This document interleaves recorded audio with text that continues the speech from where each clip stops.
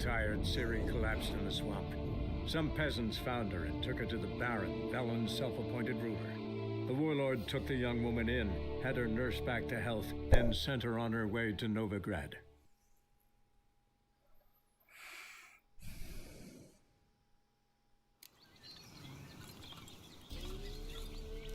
Okay.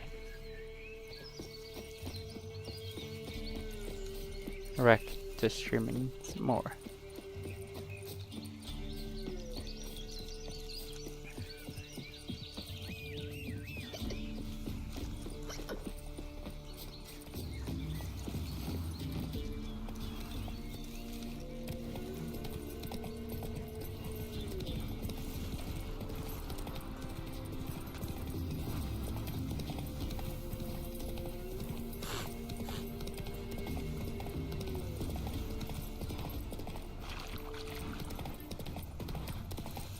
We're just gonna do side quests. We're not gonna get into like a main quest. Alright. Who else is racing? Because I think if we get into main quest stuff, we're not gonna want to stop. So we're just gonna stay on my side quest stuff to make sure that I. Got their asses whipped like a Novigrad whore. You surprised? They tried to dance with a witcher. Where'd he come from anyway? So, what's he to do? Gonna tell us where you cool not to do that. Who dared to burn the house? Right, give me the coin. Tails, we clean the shit out of the stable.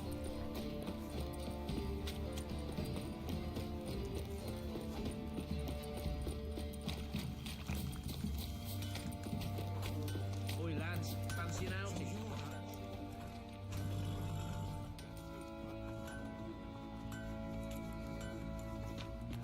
Ah, Witcher! Greetings! Baron's not here. Rode off to find a healer. For the wife, naturally. I know. Not looking good. Right in the shoot. Right in the chop, see? Where'd you say you were?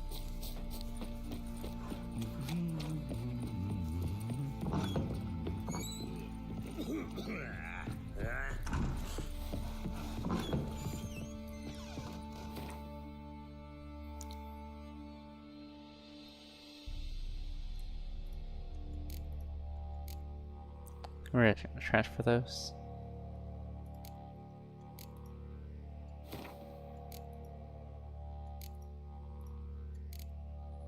We're gonna transfer those as well.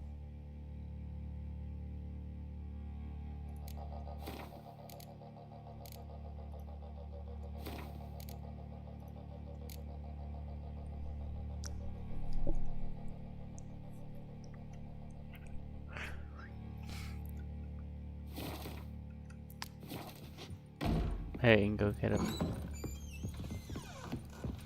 Hey, we can go do the smith as well, so we can.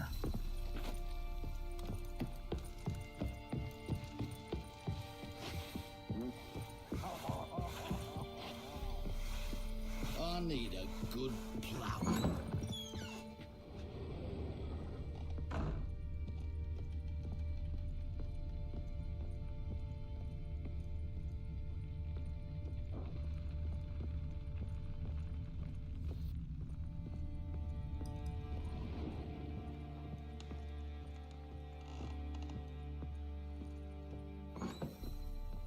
One fucked up face.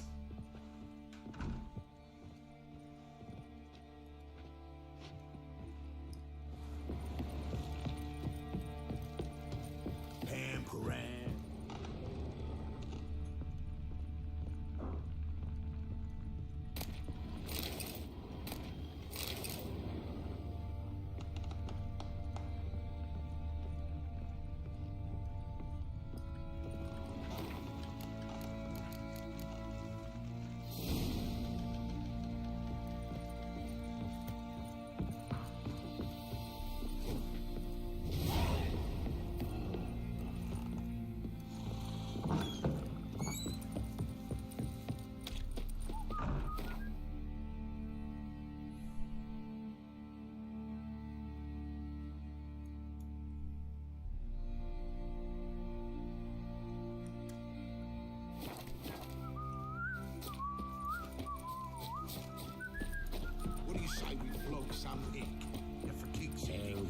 good.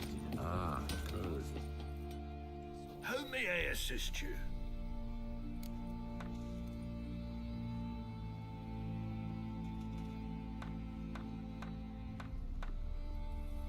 Wouldn't mind a look at your stock.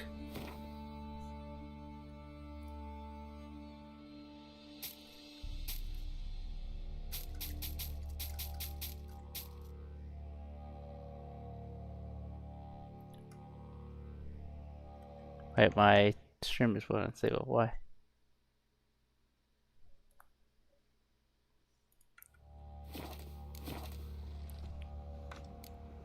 So long. Could use some hair of the hound. Got any vodka?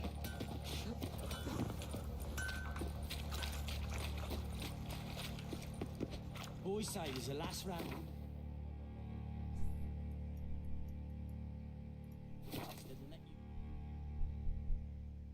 Hopefully it pulls out and actually goes good. Maybe it's just my stream though.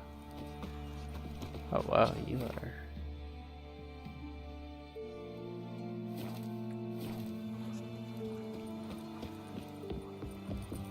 I asked her, how do I get my lush to use Ah! Ow. What was that about? Oh, making me a slingshot.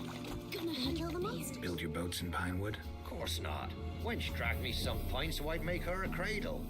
Boat business not booming? Not well at all. Ain't no fish.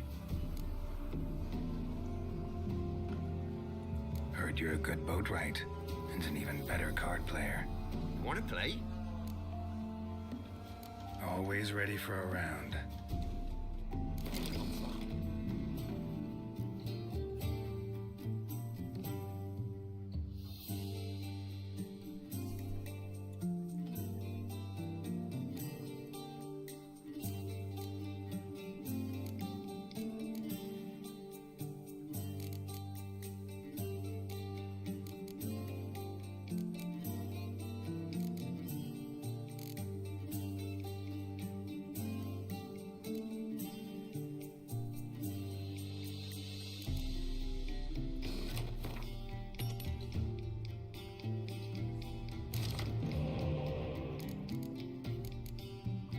Wow, we actually have really hurt this round.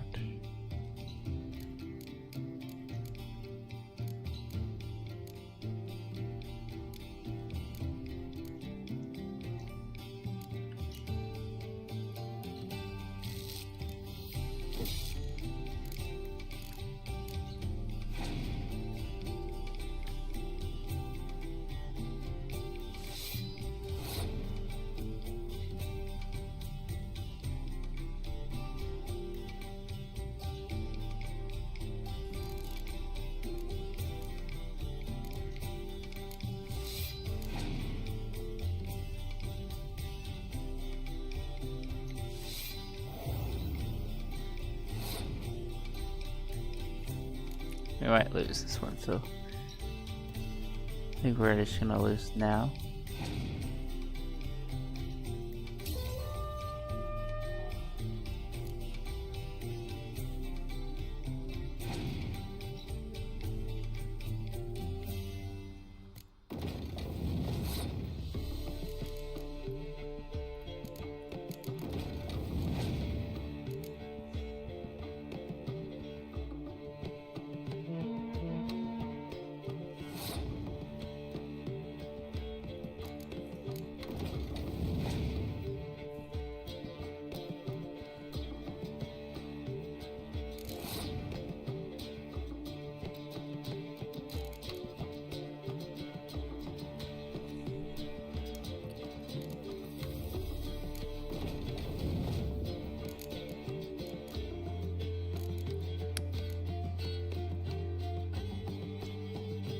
We just gotta beat him by a little bit.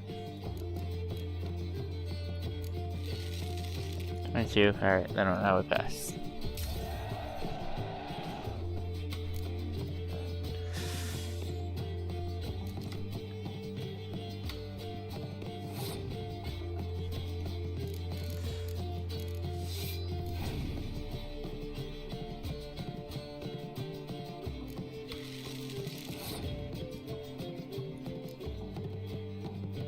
That's for close combat.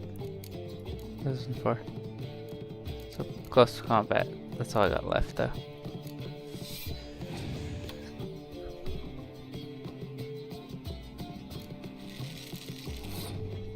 Ooh. I lost.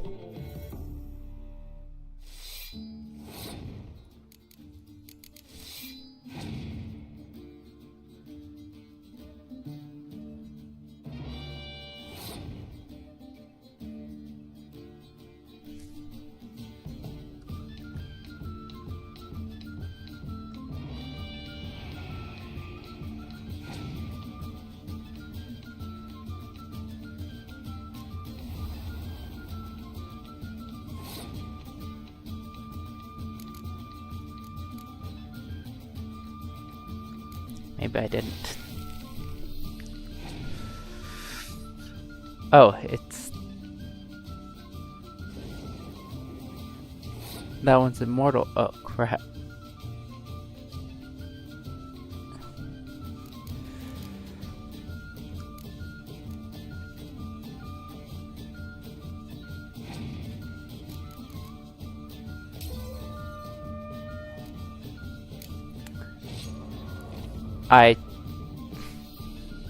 Ye lost. I made myself loose. Shenanacking. You again. Oh, what? Oh, what? Try to win them all, but you won't.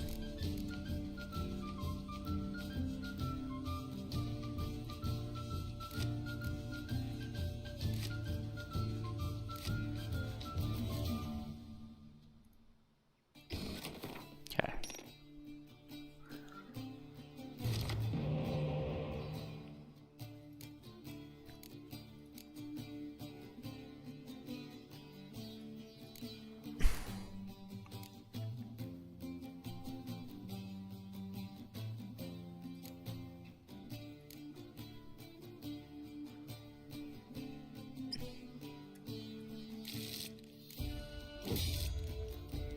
Okay.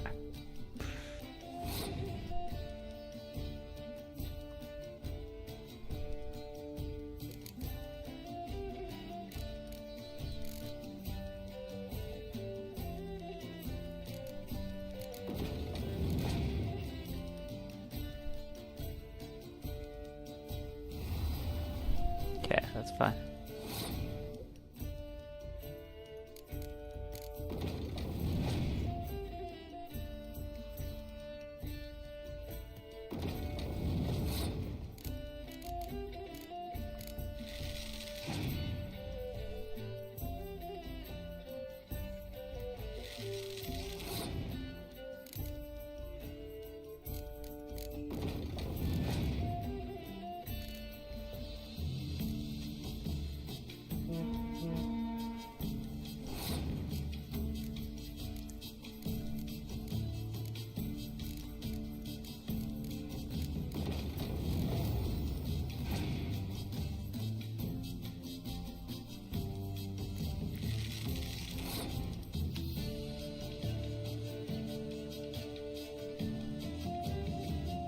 I'm gonna let him win.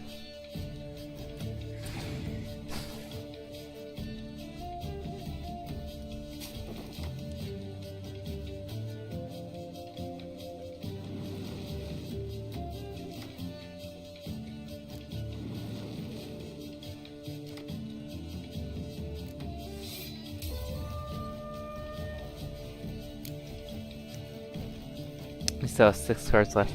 That's okay.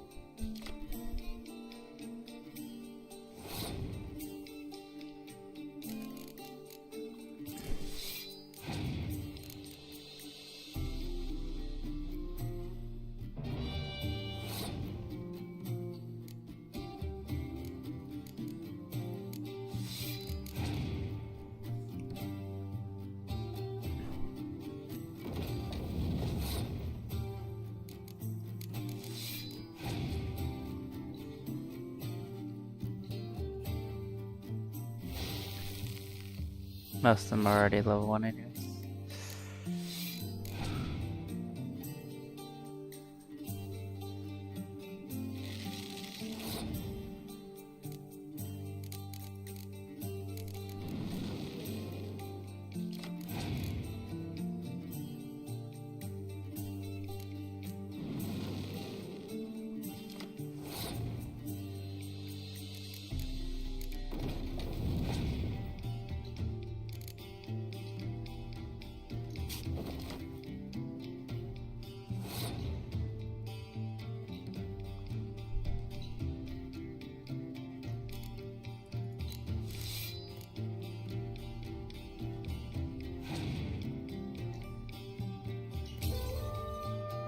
What? I have 12 too. That's... No, this shouldn't be a thing. I won that round, or at least we tied that round. Ye lost, but you needn't get you again. Up for... Why not?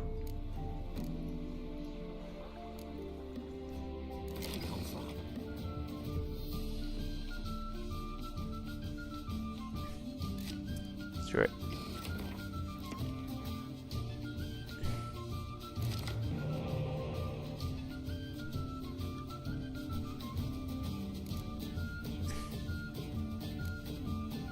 We'll probably need to keep clean weather. Or one of these. No, two clean weather. Or clear weathers. Just one.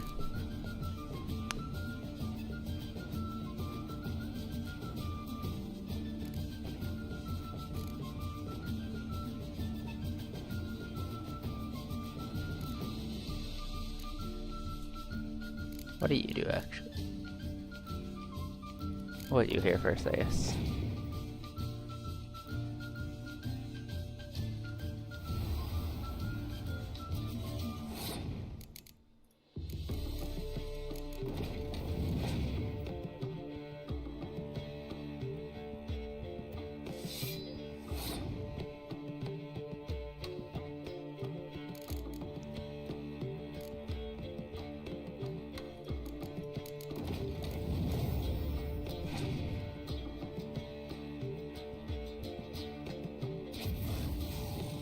You loser.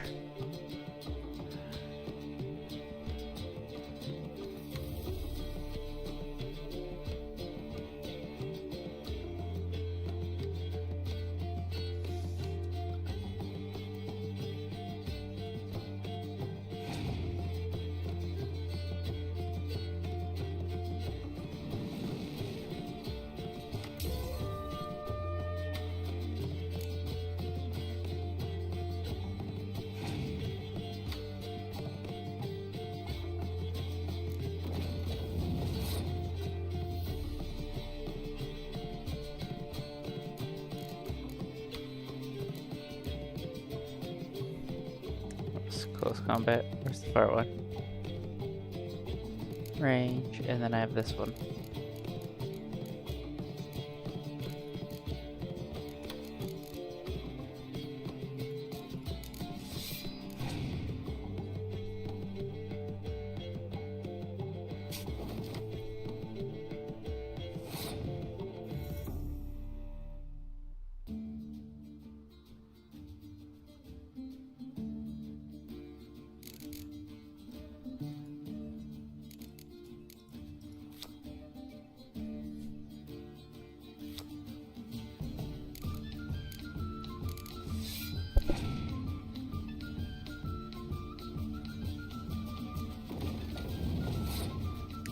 Two of those bastards.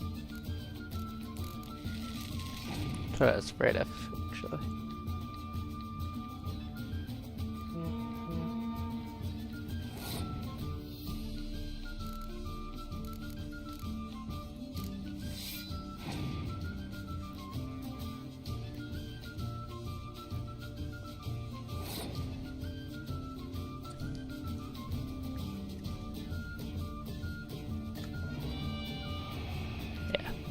That was all I could do.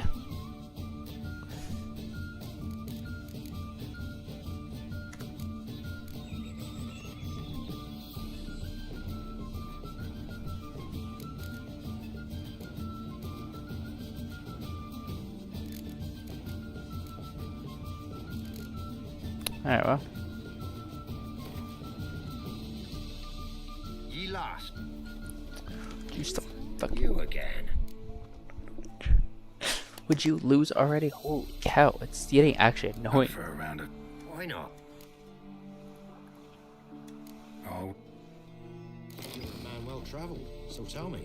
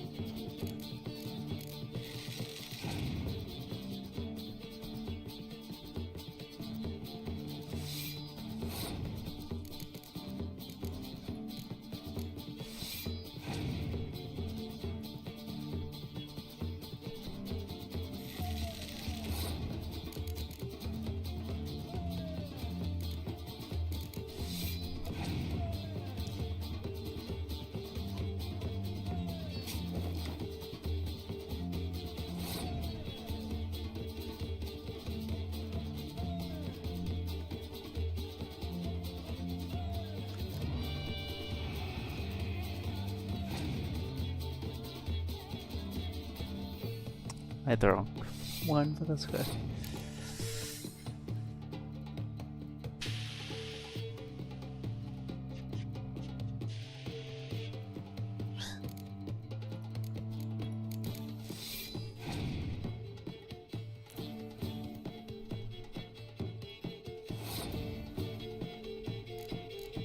I'm gonna lose it their way.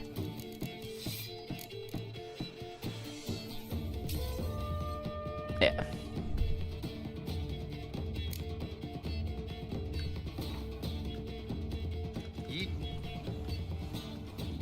You again. Yeah. Stop. See you later. He's Stop hungry. beating me and I will stop coming. You again. Yeah, just Up for a round of cup. Why not? Let's play. Always ready for a round. Try to win them all, but you won't. stop making me go fucking first, you. Holy fuck. Oh wow, this is like the worst end in the world. Ye lost.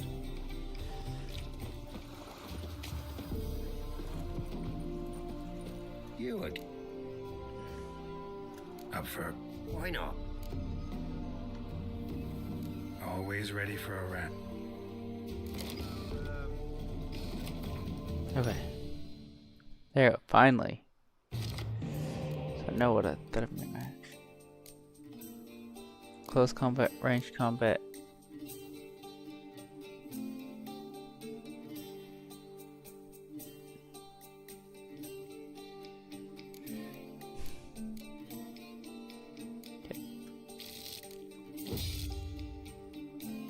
Okay, we have a sunny day.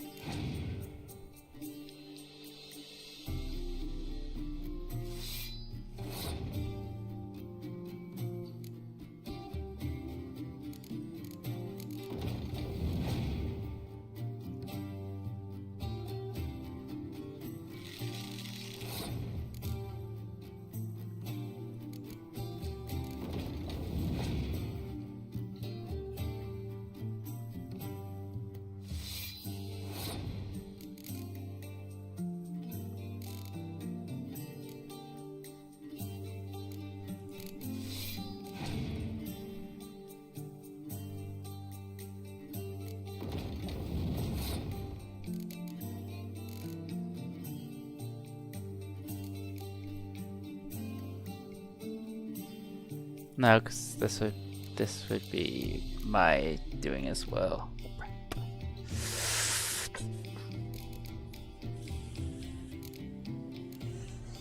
Because this is siege combat, right?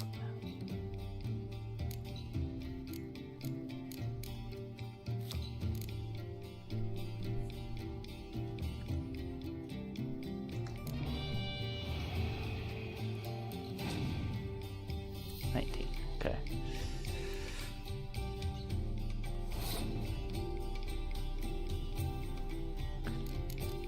And then we'll get to 20, and then we'll pass 12.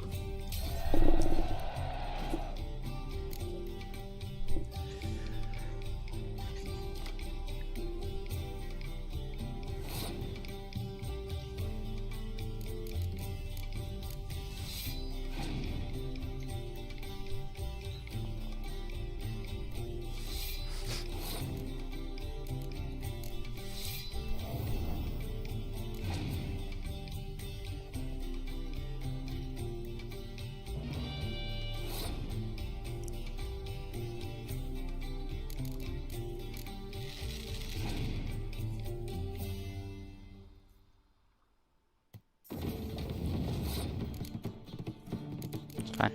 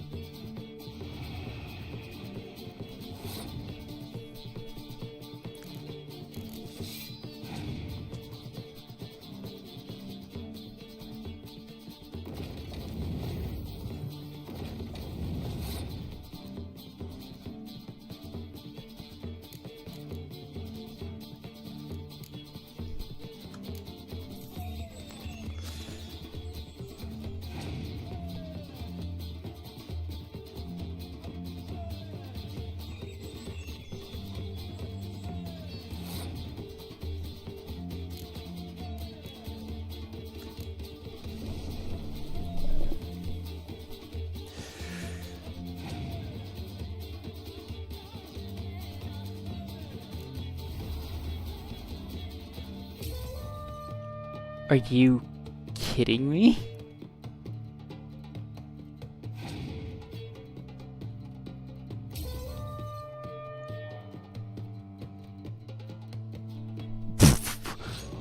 Okay, this guy. What in the world? How? Last, but you Okay, okay, I'm done playing that guy. Like, this game is just cheating for. Okay, well, we're never playing cards in this game again because it's just basically cheating. for the person, like, I am not playing cards ever again. Like, I won't even play anyone. I don't even care. Like, it cheats too much. Oh, that's so funny. I didn't even know it cheated that much. Holy cow, that's so funny.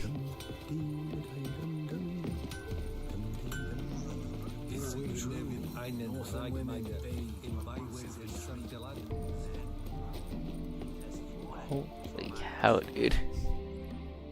That's so funny.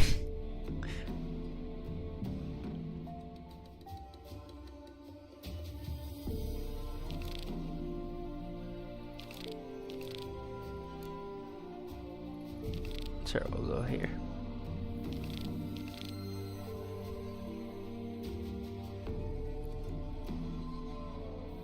Nope. Never. I will never ask anyone to play cards anymore. That just ruined the entire card thing. The cheating, yeah, that was constantly.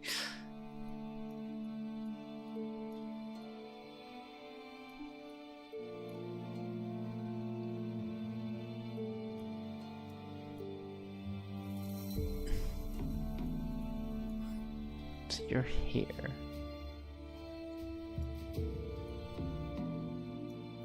You're here. And where's the last one? Down here somewhere. Right here. No, that's not the last one. Right here. Okay, we can...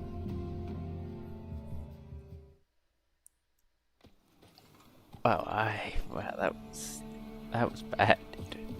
And they don't even try and hide it. They literally just show it to your face. They're just like, yeah, we're just gonna have our AI beat you every time.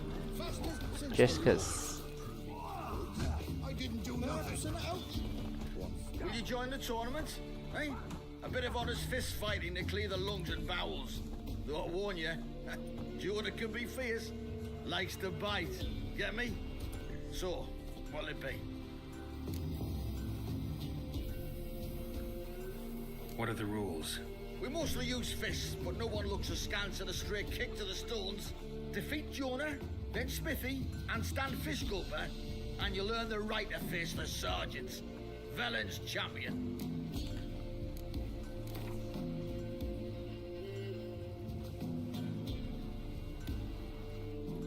All right.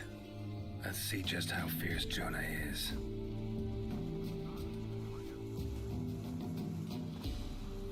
Feast your eyes on an epic clash between Jonah and the Drifter.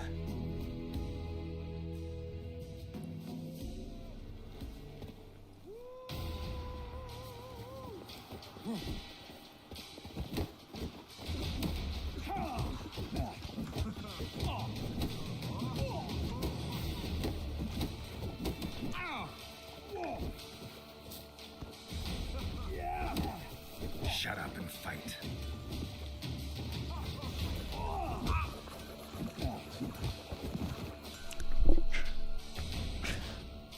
I'll take the 50 coin, thank you. Drifters defeated Jonah. Could this be a new champion of Velen in the making? Who can tell? You've still Smithy from the Inn at the Crossroads to defeat, then Fishgulper from Lindenville. I'll leave you to guess what he does.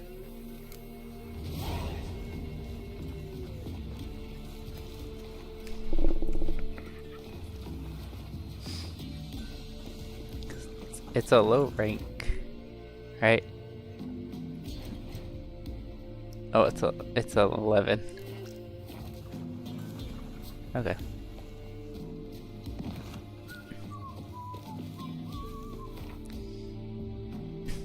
It's 11 and I'm 14, so.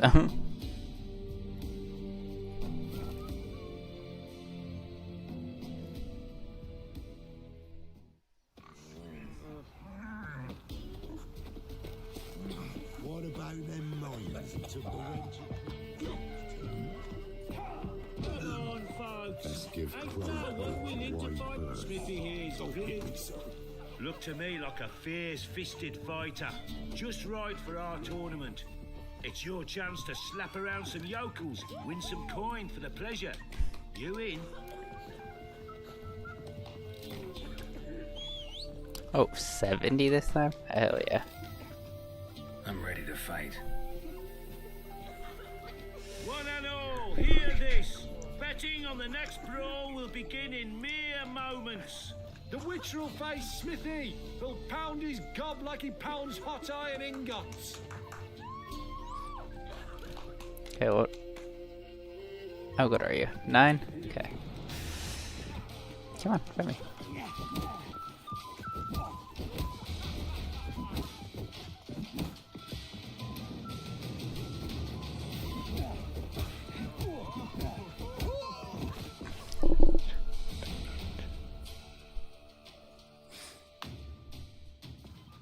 Not bad.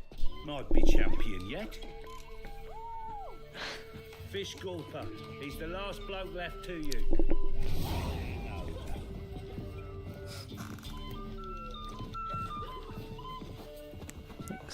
coin. Remember the times? You barely pierced the thicket and hear the chatter. See as many folk as you get at the market in Gorsvellen. So it were. Excuse me. Coal gatherers, tar burners, fire to see me.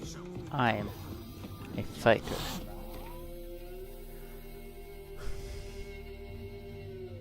Okay, where's the last guy? Down there. So we'll go to Price Cook Beach, probably the best one.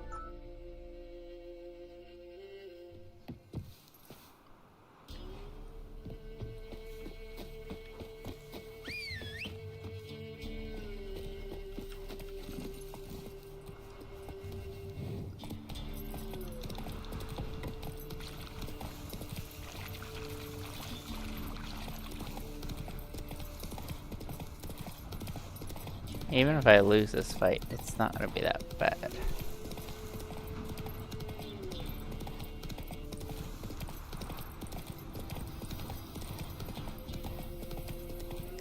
And we crit with light deck, so it's...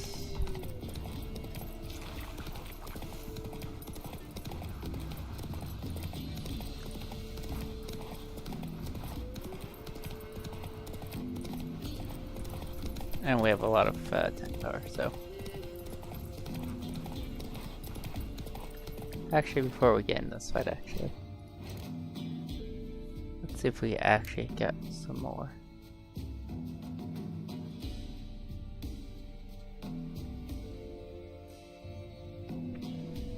Yeah, I was gonna give it, when this one opens, that's going down there, and then I'm gonna throw the blue one over there. Giddy up.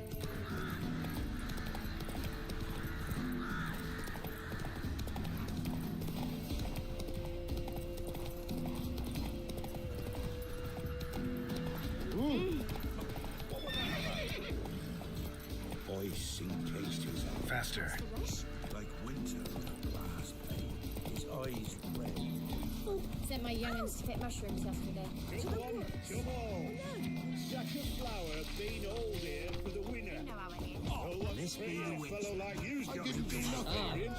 Will you fight Stanfish Gulper? What do they call you? Know how to fight? Geralt. And yes. Then enter the lists, my friend. Oh, another 70? Okay. I'm ready. Let's fight. Good folk. Fish Gulper's finally found a foe. Right here, right now, on the field of honor, he'll face none other than Geralt of Rivia, the Hammer.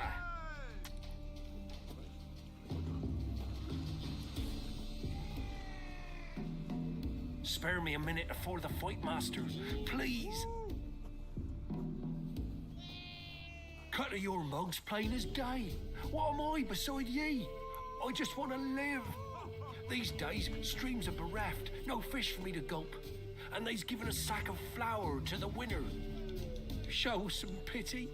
Take a fall for me.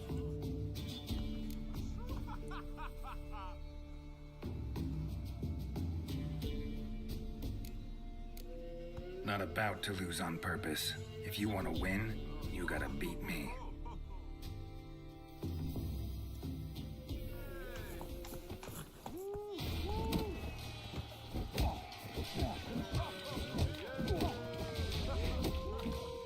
What? Lost your nerve?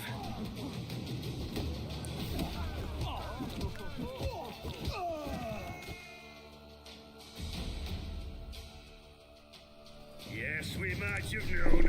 The Witcher took Fish Gulper and fish ploughed his gob. It warmed me heart to see him renovate his head. Time to face the sergeant, champion of these lands. You'll find him at Crow's Perch. This be the witchman, freak of nature. Pick more interesting things from my nose.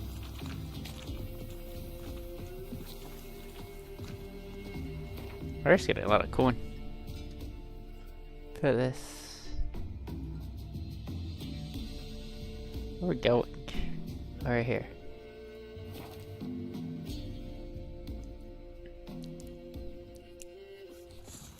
So we'll just do a lot of side missions right now.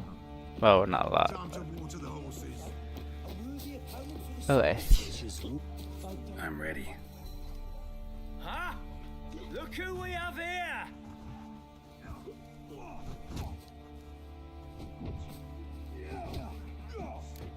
Baron's gone, but seems business is booming. Folk are more eager than ever to see the men go at it.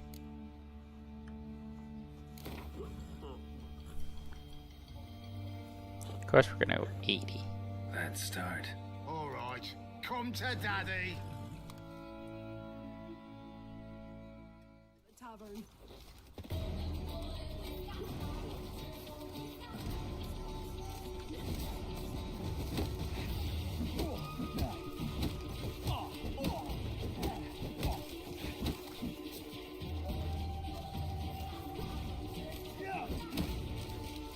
You'll never learn.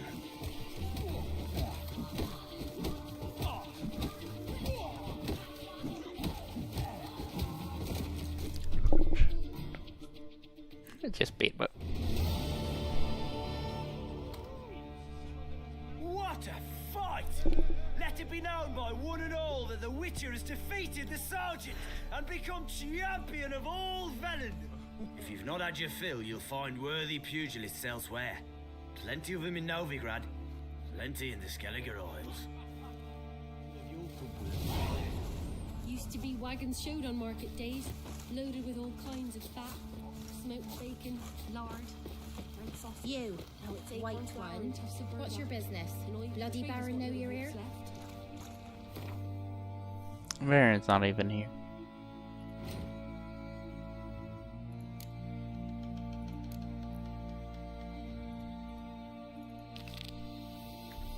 Sure, we'll go do a level 6, why not? Oh, wait, watch it, you clod.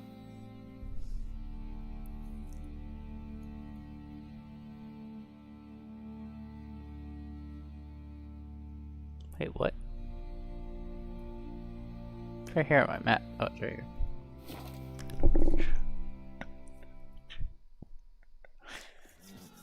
Oh, and just a little bit. Overwatch should be started.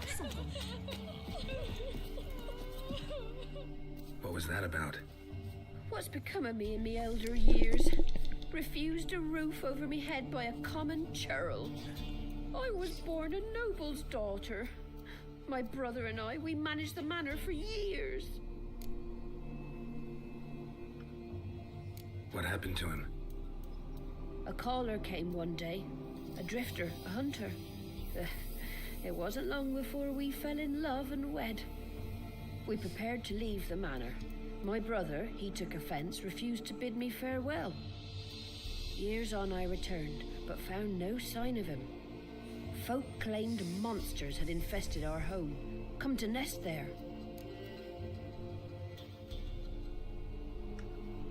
I could take care of those monsters for you. You're a witcher, right? No ordinary man would be so eager. Don't fret. It's all the same to me, provided you're honest. The house is east of here. Take this key. Once you've driven off the beasts, look for a chest. My treasure, savings really. They're yours. What'll that leave you with? A roof over my head is all I need. And if it comes to it, I've other heirlooms to sell. But I know you witchers don't work for free. I could never let you go without honest pay. Gods keep you.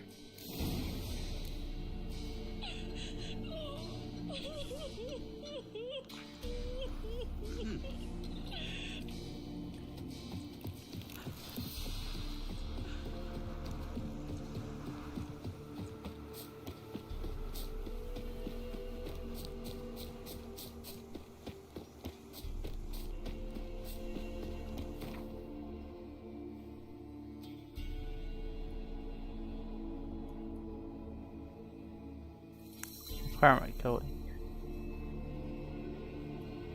Right here. So I could fast travel to here. That's probably what we'll do.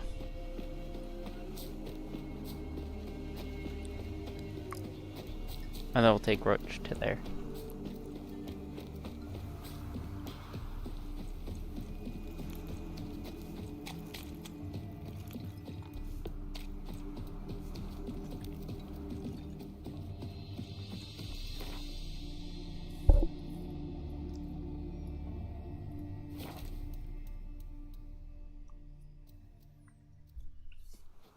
In 20 minutes, we'll be able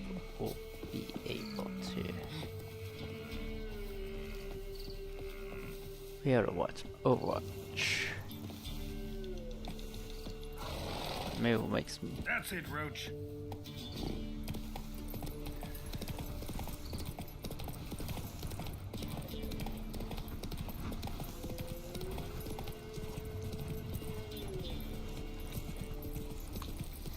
Must be the manor the old woman mentioned. Ow. Whoever said this knew what they were doing. Never known a monster to set a trap. Someone's here.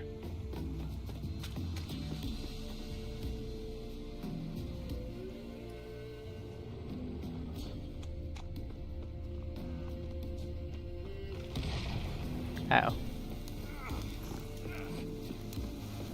Booby trap. Whoever said it knew what they were doing.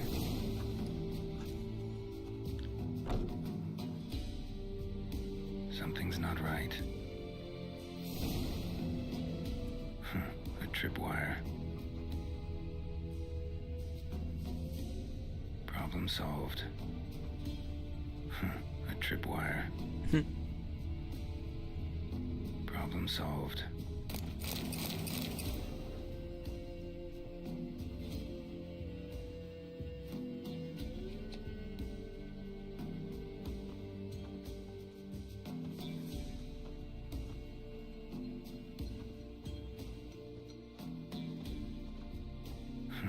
A sort of attic. Gotta get up there somehow. Might be just long enough to reach that upper level.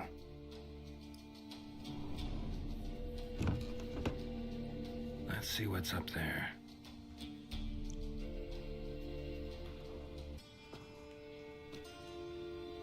Your reflexes have slowed. Hope you're not hurt. Those were my traps. Letho. Yeah, didn't expect to see you either. You one of them?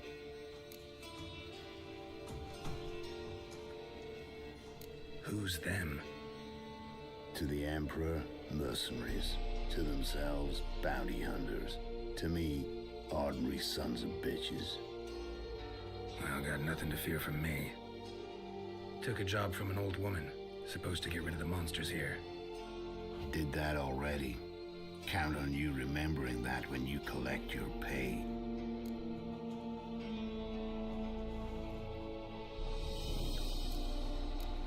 Who do you piss off this time? Emperor just decided to get rid of me. I'm an inconvenient witness after all. I've run into loads of men out to kill me ever since I left Loch Mween. Now I understand all the traps. Gotten real careful. For good reason. Don't look a bit like lost travelers. They're not. Means Lewis sold me out. Lewis? Old friend, kinda. Did a few jobs together once a while past. Lewis recommended this place to me.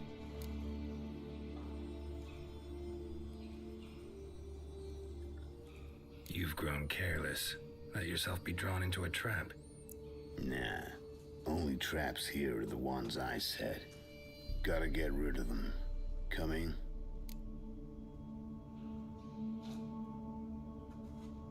Lead the way. We got a plan of attack? Yeah. Improvise.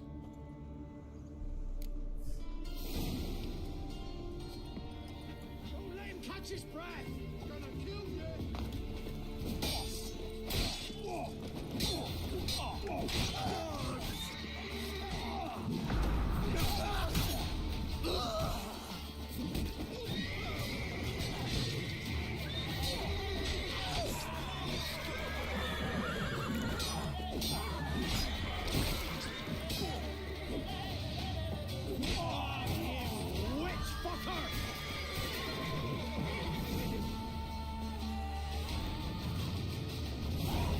Goddamn fools. Shoddily armed for assassins. They're just scouts. Came to see if Lewis was telling the truth. Rest must be waiting nearby.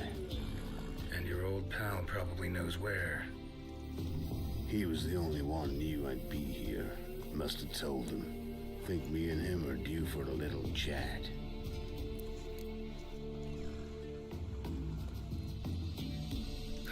Could be interesting. Love to see it. Come along.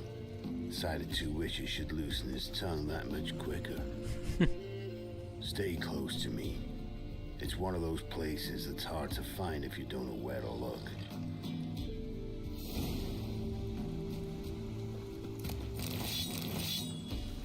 Stick closer, Geralt.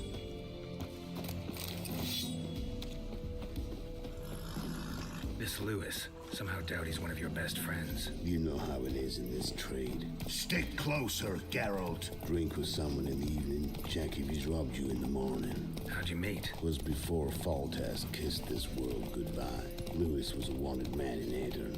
Hefty bounty on his head and normal contracts were hard to come by. So I decided to catch the bastard and make some coin. Tracking him down proved easier than killing a drowner. He was, merrymaking at the Golden Hanged Man, smack in the middle of Hag. Nabbed him, tied him up, but the guard post didn't open till dawn. So we had a few hours. Started talking, killing time. Chat was so nice that once dawn came, I let him go. And that's why you trusted him? Felt he owed you one? I was stupid. Stupidity can cost you, but betrayal costs even more.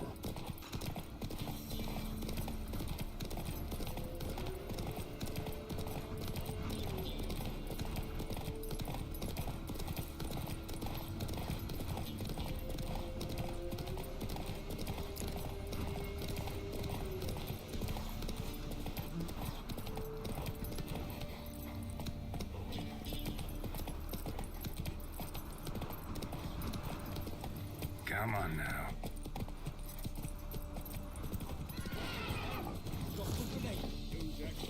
The giant with the scarred forehead. Some grey-haired bloke. Lewis won't be happy. Letho. Greetings. Good to see you, alive and well. Oh, yeah? Course. We're old mates, ain't we? Who's your friend?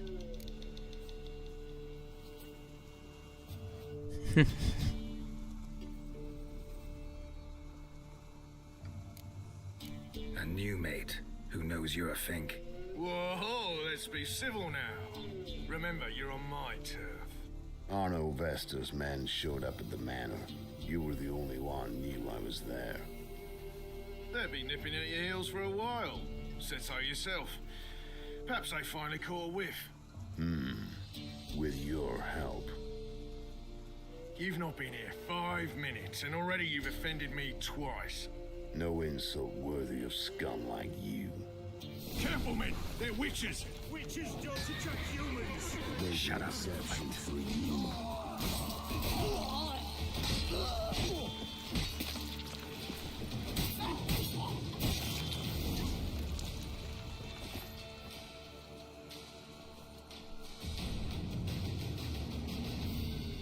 Lie still or you'll bleed to death. Tell me where Vestor's men are. I'll give you something to staunch the bleeding. They're north of here. In Lindenvale.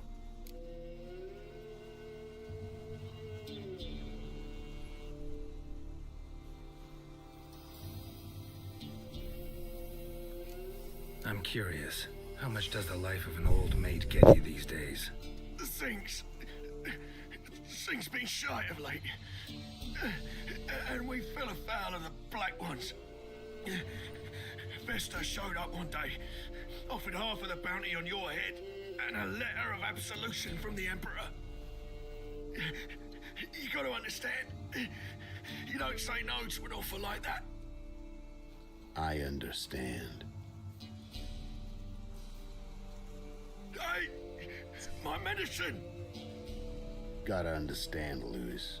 You don't betray men like me. time to see Vester. Going with you.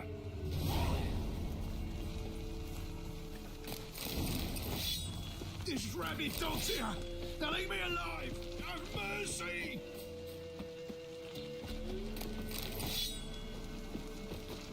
Horses!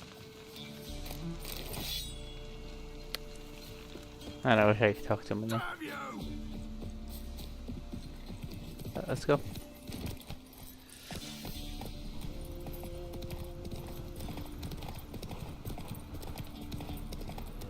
Otto Vester. Nilfgaardian name. From Metner, I think. But he's hunted and killed everywhere from the far south to the Dragon Mountains. Why have I never heard of him? Goon goes by different names. Brandon Vilf, Apple Saxon, Manfred Wimplebottoms. Manfred Wimplebottoms. Good name for a clown. Stick closer, Geralt. Ones he's done in sure weren't laughing. Preferred method, rip the teeth out, keep your eyes open. Think they're really here? Don't know. But like I said, I've grown real careful.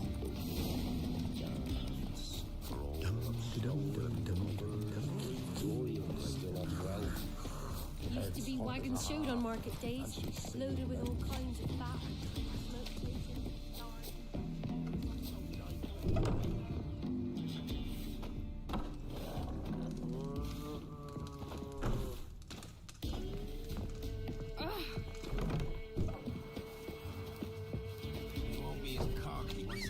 Sent my young'uns to pick mushrooms yesterday. Nice mounts. Gotta be worth more than the entire village. What kind of mother are you? More food for the rest of us. I see.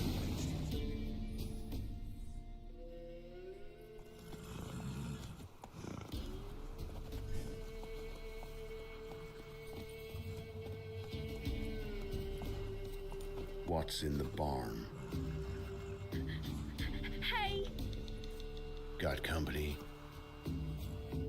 Run and find your parents. Tell them to grab whatever's valuable, take you and flee. Got it? Good. Give this to your mother. Now run. What was that? Compensation. Stay here and don't interfere, no matter what happens. Hey, got her. Plug your ears.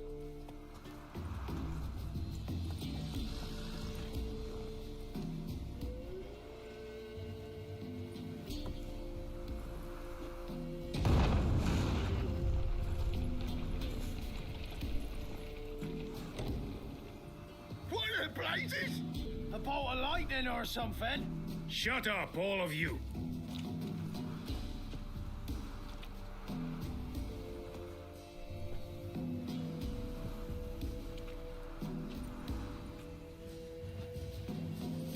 Letho of Gullet. Good to see you, alive and well. Funny. Second time today I've heard that lie. It is no lie. You will certainly fetch a higher bounty alive. Really? How much? Enough to buy me an estate in Kovir, where I will lie about eating fruit till the end of my days. Not bad. Not every man gets to know the price on his head. Most men would prefer not to have one. But why have you come? To make my life easier? We were passing by.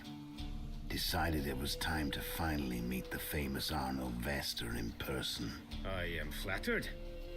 Shame we'll not get to know one another better. Why? Going somewhere? No, simply because I will kill you in a moment. Wanna kill me, but you don't even know me. Not nice. Think I have to punish you for that. But I won't kill you. I'll just cut off your hands. Cut off all your hands. One man after the other. Till the end of your days, those stumps will remind you of the mistake you made. Bloody hell. You fucking dimwit. I hadn't time to exchange 2 words with the man. He provoked me!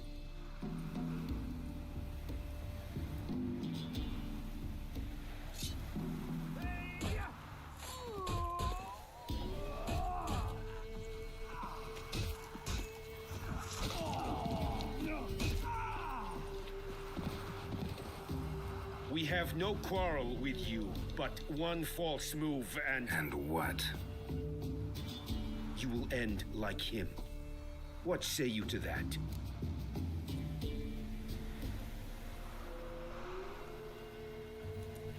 What do I say? Simple. You're as good as dead.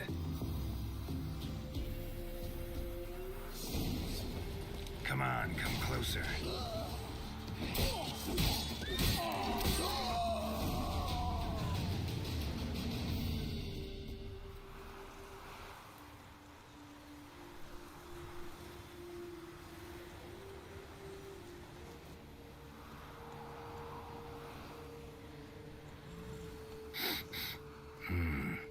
Zanguibarian venom.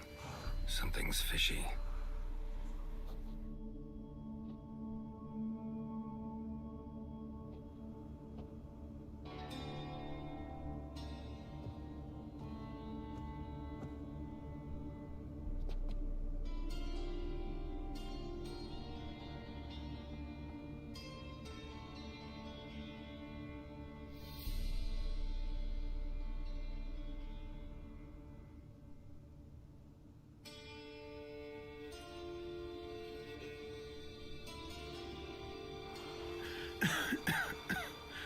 You still here?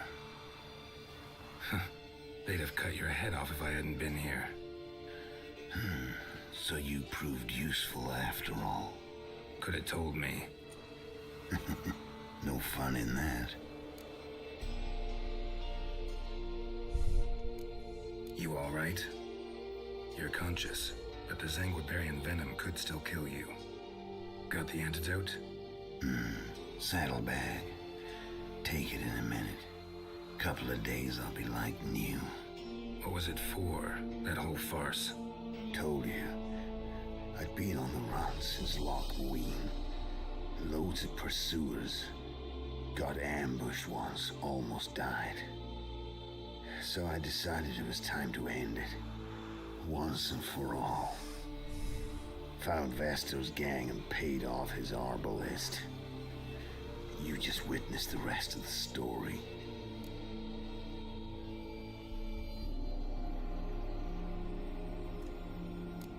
What about Lewis? Was he part of this plan? Nah, a minor complication. Though his betrayal, it did get me thinking. But I had to risk it. If you hadn't cut down every last witness, I'd be a free man. Letho of Gullet is dead. Word of that would have spread across the continent in days. Wouldn't have done it if you'd let me in on your plan. Told you not to get involved. Well, my plan's in shambles. I should really disappear.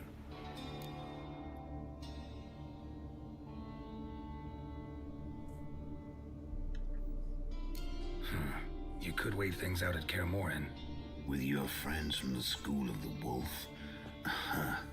No thanks. Could end badly. Tell them I sent you. They'll understand, give you space. Kaer Morhen, you say? Why not? Got some loose ends to tie up, but then I'll head there. Help you somehow? Need anything? No thanks. I'll be fine. So, see you at Kaer Morhen. See you, Wolf.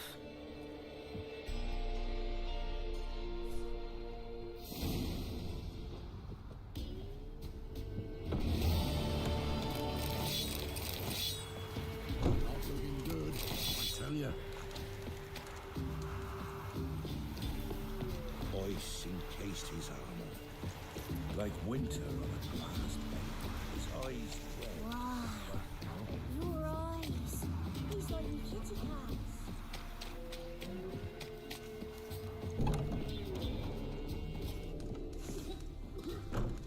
You've returned. What's become of my home? It's safe now. I thank you. This means so much. And perchance did you find my chest? With my treasures? No. Could be someone stole it. Perhaps. So many years have passed. But go Go back and search carefully. I've naught else to offer you. I'll do that. Time I was on my way. Gods guide you.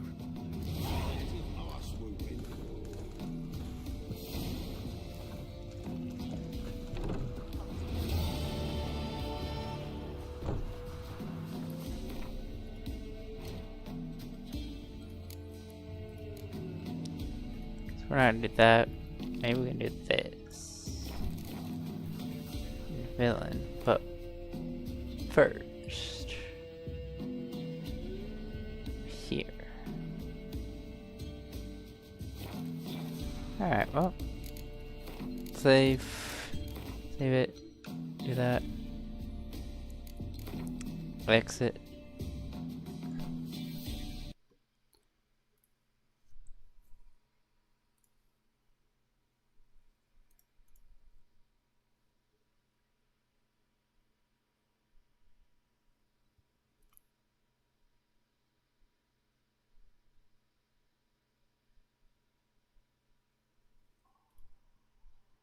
And just like that, we're back.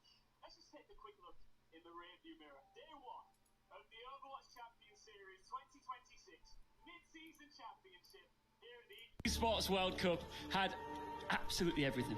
Bonjour tout le monde, bonjour Ian. Bonjour. We did everything. We've had the best players in the world, the best teams in the world here on stage because that's what EWC is all about. We've got long series, we've got fans from all over the world. On a eu des longs matchs très disputés, 3 maps et des fans qui viennent soutenir leurs superstars du monde entier. There was one thing missing yesterday that I absolutely adore about the Esports World Cup, and that is the key crushing. That changes today. Now we start off with a couple of winners matches, and then we move into elimination territory. Ooh, elimination territory. I'm absolutely excited because, yeah, before that, you would lose, you would get a second chance, but we don't do second chances anymore. Effectivement, c'est un peu le monde des bisounours. Tu perds, tu rejoues le lendemain, mais là, il y a 4 matchs éliminatoires qui nous attendent, and I can't wait for it. Me too. That is to come, but we start today with the teams that picked up a dub yesterday. Let's welcome the first of them onto the stage. It's Crazy Raccoon!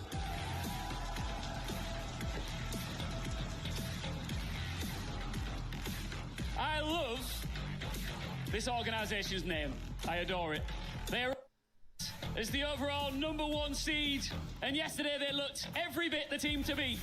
The Champions Clash winners opened their campaign with a clean 2-0 win, advancing without dropping a map and reinforcing their status as the standard the rest of the field is measured against. And it's always hard to stand strong against the favorites, but Space Station Gaming, they don't care. They can do it. The North American pillars, resilient and above all, consistent. L'expression même de la constance de l'autre côté de l'Atlantique, as now their new test moves to the international stage. But now, can they face Titans and we can were in they the beat rush category anyways while playing with your whoopsies. Sugar Bron, always smiling, with his team behind him. Crazy Raccoon want to continue their run as tournament favourites. SSG want to show the rest of the field they're a genuine championship threat. Let's do it. Crazy Raccoon and SSG taking the stage. This is day 2. My name is Jaws, joined by Moxie to lead you through this next game. SSG Moxie with their first win on the international stage yesterday of 2026. Yes, but not a dominant one. It went 3 maps. They did get tested by JD Gaming, so there's still a lot of question marks for this team, especially because they have one strategy. The desk talked about it. The players talk about it at length. This team relies so heavily on that Cat Cassidy to be able to win them fights for lethal. Crazy Raccoons, though, you look at the evolving composition strategies from this team, it feels like we're sort of just seeing the very tip of the iceberg from the Crazy Raccoon camp. We had Jumbin on the Domina. Yesterday, Heesang started picking up the Symmetra as well. Okay, there was a quote one time said by me that Domino was not good. Johnny remembers all too well. Do you want to keep with that, or will you change? My tune has changed slightly. I think Domina's all right. Domina's all right. I think we saw a lot more than what I expected, at least, in terms of heroes being picked in the tank role the other day. We also saw Lip and Max come in for that series. Yes, fan service, some could potentially say. I was about to say that. I'm not sure we're going to see Lip here, although I would love to, trust me. Yeah, I think the Lip service might be put to bed in terms of getting to see him play, especially with how close that new Junk City did go down to. As we can have a look and see, it will be Control first up. Nepal on the cards as we have a Diva ban and a Bastion ban. So SSG still free to rule the skies with that Cat Cassidy once more. Best of 3 here in this match as well. Yeah, Bastion being banned, so eventually we will see the Cat, obviously, as well. What are your expectations for SSG here? I mean, SSG have to know that this Cat Cassidy will be targeted by Crazy Raccoon. They also have to expect something like dive at some point, right? Jumbin, like we said, he played the Domina yesterday on Village. There's a chance that Crazy Raccoon want to run that composition back yet again, since it worked out really well for them. Giving a tank a gun, letting them shoot, put more pressure on that Cassidy and the Cat does do a whole lot of good, being able to box them totally out of just taking spaces. Also takes a lot of the pressure off of Hisang and Stalker, right? You don't just have to have your DPS dealing with the other team's DPS, it frees them up to be able to look at things like Hawk and that backline when Ultraviolet is alone. All right, we're going to see Domina locked in early on for Junbin. 3, 2, 1. Hawk on the Mauga, no Diva, although Mauga, especially on Control, I don't mind it here. Nepal, I think, is definitely a map that Mauga serves quite well, Village especially. There is an absence of Cassidy, so Space Station, oh. No, you lied. As I said it, there we go. I was about to say, you're changing your tune in regards to the Domina, but Space Station remains static with the Cat Cast. No, it's just so good though. We've seen so many nice plays already, a lot of highlight clips you saw in the intro a little bit earlier on. Domina for Junbin. It's going to be tough against the Mauga. Domina's shield, obviously, it can be broken apart individually. Those small little screens, of course, you'll see it here. Very easy pickings for the Mauga normally. Oh, well, Lethal, Admiral already split, actually. Admiral got Lethal onto the high ground, now he's playing the off angle. Yeah, on the height is exactly where you want to be. They've actually forgotten a lot of this space of Crazy Raccoon. They're trying to pick off Hawk first, and they've done so very well.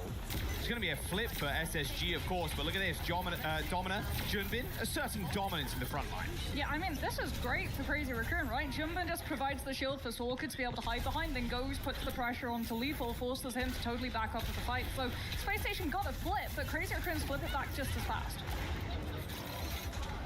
Can they actually just make this stick? I mean, look, they're trying to put the Cassidy in a position where he can succeed again.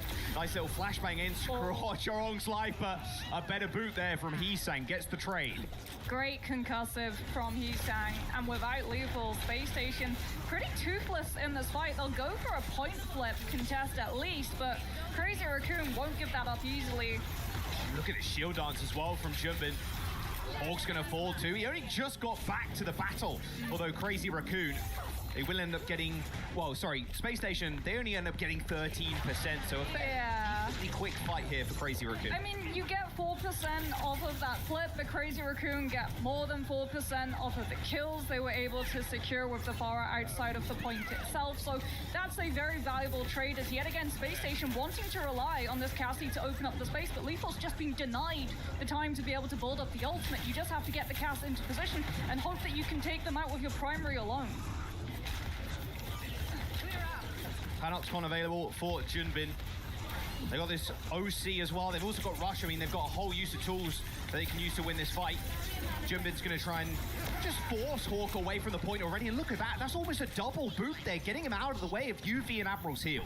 Yeah, I mean, Junbin's just also not in position for Lethal to be able to farm off of. So we talked about Space Station being so reliant on this one strategy, and Crazy Raccoons have denied any time to be able to build it. We're about to hit lost by territory. This is the first Skynoon they've had. Yeah, SSG have space though. They've got the high ground at least. Lethal even more so. Elevated isolated to the skybox, but look at the entirety of Crazy Raccoon just hiding away, almost baiting them in.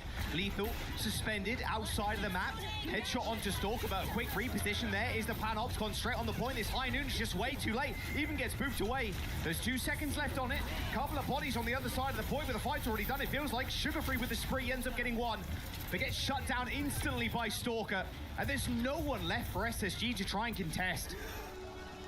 Great play from Crazy Raccoon. Like, only allowing 1 Deadeye to be built up the whole round, hiding to force the Kakasti to flank all the way around the side of the map. The moment you scout out that you start taking some of those pot shots from Lethal around the side, you just ignore the Kakasti and walk point, because point will give you all the cover that you require to be able to hide away from the impact of that Deadeye. You drop your rush, you burn your ult bank, and yes, you find trades, but you still have your Sojin up with that overclock.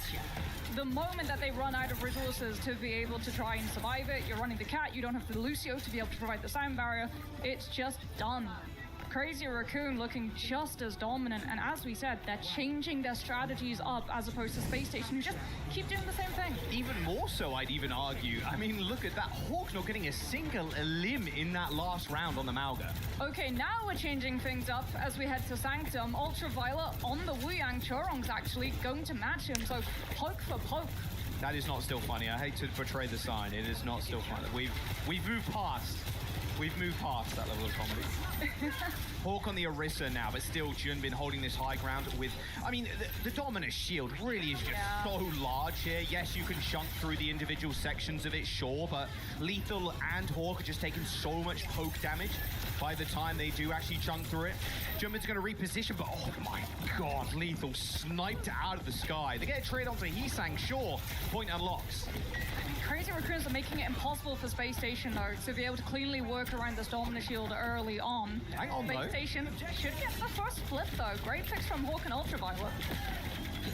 Yeah, decent damage from Admiral, too. I mean, look at this rush timing for SSG. 20% away. Heesang actually swaps onto the Shion, so you know that you won't be able to employ the Pharah into this retake with Space Station being able to focus you down. You're looking for flanks, you're looking to try to split that attention.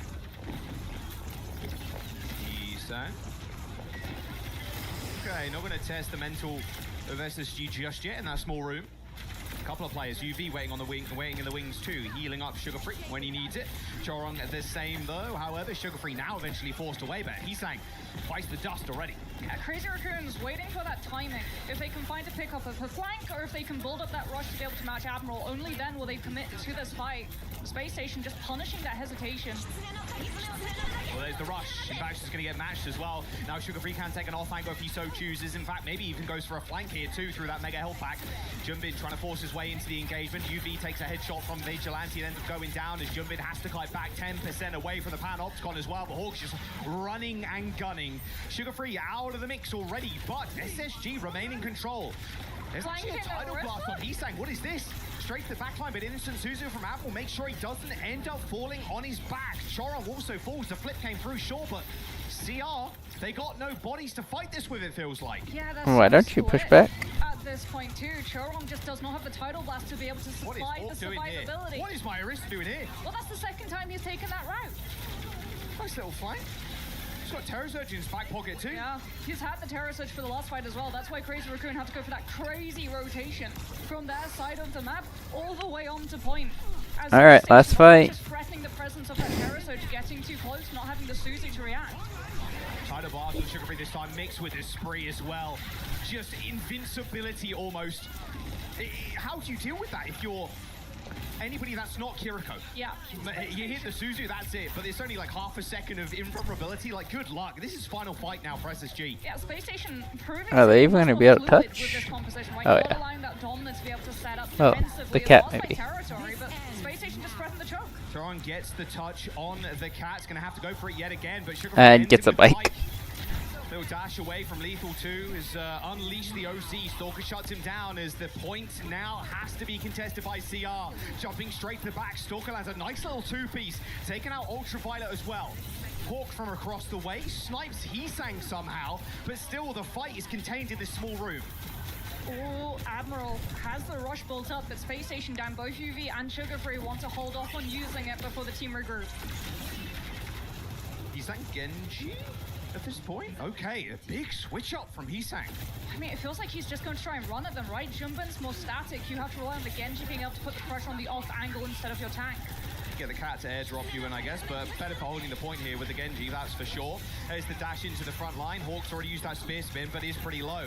A brief stun, Lethal dies. Jumbin still playing in this front line, holding at this front door, so the rest of SSG can be picked apart one by one. Beautiful denial, actually. Hisang just jumps into the rush versus rush and holds deflect. So nothing Space Station can really do. If they try to take advantage of their rush, all of the damage just gets bounced right back at them, and Crazy Raccoon hold. Turning this round on its head almost. Crazy Raccoon are up to 70% already. Yeah, that was the rush fight too. That, if your Space Station was your big try to get through these chokes moments. Alright, let's fight again. Looking for a pick early from Lethal, but you're denied those angles. Stalker just gets to hold you at the door. I mean, they've been looking to now find a fight. SSG have taken so long as the Sugar Free doesn't getting catnapped here. He's put into the line of sight of the rest of Crazy Raccoon. What a pick off. And Stalker follows that with a triple. I mean, headshots, Lethal straight up. Hawk, this looks so good for SSG, but they're just going to falter at the final hurdle on this control point. There's no one left alive. Hawk spawns the Doom, but it's too little, too late. Crazy Raccoon, a comeback on Sanctum. That's a 2-0 on control. Yeah, we just see that dominant composition being so good at holding the ground, holding those chokes, especially, right? Every time Space Station tried to just retake, walk out of their side of the map into those wider angles, dominant shield right on main. And at that point, you've also been able to build up all your perks, so you get the opportunity to reposition your shield once every cooldown, which is a huge game changer for Domino. One of the main criticisms of this tank has been how static that shield is, how easy it is for players just be able to walk right past it without a care. But once you are able to get those repositions, it becomes so much easier to be able to shut down any opportunity. Live tire reaction. It's my favorite part of the show so far, I'm going to be honest with you, Moxie. Okay. I will live say, reaction cam. This is good for Space Station. They put up good fights, and we're also seeing them move away from purely the Cat Cassidy. It's definitely a better look. I spoke to Christopher and a couple of the guys before they jumped on the stage this morning. Got the usual chit-chat out of the way about how bad flights can be across the world. But he was saying they were under no illusion that this was going to be an easy game. They know it was going to be very tough. Obviously, you're facing Crazy Raccoon. Of course, it's going to be difficult. But still have a level of confidence coming in, and especially after yesterday, being able to take a win like that, they're not beaten down so early. And you can see how much of a fight they're already putting up against CR.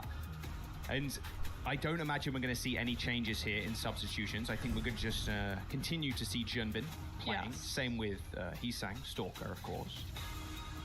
Yeah, I would imagine Crazy Raccoon will keep the same players, especially off of how close Sanctum went. Like, one fight territory for Space Station. It was, if they could just get their foot through the door, they got so close. That catnap is so brutal onto Sugar Free. 92% to Spree.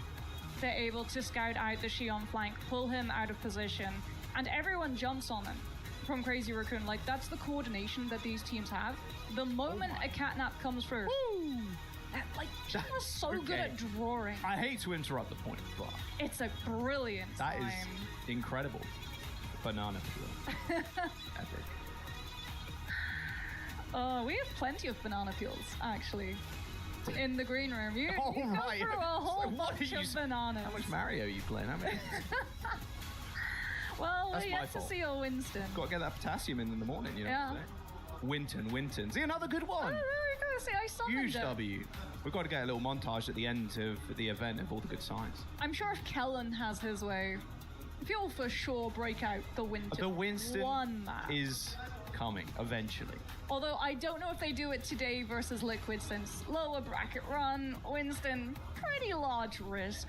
But that is That's a how later they've been match. getting it done, though. I'm jumping to the defense of Kellen, as I always will. That's how they've been getting it done in North America, is the Winston. It's their own style of play. Honestly, They've been why not take it to Liquid that way? forced into it. They're just happy to kind of take that. Was that a handcrafted Ramatra Pachamaru plush? People are too talented. Here's what I'm gathering here. Oh damn! Beautiful. Wow, we have people who are artists? We have Who knew? people who are brilliant at soloing, apparently, and we have the best of the best when it comes to playing Overwatch. And Crazy Raccoon, they are currently the best. They have the title to prove it.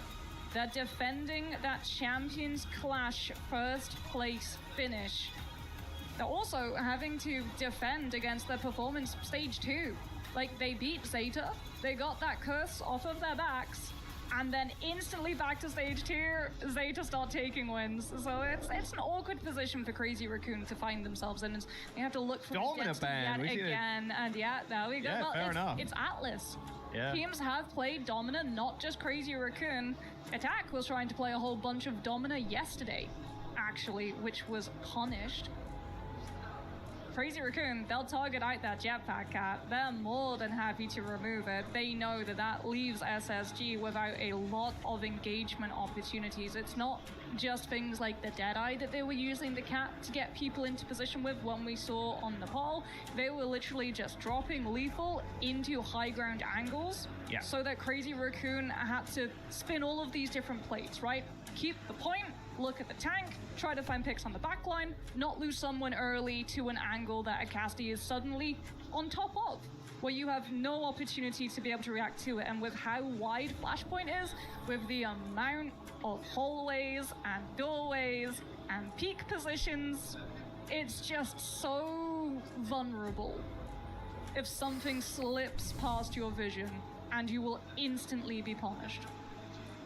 Christopher, a moment ago there, you saw just behind the gang, making sure they're all locked in for this Atlas. Atlas has been the most popular so far of the Flashpoints. Been the most popular second map choice as well. Well, would you go to Ravasra against Jumban? What? No.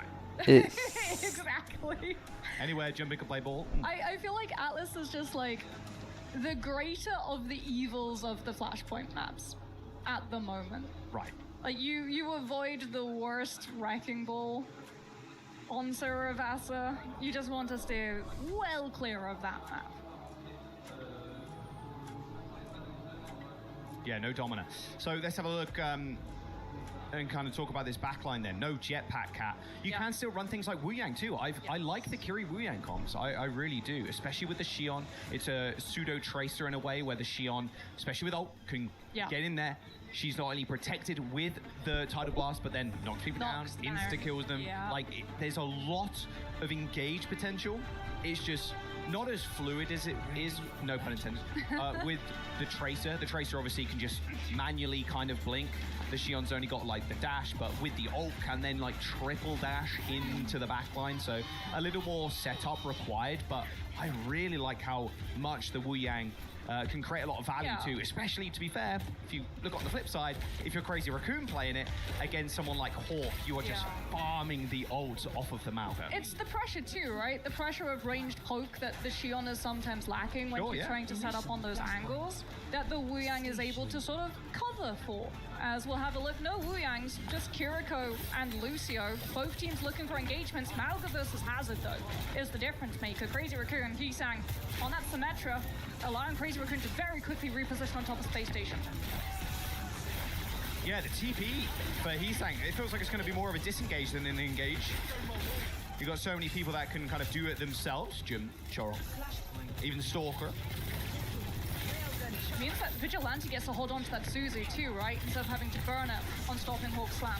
Oh, nice little bite connection there onto Stalker, but this backline unfazed. Vigilante and Choron just bandaging up those wounds, and Hawk goes way too far deep. Look at that little turret that was lasering him in the back as well. Nice little early pick off onto the tank. Great sim TP as well to go put pressure on the high ground that Lethal can't sit there for free. Look for an exit trade to stop Crazy Raccoon from holding close, as they'll be able to cap first. They do lose Vigilante though. That's a very good pickup from Lethal before he falls. No pick off, surely. Got a lot of mobility. Oh, they're trying to get him. But Sugar Free's surely going to get out. He can hear the Lucio. Trollering is still here. They're on a different point. Yeah, we're playing on a different point, guys. First, still has to be locked. As Hawk's already threatening that presence, Space Station seeing the absence, wanting to try to find an in, but Chumbin already has the first downpour ready to go.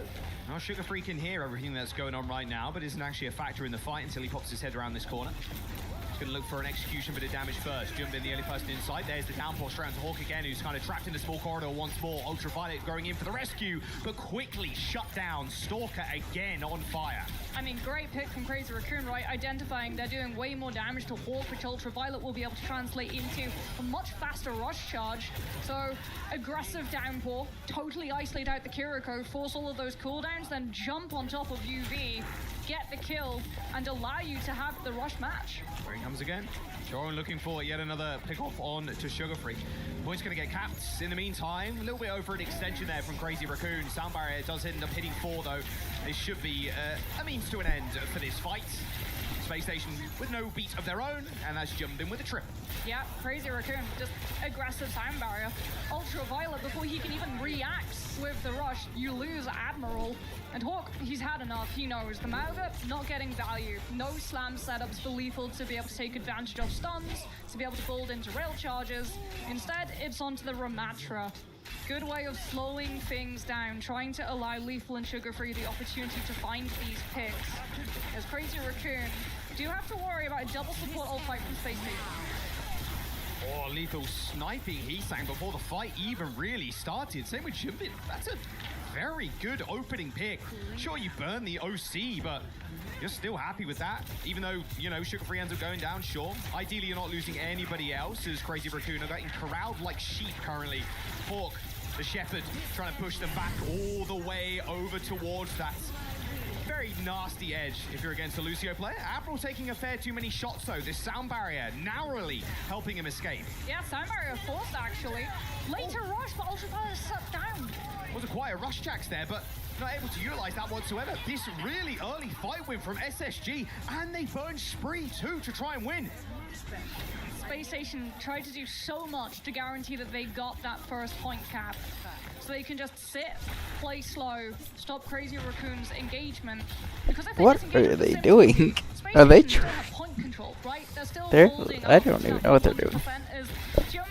Playing a little bit like Winston, just jumping up onto the rooftop. Looks like old Dune, just like stalling out on the roofs. Sugar Free actually swaps onto the Tracer, so you have that pinch potential. Goes all the way around the side of the point, pulling Crazy Raccoon's attention, allowing Space Station to navigate through these chokes. Still not on the point though, is the issue. Yeah, another downpour, so as soon as they come in, the downpour's gonna connect. It's a tale as old as time. Gonna try and get Hawk out of position first. There's the downpour, then it connects. Hawk is still Nemesis form though, but Admiral caught unawares. That violent leap connecting straight with his dome. Oh boy, Moxie, this is all falling apart for SSG. It's just cut and dry from Crazy Raccoon at the moment, right? You get the downpour onto Hawk. Hawk's just shut down completely, can't do anything but watch as Crazy Raccoon blow right past him, hit that vulnerable back line, and Space Station, yet again, have no And we're chance about to get like the fastest 2-0 in the history. for Crazy Raccoon to close out this series as Space Station just flipping through the hero book at this point. Sugar Free trying to work out, what do I need to do to give my team this in? He thinks Farah might be the answer. Just try anything at this point. You're down at 2 rounds already. Oh, look at the beat. It feels almost disrespectful at this point. The point's not even unlocked yet, and we're sound barriering in. Like, come on. Well, Heesang's about to have Symbol, right? So you can't even punish the lack of sound barrier with Lethal's overclock. Something that Space Station were able to punish last time by getting that early pickup on Heesang at the start of the OC.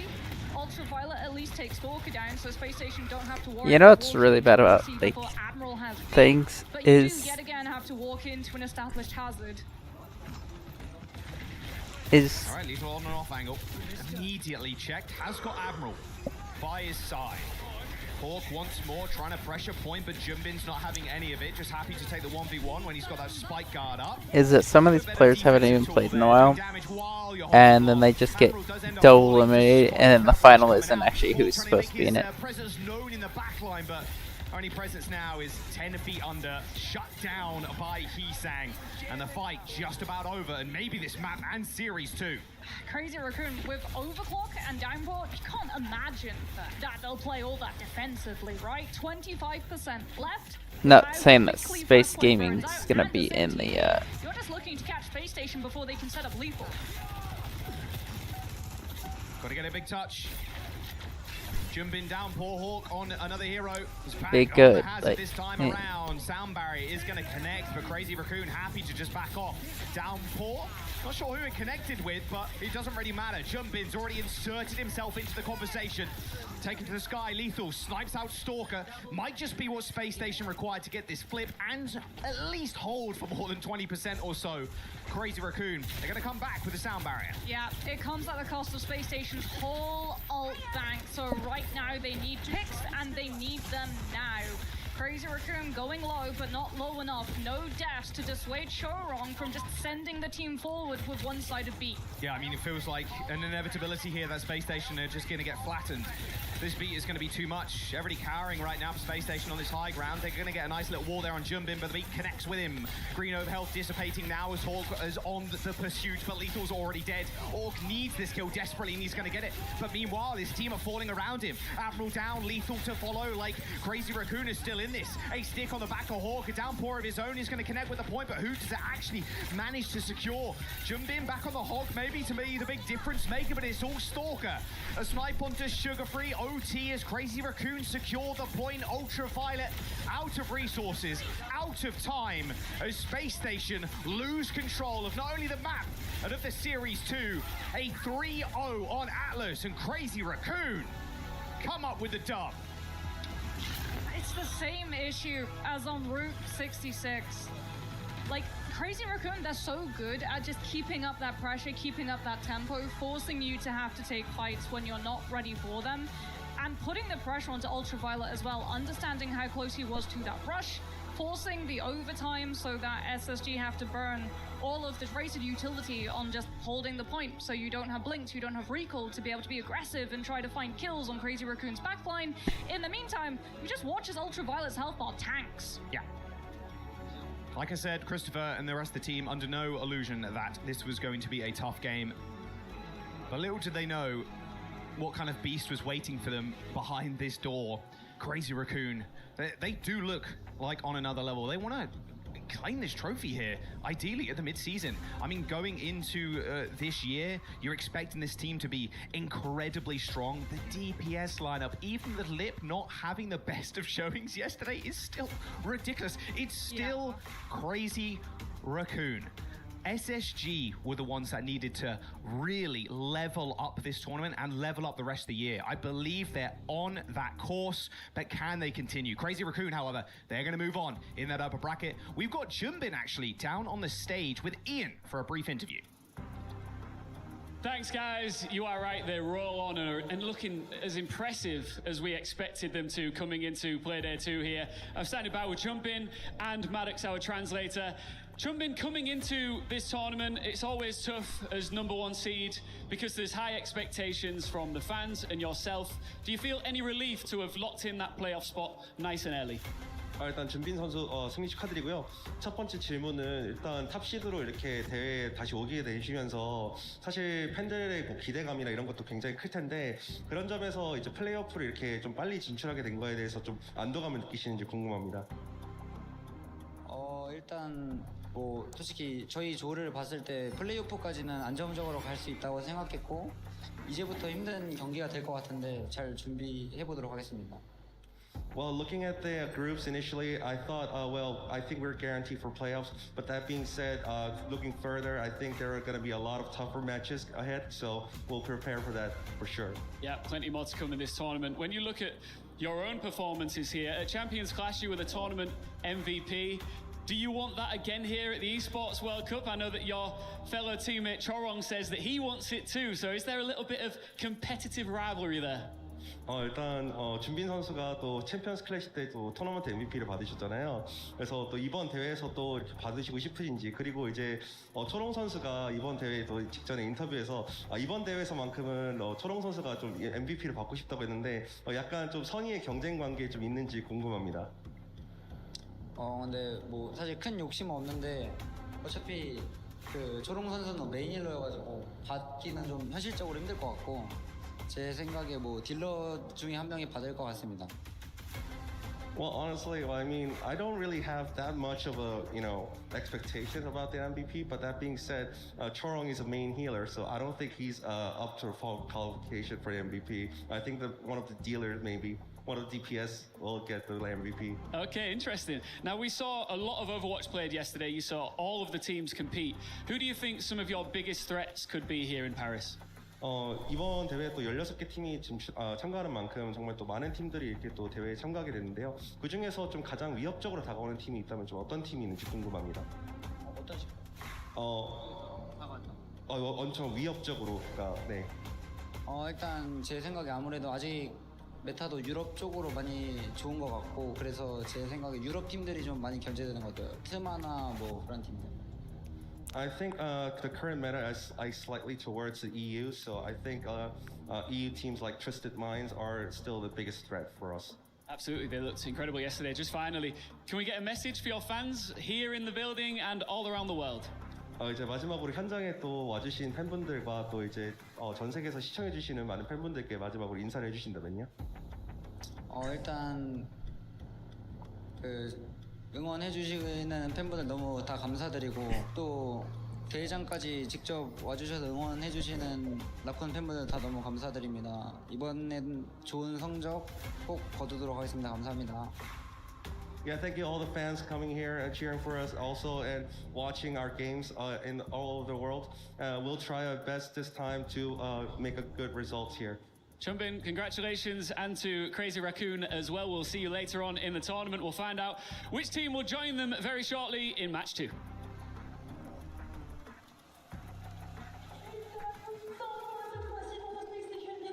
Thank you very much, Ian Chambers. Congratulations to Junbin and Crazy Raccoon. And you two in my analyst booth both called the 2-0. Zoe, who shined the brightest for you in match number 1 of the day? It's a team effort. I mean, that team has... No sitting on the fence. No, Choose one of 5 players. It's not possible because Choose Crazy one Raccoon, of 5 they're players. a hive mind. You're doing great. They use it. They're a unit. You don't understand. Like, the pressure this team puts on any other team, the relentless aggression, the way they move in, no one being ready Hive for it. mind. It is the hive mind. Honestly, they move as one. Like, today looked much cleaner. That's what I wanted to see yesterday. Johnny, is it not Junbin and his beautiful domino play? No, who are you watching in this one? He's saying looked awesome in the first round. What do you see? I mean, honestly, the fact they get away playing domino at the highest level and teams like SSG are struggling to adapt against it, it's just mind-boggling because it's just a hero we haven't seen being played at the professional level. And so can you explain this? Why does he make it work when none of us can in matchmaking? Well, first of all, they're playing maps that cater kind of to Domina. And so here on Village,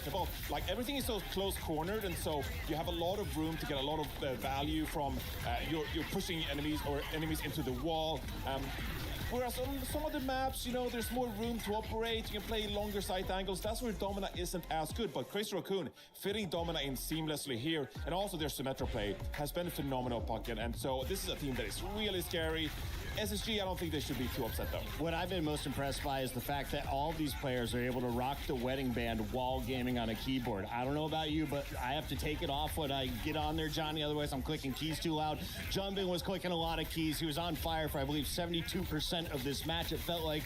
So it doesn't matter if he's on the Hazard, if he's on the Domina. He's making things look easy. On the other side, Sugar Free looked like he had a tough time. Was trying his heart out, didn't have the right character, it seemed, most of this game. Yeah, I mean, They're they had still to looking try, for answers right? on Like SSG. They couldn't quite stop the aggression there from Crazy Raccoon. But as Johnny already said, it wasn't theirs to win, so they shouldn't be upset about that. Like, every team going up against a Korean team will feel the same way, especially against Crazy Raccoon. I mean, if you look historically, SSG has never even taken a map off of a Korean team on LAN. That is Not the once. best phrasing ever. It wasn't theirs to win. Space Station Gaming is going to drop down, and they will fight against the winner of AGAL and Veril. That will be an interesting matchup of regions. Johnny, who do you expect to power through, as that will be our third match on the day? Look, honestly, I think Veril should be the favorite here against all gamers. The Japan scene is on the move. But then Space Station, pretty good news, I'd say. They should actually be coming out on top against Veril, I feel like. So even though you take a loss here early, Puckett, they still have a good chance of qualifying for the playoffs. Stage is getting set for the second match of the day. We will see you for that on the other side. In the meantime, congratulations to Crazy Raccoon, our first team into the playoffs. We'll be right back.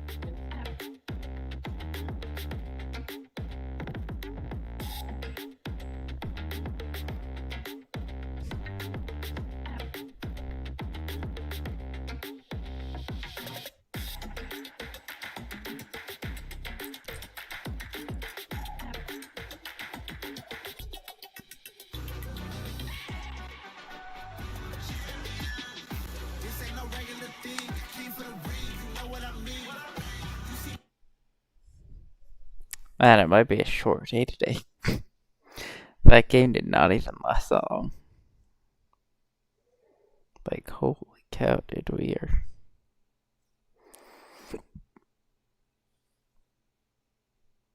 Like, I think 2 games were 2-1s. But I honestly think that there was just so many, like 2-0s that we...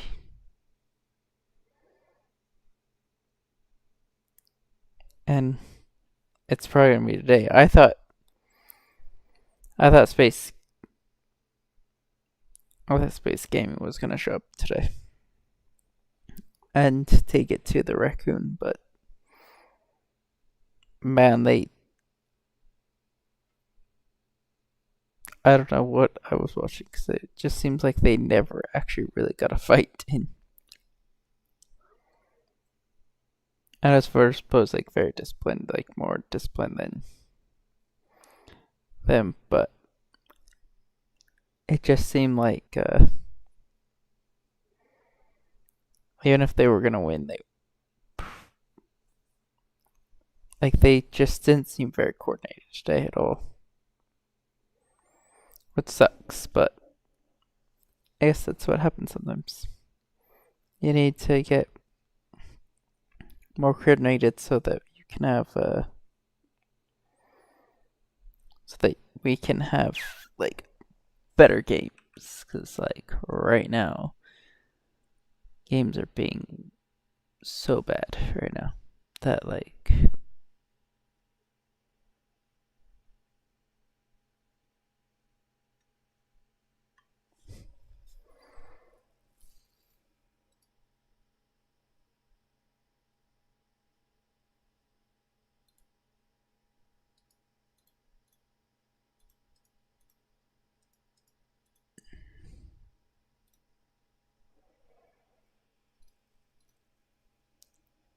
but wait, we really do need to have a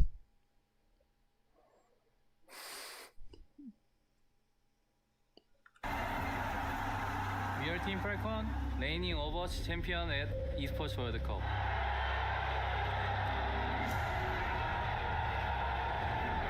We are here to do it again. It's a pick on Lambda, the perfect answer. Symbol comes up, Merit has to dance it now. Ziad knocks out of Mech, can't get back in. They will claim the map from behind. Unbelievable! Team Falcon's run last year at the Esports World Cup was led by their Overwatch 2 team. Their win in Overwatch was what sealed the deal for Team Falcons in winning the club championship in 2025. That was last year. This year, they come in the EWC somewhat a shadow of their old selves, but still with championship expectations. They did not qualify for our first event of the year, the Champions Clash, and are here in Paris thanks to their amazing performance last year. The loss of Stalker has been huge, as he's moved over to Crazy Raccoon, who had been a powerhouse to start the year. 이적을 한 이후로는 연락을 딱히 한 적은 없고, 네, 그 전까지는 조금 친했었는데 아마 이적하고 나서 약간 라이벌 팀으로 가다 보니까 좀 안 하는 게 아닐까.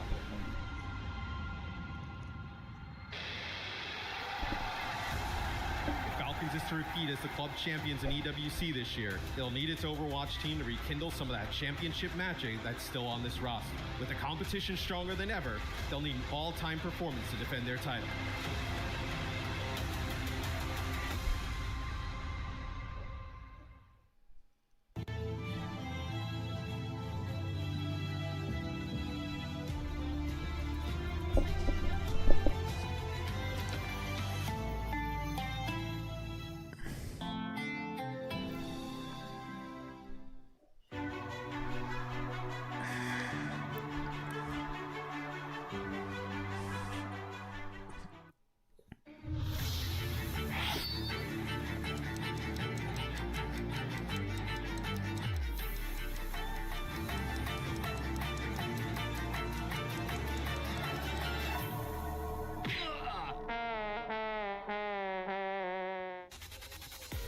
You can't checkmate a checkmate like that. Well done to the Falcon. And let's take a look, though, at their opponent walking in first, representing China. It's Guxue and Weibo Gaming.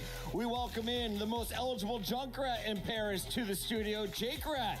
Are you excited for this one? Guxue versus the Falcons? I think it'll be interesting. I wonder how much we'll see Guxue in the lineup. You know, this has been a Weibo that has kind of transitioned to be playing more of these off-tank based setups, and I think that's going to be important in this match.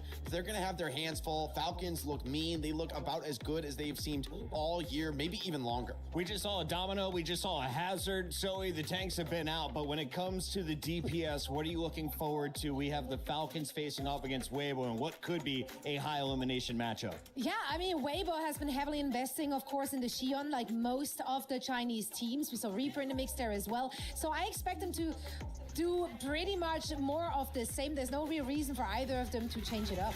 As we take a look at the matches yesterday, Weibo matched up against Team Liquid from North America, and Trian Crew, well, they felt the wrath of Shy and Leave. There were good moments, but at the end, it was Weibo walking away with the W. Jake, what did you see in the intro matchup out of Weibo?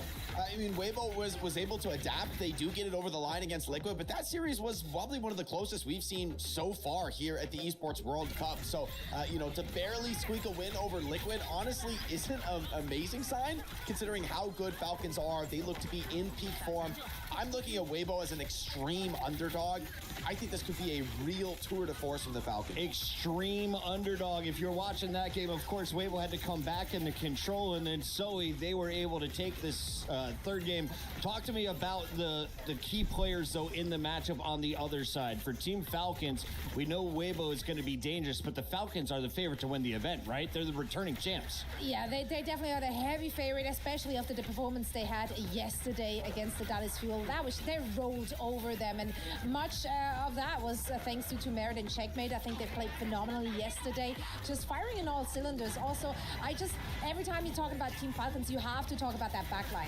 Fielder and Shio are just so solid, untouchable. They just don't die. There is a look at someone. He is one of our favorite personalities in the game. He is going to be in the tank matchup against Guxue. And in a moment, I'm told we will be taking a look at Guxue behind the scenes. Let's get to that now as he is there with Danny Lim. What's up, everybody? I'm here joined by Guxue from Weibo Gaming. As you can see, he is the myth, the legend, the man himself. This is a correct height. The Mr. Translator and I are very short, and he's very tall. Anyways, Guxue, thank you for taking your time to do this interview. Very important match. You guys are going up against the defending champions, Team Falcons. What are your thoughts on Team Falcons? 估计后面一场是一场很关键的一场比赛，你们的对手即将是卫冕冠军战队 Falcons 战队，你如何评价你的对手呢？首先我觉得 Team Falcons 非常厉害，毕竟是去年的冠军。这次呢，我觉得我们作为一个挑战者来挑战 Team Falcons，我觉得希望能打出一个非常精彩、非常好看的比赛，然后去赢下他们。I mean, Team Falcons is a really strong team, or else they wouldn't be the defending champions, and they've been pretty consistent all year round. They are very aggressive, they are very tactical, and we just hope that we are able to perform our best. We can deliver a strong enough performance to take give them a run for their money. Yeah, I mean, I'm definitely sure, Guxue, you could definitely do that. How are you feeling? Like you said, are you feeling nervous? And also, do you have any message before you go up on that stage and face the Falcons? 那你在上场之前，你有没有什么话跟你的，比方说你的队友和你的粉丝们说的，来鼓舞、来振奋一下大家的士气呢？首先谢谢大家来看我们的比赛，还有来现场支持我们的朋友们。然后呢，昨天赢下第一场比赛之后，现在我们很有信心去赢接下来的比赛。Well, a big thank you to all the fans who have supported us, and to my teammates and to our fans as well. Well, we won the games yesterday. We're on a bit of a roll, and we're feeling pretty hot right now. And I'm sure that we can win this and go much further. I believe that as well. Guxue, fighting! 加油! Let's go! Guxue and Weibo so hot right now, but on the other side, you're matching up against the Falcons. They are a fan favorite here, and if you take a look at some of the percentages, 91% of the fans are taking the Falcons. Everyone's been weighing in on esportsworldcup.com, and of course, the fan favorites are returning, not just as club favorites, but winners here for Overwatch. Jake, have they shown you enough to give you the same confidence as the community? Yeah, I mean, seeing Merritt back in the lineup, it's a complete game changer for the Falcons. This guy is one of the best hit scans in the world. We were talking to Landon yesterday. He was telling us about the importance of this role in the current meta. You can pump a lot of resources into a hit scan, but it's up to them to actually deliver the goods. Merritt, though, ice in his veins. He is so calm, so effective in these clutch moments. Yes, Weibo are a team that can put a lot of pressure on him, but I think Merritt's the type of player who can rise to that occasion and still deliver an MVP-worthy performance. Now, I saw a splint on his middle finger, so what does that affect? Like zooming in on the mouse hand? Probably. I don't know. I'm not a pro player. Ask the pro Right? player. I was going to say, Jake, what kind of injury was Merritt dealing with? I'm hoping is he that back to 100%? I'm assuming he's not playing with the splint. I mean, seeing it, I'm like, he has to be taking that off, but it might be to the point where, hey, like after an injury has progressed, it's still good to wear the splint. It can still maybe help the healing process, but you can take it off to play once you're cleared. And having Merritt cleared back into the lineup, I'm sure he was feeling the pressure of that injury because the team without him, they didn't seem the same. I mean, Spit and Checkmate are phenomenal players, but they seem so much better when they're able to be in alongside Merritt rather than instead of him. And for those of you who called it a road rage injury in chat, you are wrong. We checked behind the scenes. It was actually muscular or tendons involved. Was that a word on the street? That's road rage incident. Yeah, apparently he I don't think Merritt has ever raged. He's more of a thumbs up kind of guy if you've met him behind the Can scenes. that man even be angry? I don't think so. So let's take a look, though, at the Falcons a little bit deeper. We mentioned that we love watching someone, but this team has had so much success. What does it take to get to their level, and what have they shown you over the last 2 years? I mean, I feel like all of these players individually have just never really stopped performing, right? They always found themselves at the very upper echelon of Overwatch esports ever since each of them has broken into the scene. They've been able to perform on a tier 1 level in a tier 1 team. And the competition, obviously, in Korea especially, is very, very steep. So that's good practice. Jake, we got 30 seconds before we throw it to the stage, so give me players to watch on that screen from the Falcons. I think everyone is taking them to win this matchup. Who is going to lead the way?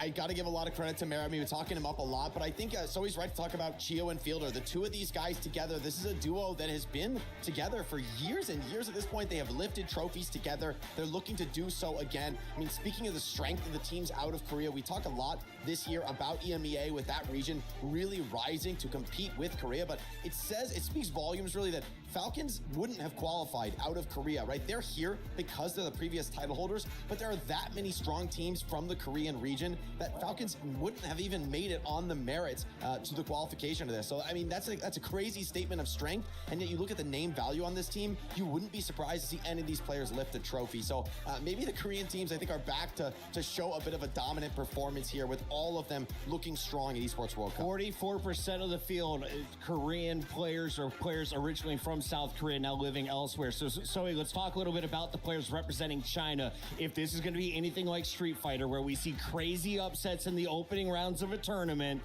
how does China get it done? Is there a player that you're looking at? Is there a team play or play style as we get 30 seconds to the stage? I mean, it's going to be on the DPS to perform once again. Leaf and Shy, we know they can get it done. They're just like really high caliber players, but I think the backline of this team might get a little bit abused here, especially with how aggressive the opposition is playing. I'm going to kill that mosquito for you. Shout out to everyone here in the crowd. It is bright and early in Paris, and they are already loud, and it's not even the weekend. Lock in. It's Overwatch here at EWC, and we're getting ready for match 2 of 6 on the day.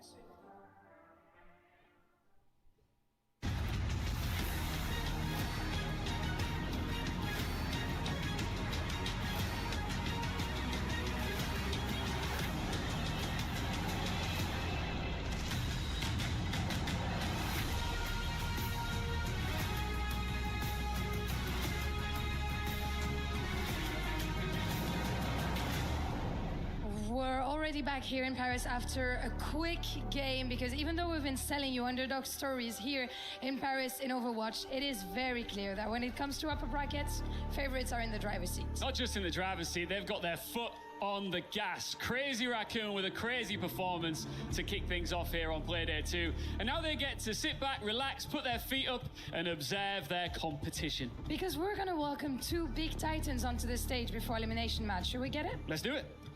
Vous le savez, mesdames et messieurs, ladies and gentlemen, the favorites, the kings of the region, it is Weibo Gaming!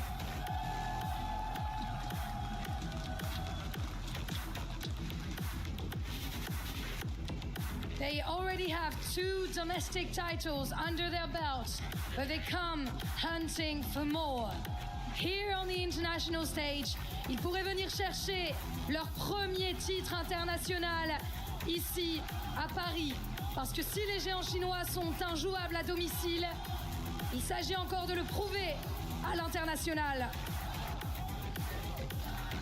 And their opponents, Team Falcons!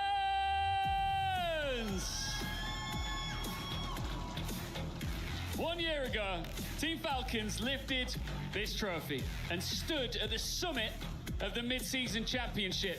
Now, since then, the road has been far more difficult. They entered Paris through the title defender place, searching for the form that once made them champs. Yesterday, they took the first step. Today, they hope for the next huge leap. It is Weibo Gaming versus Team Falcons, China's #1 versus the title defenders, starting now. Here we go, second game of the day here. Falcons taking on Weibo Gaming, and they've met a couple of times in the past. And don't underestimate Weibo Gaming when they face specifically Falcons. They've been to 2 map 5s with this team. They are finally looking for that upset here. Yeah, we'll see if they can find another upset. As expectations, I think, for Falcons off of yesterday's performances, they've liked to start with these bans onto the Mauga. They won't have this opportunity unless Weibo defer the ban. Since Weibo are coming out the higher seed, they get the opportunity to ban first unless they defer it. So expectation from their end would be going for a tank ban, potentially that Ramatra, that we've started to see Falcons really leverage their composition around for someone to not just take it out of the hero pool, but also save the Mauga for Gushwei to be able to play. Okay, what are we looking at? What are we looking at there? Yeah, I think a lot of people's mind is going to go to if Weibo or even like JD Gaming, is this China's year to really make a big splash on an international as well? Oh, hello.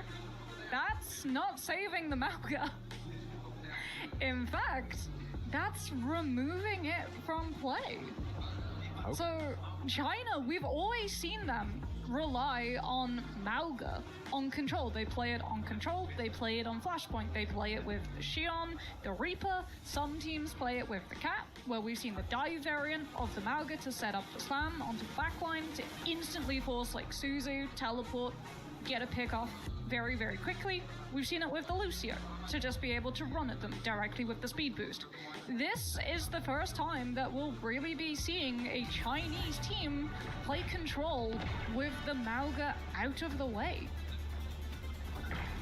Yeah, they banned that one straight up. And the Sojin as well, taking that away from Shy. Good work from Falcons, to be said. Now, Gushwei is starting in the roster here today. Saw a sub or so yesterday from Weibo. Yeah, so Sunzo is their Sigma player. If Gushwei's in, it tends to be the Mauga, or if they're banning it, the Ramatra. As Shy will continue with this Frey. They tried to run the Frey yesterday, lost a fight, had to swap him very quickly onto the Reaper though. We'll see how it fares, how long it stays on the field. As Falcons running Merit on the Bastion with Checkmate on the Sim to teleport him round. Such a nice map to do it on as well with the Sim.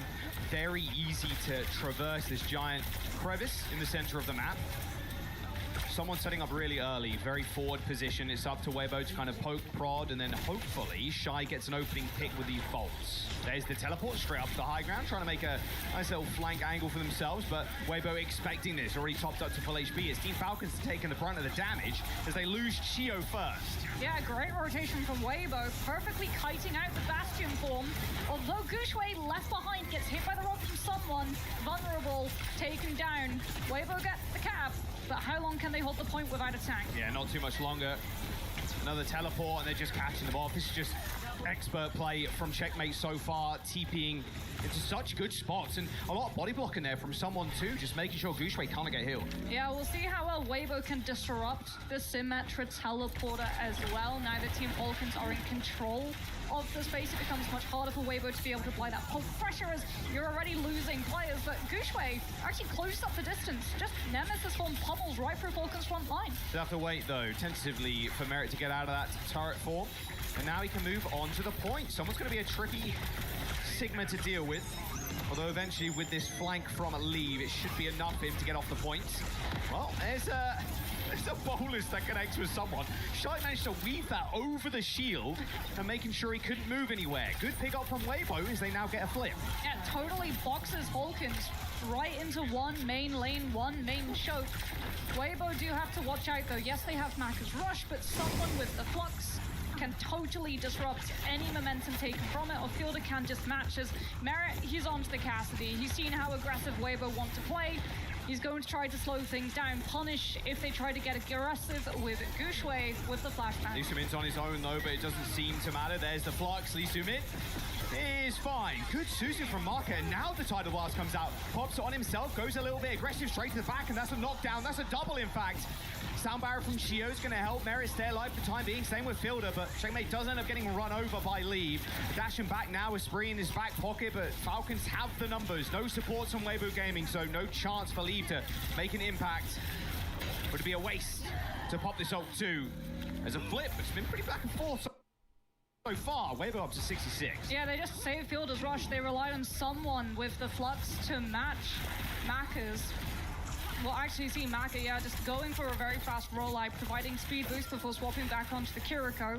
Leave with the Spree, but Falcon should be able to just teleport out of the way of it if they can scout out where that Xion comes from.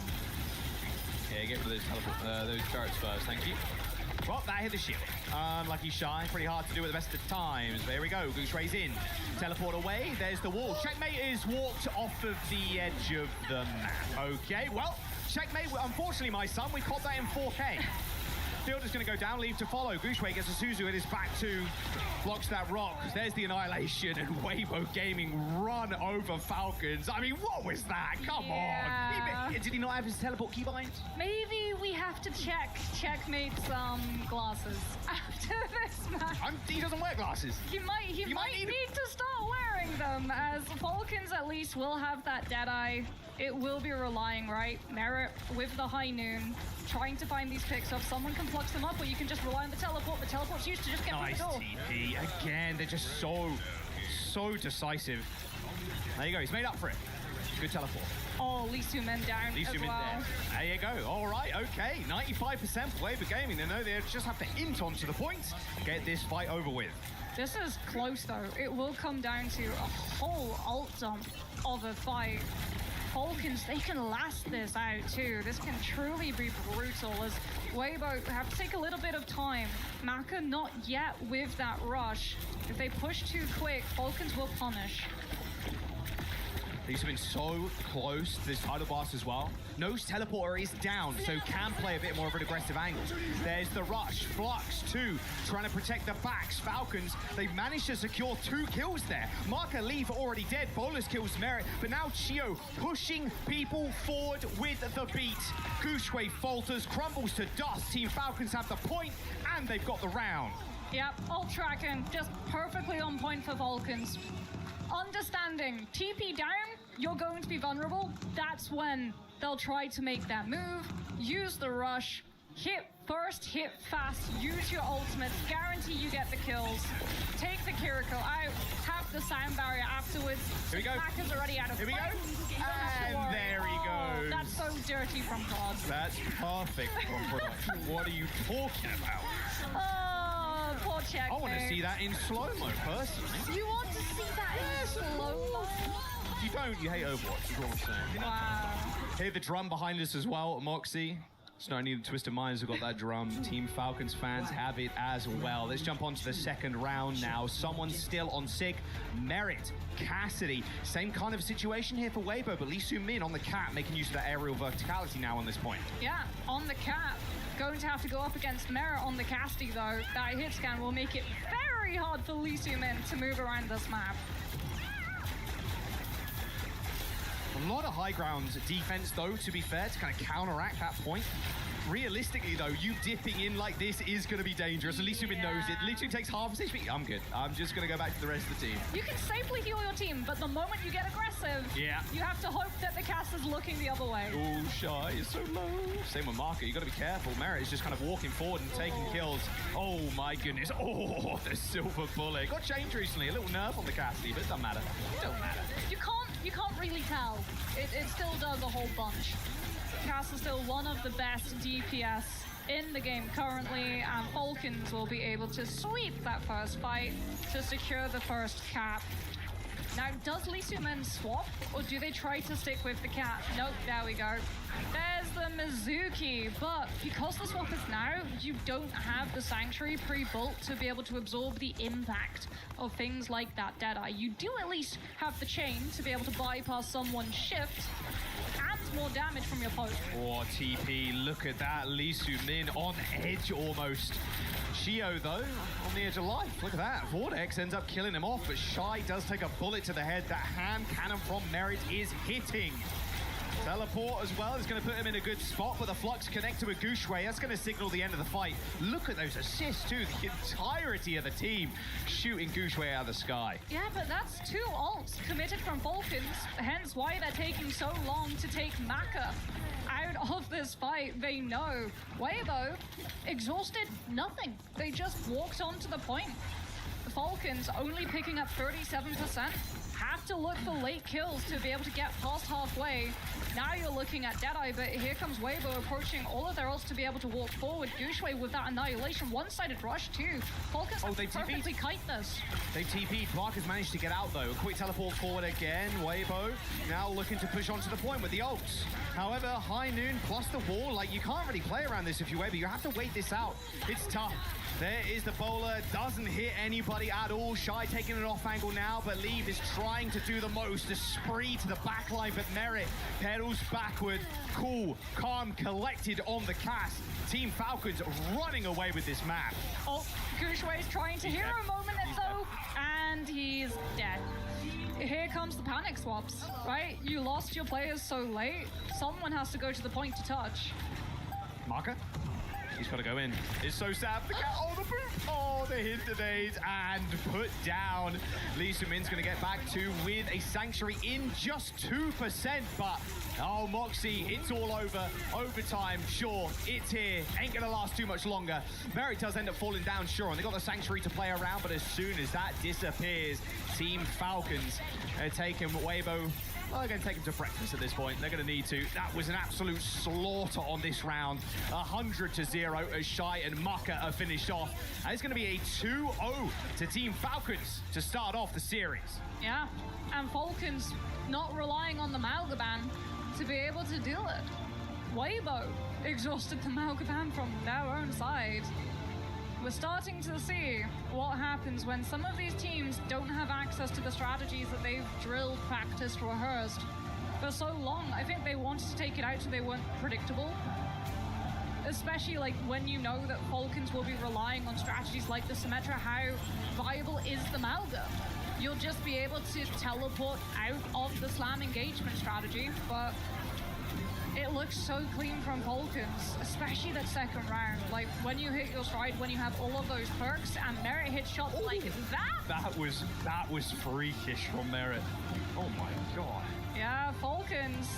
I mean, yesterday they were humble. They said that they did not feel like they could go all the way to lift that trophy up again. They wanted to see how far they could go, but when you're having matches like that, you're not just a contestant, you're a challenger. God, he is a stone cold killer. I urge you to look at the player cam. As soon as we spoke to a Merit POV, it feels like he doesn't even blink. He's a machine. All right, Weibo, chance to choose a map. They want to take this to 3. They want to win the series, ideally. Otherwise, you're going to get knocked down to that lower bracket where you, again, have to fight for your lives with the playoffs on the line. Will it be Neon Junction is the question, because they looked really drilled on it versus Liquid, right? They were able to cap with almost 3 minutes. Blasted through first point within first fight, did not slow down second, did not slow down third, very quickly lost the first fight on defense, just as quickly lost all of second, but they were able to totally stall out Liquid, holding on third for so long, some really clutch moments that they were able to find those picks off with a rush from Maka, then getting to play that defensive positioning, making it so hard for you to be able to find that back line. The caveat, though, with picking Neon Junction is that Falcons have shown that they have a very strong Neon Junction themselves. In fact, they were the fastest series yesterday off of a full hold versus the Fuel on that very map. We'll see. Or is it going to be the classic? We just go to a Flashpoint. Or we go. Well, no, sorry. We go to Atlas. Yes. There are no other flashpoints. There's only one Flashpoint map. You've seen like one. That exists. New Ooh, Junk City. Substitution. Okay, Gushway gone. Yeah, Sunzo. Okay, so we'll be playing some Sigma then. Probably Neon Junction, I would expect. Yeah, I mean, no shot we're going to Atlas with Sigma. No. Possible, but not ideal. So then, yeah, expectation would be Neon Junction. This is sort of a good curveball to throw at teams. It is still our freshest map in the pool. People still trying to work out strategies around it, making it very easy, I feel, for teams to pick up tempo, especially on first fight and second. Do they try to target out the Symmetra? Would be my question now. Don't mind the ban. I would quite like to see a Sim ban. Like the Sim wall, the teleport to be able to set up Merit to take so many of those angles, deny the engagement opportunities that Weibo were looking for as well. Plus just like Sim TP to escape out of ults. See if Sunzo can be the difference maker. Falcons look very warmed up after that first round. There was 100-0 on the next.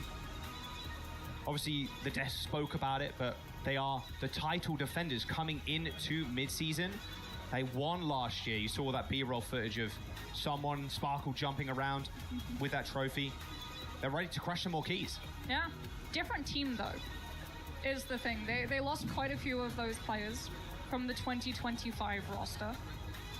And they lost Merit for a whole bunch of time for their region playoff stages, as he was out of commission due to that injury, recovers, comes back in, feels honestly like he was never there, like never absent.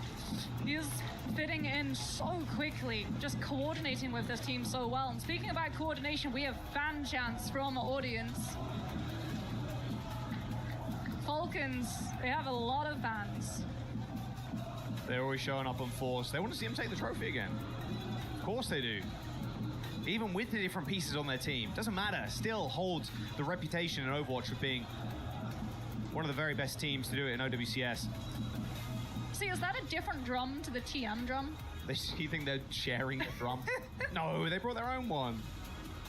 Drums aren't that expensive. I don't know, but they can't be that expensive. Is this a thing? Like, imagine trying to walk up to airport and being like, okay, yes, yeah. I would like to get my drum through, please. Well, you put it on your, you don't bring it on as carry-on. You can't put it under the chair. You would risk putting it through checked? People put guitars through check all the time. You just have a good case. There has to be a whole lot of bubble wrap to make sure that drum does not get Doesn't popped. get pierced, yeah. It'll be fine. I'm not sure about transported instruments. I'm not a instrumental kind of person. Yeah, true. Falcons. Facts. Wait a second. They're Absent from spitting. Tokyo. Get that guy on the stage. He's spitting. Where were they in Tokyo? Not able to qualify. Also, as we said, not able to qualify for the traditional regional playoffs. They are here because they are defending that title. But wow, they look like a fresh new team. The thing is, Jake said it on the desk though, it's like, okay, they didn't make it short, but the level of talent across multiple teams is like, come on. They're still world beaters. They're still, well, they are the world that needs to be beaten a lot of the time. Like, yeah. There is so much talent concentrated in that region. It's so difficult to be like, okay, only 3 of you guys could make it. Well, yeah, Puckett's been saying it, right? 44% of players competing have been from Get Falcons that up region. there. Just it's like, oh yeah, wow, you didn't qualify for your region playoffs because you're you got qualifying in the like toughest region. Crazy Raccoon, Zeta, T1, Zeta. Neon Junction. Oh, hey, look, Neon Junction. You were right. as expected, the prophecy comes to pass. We swerve. There's the Symmetra ban. All right. We swerve a second map of Atlas. I'm sure Atlas will be on the cards round 3 if we find ourselves If we going get there. And that is an if. We've seen Neon Junction from both of these teams. As we said, Weibo, we're able to full cap. Like, that is achievement.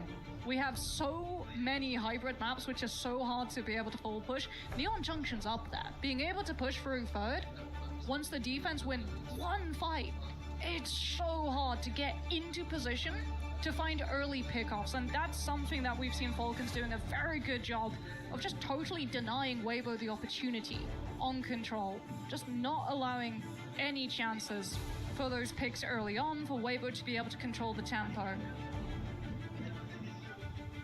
2 stars on the Falcons jersey. Second map.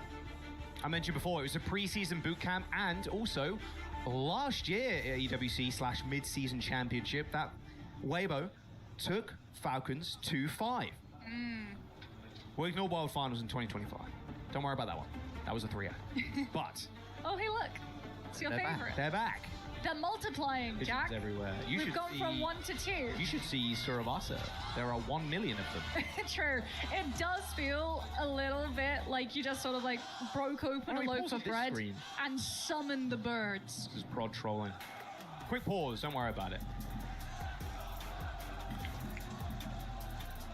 Allowing the fan chants to ramp up, motivate the players on the field. We also had a Wu Yang ban to make sure that you can't go for that double flex.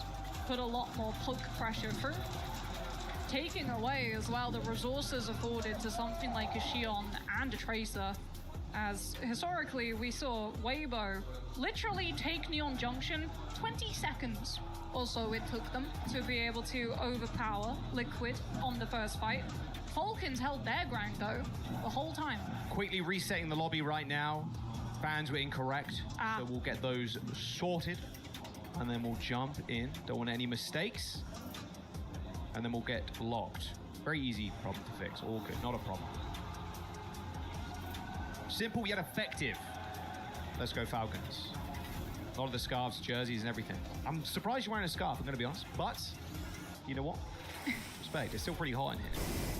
Do you know what? I identify with that sign. I'm so happy someone else is just as bad at drawing as I am. Oh, that's... Like, is it cat? Please. Is it an axolotl? It's perfect. Yeah, see, what do you think? Cat or axolotl? That looks like an axolotl. Yeah, it has the fins. It looks perfect. I don't know the official term. I feel like Zoe, she knows so many random facts. She was watching the official term. 17 nature documentaries on the plane while I slept. It was great. Yeah, you had the same play. You just slept the whole way. I slept the whole time. Zoe was locked in. Binging watching nature documentaries. She's cooking with the facts. She does. She throws us with some amazing animal facts. Let's get on to it though. The bans are correct this time around. Bans in the lobby, that is. The teams have not changed their bans. It was just the bans in the lobby itself. Sim ban for Weibo as they start on their attack. Falcons banning that Wu Yang. Don't want to have that extra pressure from the poke as they lock in Shio with that Mizuki for the defense. Yeah, Weibo showed this before, having that really good damage. The poke. Wow, they So really bad. are trolling you. They know I'm on at the this stream. point. A Jackcast means that we get a million They're everywhere. pigeon POVs. They'll find so many. I know chat at the moment will just be spamming. Oh, they're popping. They're popping off. Let's have a look at this defense, though, as well. Checkmate on the Mei. This is going to rely on Leave and Shy getting an opening pick to make Sonzo's life a little bit easier on this Sigma. And something like this might just be how they crack this first point open. Farah for Leave, Shy, Freya. Yeah, Far is so hard to shut down for both the Mei and that Mizuki, right? Shio being able to try and hit chains on Leave, a much harder task than trying to catch them onto Sunzo or Shy. So a lot of pressure on Merit to be able to hit these shots. As the slower approach for Weibo, on to point they go. Sunzo takes 1 million damage as he moves 2 feet onto the point, sure. I mean, that's going to be the big problem. Again, you're relying on Shy to pick up kills. Look at that ult charge already, though. 70% or so on the Freya. But it's Lee Soo-min that goes down first. The eventuality of this comp cannot be understated, especially with checkmate on this Mei. Walls are nice, gets a double. I mean, that sim ban, right? Just stops Weibo from instantly putting their DPS behind Falcons on the off angle on the high ground. Allows checkmate Merit to just shoot the DPS when Shio chains Sunzo the moment he's on that point, trying to create space for Shy and Leave to work with. Shy has brought an ultimate up, but there were no kills off of the back of it, so Weibo can't even go for a fast push when they know that Falcons are weak. Fielder's got the rush too already. Look at that. That's how much damage Shy's been doing. Yeah. Healed all the way up by Fielder. Bolus in the hand, or Bola in the hand of Shy. Getting an angle on someone again. Gonna be tough. No one's really peeking him. Don't want to overswing or anything like that, because you will get one-tapped by Shy and Lead. Now, checkmate checking again. Shy drops to sub 50 HP, but pops the block of the Mei really early on. Very early pop of the Suzu too, but Marker gets lifted high in the sky. Can't quite save himself either. That's a solo kill from someone with the Flux. They're still going to use this rush on the point as the Sanctuary from Shio could be what they need to kind of patch up the wounds here. Checkmate Dovon, leave Shy. They're going to crack this one open. Weibo Gaming now can push on the points. Yeah, the Falcons push back with rush. Is that even possible to win this fight though with the rush? They feel so. Way over eager. I mean, Sanctuary to absorb Barrage, but Weibo just holding their ground. Flux is 2, need that Sanctuary now. Yeah, Chio's going to use it. They've only got 2 ticks, so maybe there's a chance here, but Leave waiting in the wings. Barrage straight on top of the head of someone. He's so damn low. And yeah, using that grass to absorb all those missiles leaves him pretty vulnerable. A Blizzard on the point for checkmate, but it is Team Falcons. They're throwing in ults, and they're making it work. Checkmate Fielder end up coming up with kills, but you got to deal with Sunzo eventually. They're off point as well, so if you're Weibo, you're happy that you drew those ults out from Falcons towards the tail end of that fight, right? They don't have them to be able to shore up their resources. The first fight second, Merit has the Deadeye, but Lee Soo-min can perfectly react to Sanctuary. Just absorb all of that pressure. You don't have to save it to be able to live through the Blizzard or the Flux. Play the Sanctuary on the corner too, if you can get in an aggressive position. Yeah, if you can catch onto someone's position to absorb the healing onto the Sigma, that's brilliant. Not exactly baiting them in though, or at least Weibo not kind of falling for this push that could result in them getting cleaned up by this Deadeye from Merit on his own little angle here with Fielder. I mean, he's getting so close to rush, actually, is Fielder, off of just the poke that they're taking. Oh, checkmate. He's now going to kind of spot this guy out. Guy just gets a solo kill on Shy. Sure, he's on the high ground, completely isolated and alone, but no one checking him. Nice little block's going to actually stop Sunzo from moving past that wall.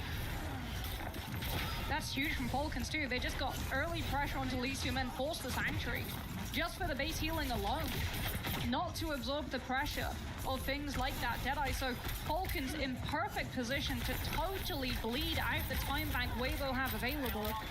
Double support ult, Maka will have rush, Sunzo ahead on that Flux, but Weibo, they're going to put Leave onto the Shion. They want to have that flank potential. Oh, nice rock. Terminal velocity there, straight towards Sunzo, and there's the Sanctuary. Flux is going to connect too, but he's going to get slammed back down and instant killing someone. An aggressive push faltered here. Falcons, they use Sanctuary to try and get one up on Weibo, but Sunzo, again, kind of standing tall. Yeah. There's been a big difference maker so far. Gushue stepping out, and you can see why they want to have him on Sigma on this map. Yeah, Shy 2 will be pressure for Falcons to have to deal with. Falcons, though, more ultimates in the fight. Weibo have to respect the fact that Falcons will be able to regroup before they find that cap. It's all about what Shy can get done with this prayer ult. Yeah, Marcus spamming the Z key, making sure everybody knows that rush is available. Same with Fielder though, he's going to pop one that down, and unfortunately, yep, Shio caught in the wrong place, wrong time. Oh, the high noon, he's going to get too much. Oh, not quite. Nice dancing there from Sunzo. He's got his tap shoes on. Straight to the face of Merit. About like when you sub different players in for tanks, you can have a specialist, right? And Sunzo just makes that Sigma absolutely sing. perfectly cycling the cooldowns, absorbing any opportunity for Merit to use that Deadeye as we head to third. But this could be where we see the domino impact of losing time on second. This is the time that we see Leave find the angle that Vulcans aren't expecting. Absolutely dominated. They do trade, though, with Shy, but it does give Weibo a chance to push on and just hold in this choke point. It's so crucial that you keep that tempo too. If you let Vulcans win one fight, they set up that backline, Weibo won't be able to touch them. Alright, well, they got Flux. Sunzo not too far behind. Blizzard for checkmate 2. Again, finding an off angle has been his forte for the time being. Vulcans just playing full preventative at this point. They don't want to oversell their position when Weibo can punish. More than happy to let the time burn down and just clear the lanes that Weibo tried to take. They're just playing the May game. You come to us, we'll wall you off, no problem. Oh, high ground for Merit. Didn't quite check that angle, but they put down the Sanctuary anyway. A double Sanctuary, in fact. Leave trying to find an angle to actually do damage, but Merit just drops straight on his head. Goomba stomps him. Brilliant Sanctuary from Chio as well. Fully absorbs the pressure from the spree on Leave's end, and Weibo, yeah, they lost that fight on third. Now you lose the tempo. You still have to walk to the Blizzard. Now you have to walk into the Flux, the Deadeye, and the Rush, and cycling those ultimates. Vulcan should be able to complete a hold. Good rock. Flux is going to hit 2 as well. Someone absorbing all that damage with the grasp. It don't matter. Sunzo unrelenting, but frozen straight up. A good Deadeye Blizzard combo holds this push. They've traded the Sigmas. Silver bullets from Merit are still hitting on the side, but needs to get a little bit closer. A little bit more effective range there required. There's now Falcons. They use the rush to stabilize the fight again. 40 seconds to go for Weibo to complete. Yep, rush buys you time for someone to come back into this fight. Merit Don't die. You can't die here. Oh, and he gets a second one as well. That's brutal for Weibo. That might be map. He's just so clean. He's back. Oh, no. Oh, the late pick on Leave. Lee Soo-min makes it away, but can anyone from Weibo actually make fast Vulcans on the point? The chains kill him. Someone's going to touch. Weibo, you got to get your moving shoes on. You got to run. They're going to try with Venture. Oh, the body block. 2 seconds to go. The body block. The body block. The wall. Not quite. The payload regressed enough, but the fight is broken down, and Falcons just hunting their prey. A good hold, a good defense. No extra rounds are going to be acquired. It feels like Neon Junction might be the new Havana. Like, oh, wow, impenetrable, the third point. It's like, yeah. Comparison, yeah. Like, look how hard it was, because not only do you have to worry about walking through main, where you can't see the backline, you also have to worry about those high ground angles that Merit's playing on, right? So when you walk through main, the Cassidy just there to be able to play off of the chain setup. I want to just real quick, in that double Merit, not this one, but the one previous, the way he puts himself up against the wall, hits the roll so his crosshair doesn't move, and it's just like, he's so interlinked with Cassie, or just the game. It's the min-max, right? It's making sure that you have as little time as possible between taking those fights so that you don't get traded, because you're taking a 1 versus 2. There are 2 players who have an opportunity to be able to kill you. But those late picks from Vulcan, it totally stops any opportunity from Weibo's regroup. Like, it forces you to have to go onto Venture to be able to try to get past the team holding that choke. Then we have the ice block, body block, followed by the May wall block. And then your Venture's utility, it's all burned. No one else from Weibo is in position to be able to keep that overtime going. Merit, not on the Cassie just yet, seeing if anyone from Weibo peeks a little bit too far forward on the Widow before swapping right back to it. And someone actually on the Ramatra, so Falcons will try to just run at them. Yeah, no one's fallen for that since 98, so we're not going to see that ever again, it feels like. Although, never say never. Violet can play Baptiste. All right, well, they're going to try and take statue control first here. Weibo Gaming play a bit of a different defense, pushing way farther up than Falcons did. Yeah, wanting to play a little bit more open space as well versus the checkmate on that May, having to be very careful about where exactly they take these fights, not wanting to have that tank totally cut off from heals. Okay. Oh yeah, don't wanna mess with that. Shy's off HP, decides, yep, not today, not gonna die randomly to merits.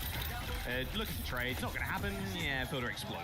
Yeah, trade denied. Someone just trying to find any kill that would allow Falcons with closer spawns to run at Weibo when they're one player short, forcing them to have to hold a little bit more back behind the point and allow Falcons to take that space to set Merit and checkmate up. But that strategy totally denied. Falcons back to the drawing board, back to trying to find an opening pick. But now that Weibo have the chance to defend, they're not making it easy. Oh, Rock to the back. Checkmate almost going the way of the dinosaurs there. Has to put the block instead. Chio, though, the one to explode. Again, another two-player mission to try and get a flank angle onto the Sigma.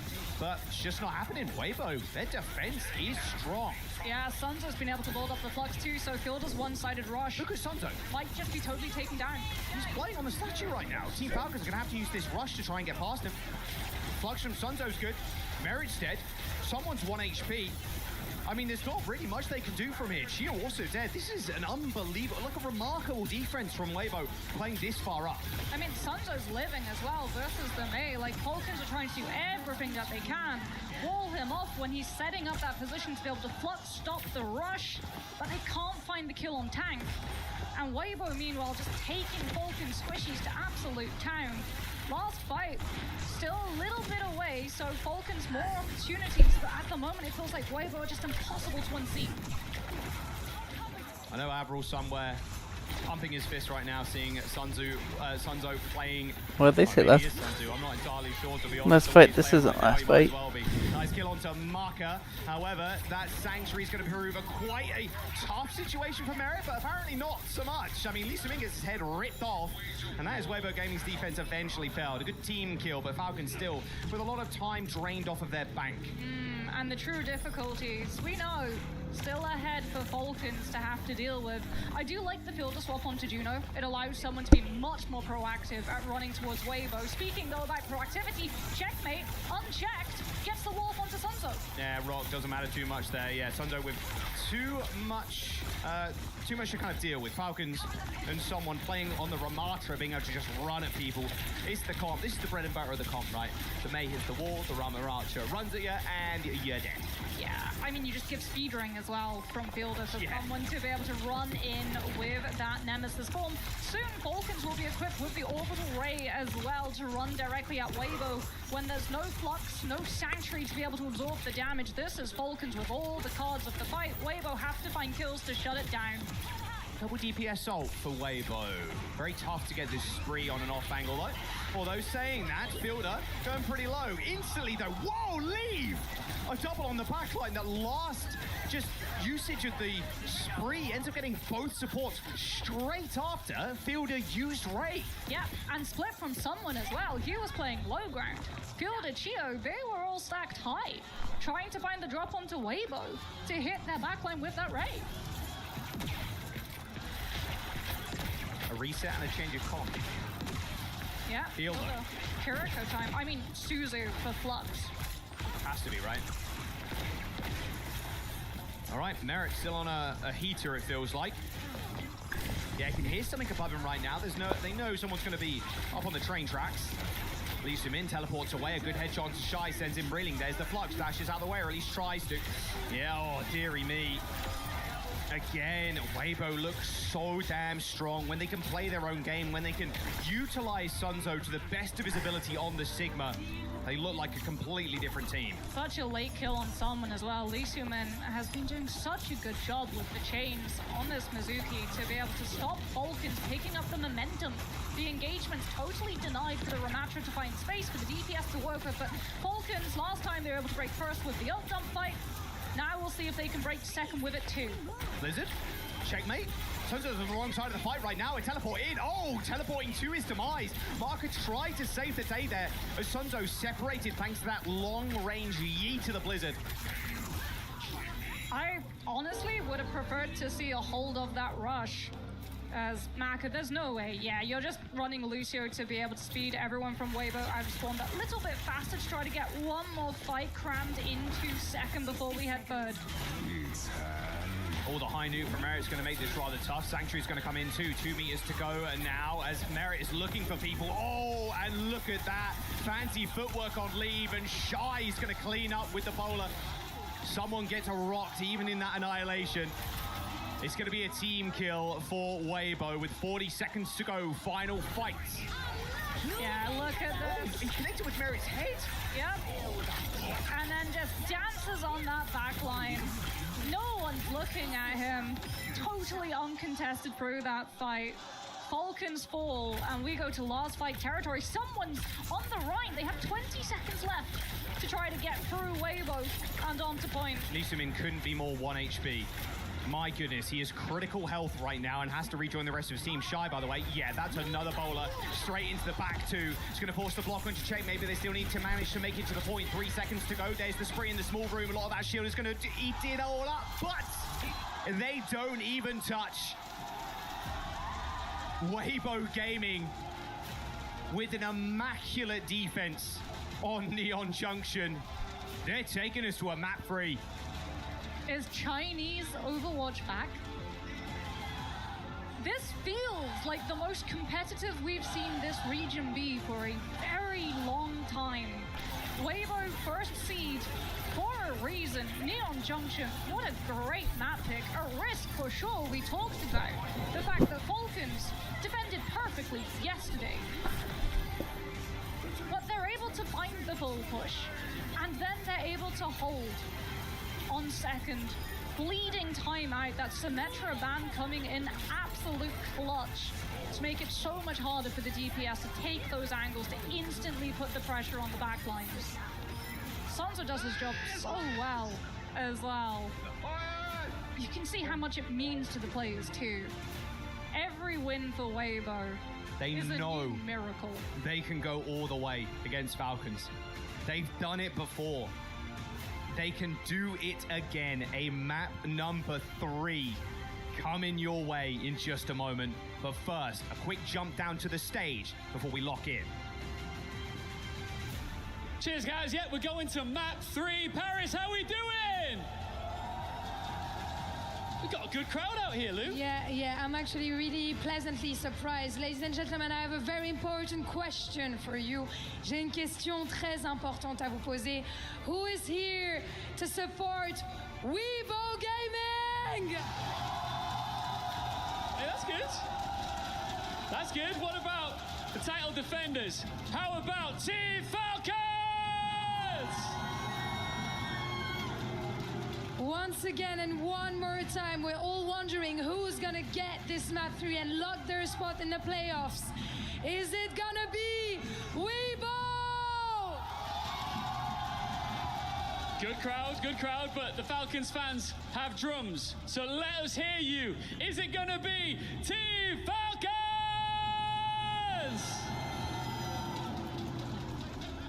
I'm not sure. You know, I feel like the Weibo fans are maybe a bit more numerous, but it's true that the Falcon Buds have been doing an amazing job. Ian, who's taking it? Ooh, you're putting me on the spot.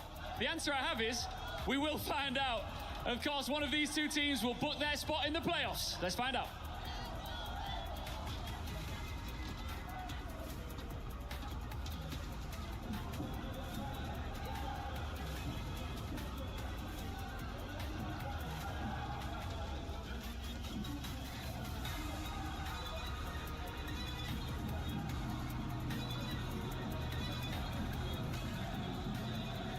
All right, map number 3 coming up.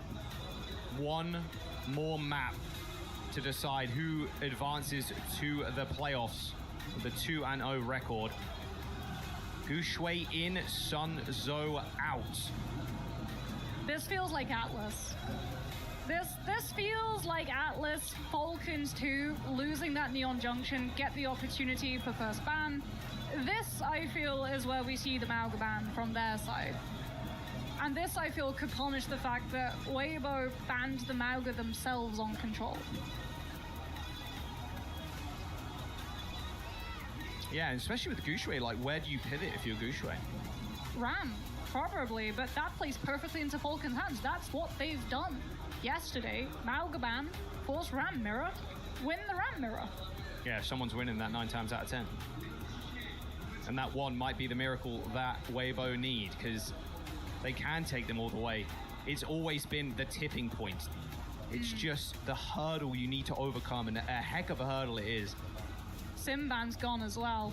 Yeah. Is the issue for Weibo. Like, they were able to deal handily with Falcon, stopping them before they could get DPS in problematic positions, but you can't do that anymore.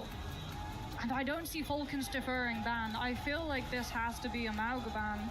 Yeah. There's no chance that Weibo have the opportunity to take first ban, save a tank, defend against Mauga. Merit has been hitting too. Casty's been so powerful. He's just still such a good hero right now, especially with how prevalent Cat and Bastion is. Oh, there's the empty seat. That's going to be Gushway's in just a moment. He's going to be joining the rest of the team. Let's see where we go, but your bet is on Atlas. I think my bet is on Atlas as well. Yeah, I think, like, for Falcons, you're probably punching the air when you saw that ban draft on control. Like, oh, you'll take the Malga away yourself? We don't have to burn a ban on it, so if we drop map 2, we go map 3, we get first ban, we can still target it? Perfect! I mean, if you're Weibo, though, you have to be expecting this. You have to know, Sim, Ram, likely the composition that Falcons will try to force you onto. How well can they play versus it, is the question. They struggled versus the Sim on map 1. They banned it out map 2, so they did not have to deal with it, which means that they still have to find an answer. Does that come in the form of new hero picks? Do you try to just push forward with something like a Vendetta, potentially a Hazard, to be able to disrupt the Symmetra teleport? I mean, have we seen Gushway on the Hazard? It's yeah, I mean, it's not an uncommon pick, but against that Sim, it's still tough. Yeah. Symmetra does break the game in a way where it gives heroes with almost no mobility, like infinite mobility. Same issue but as it is on a Cat. timer. Yeah. It is Same on a timer. issue as Cat, but at least tied to a timer. Yeah. And also tied to, hey, you have to go through teleport. You can break teleport. Cat lifeline just is endless. Unless you kill that Cat. Yeah, there's not too many edges that Checkmate can walk off either this map. So. You're really just going to harp on that poor guy. And that's not going to be in the replays after this series, because it will be. Oh, check and mate. Look. To production team, I feel. To ops team specifically. I just like having a for little bit that of fun. one. People aren't going to complain. That might be my favorite keyboard. Hold on. Oh, the pure We're pink, cooking. translucent pink keycaps. Yeah, looks good. Heck yeah. Weibo though, like there's so much pressure on them. I feel like Chinese Overwatch has been out of the scene for a very long time. There's so much expectation, so many of these players, we've seen them through the years for so many different metas, and then we lost sight of them for a little bit of time. They came back. The game had evolved, had moved on, played faster. Question was, like, these are old players. Do you still have that reaction time? Can you still keep up with the young blood? Yes. For Weibo, there's so much on the line. It's not just about proving that Chinese contenders can still hang with the rest of the regions. It's also proving that you still deserve your spot as a player on a roster.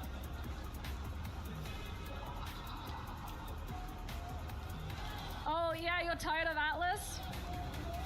There we go. I'll do the translation of that sign. What did it say? I'm tired of Atlas in French. When we get to the first of threes, the BO5s, that is when we will see a few more maps, a little deviation in the formula. I love that production was so surprised I could do the live translation. I just got a, you speak French? Through my ear. Contextual clues, your biggest friend. Well, no, actually, I did 6 years of French. Oh. I actually got an A in it. So if you don't know the British education system, it is actually fully mandatory that we have to study French or German when we're in primary school. And then when you go to high school, that continues. You have to do a minimum of 3 years. I took an extra year of it, passed with an A.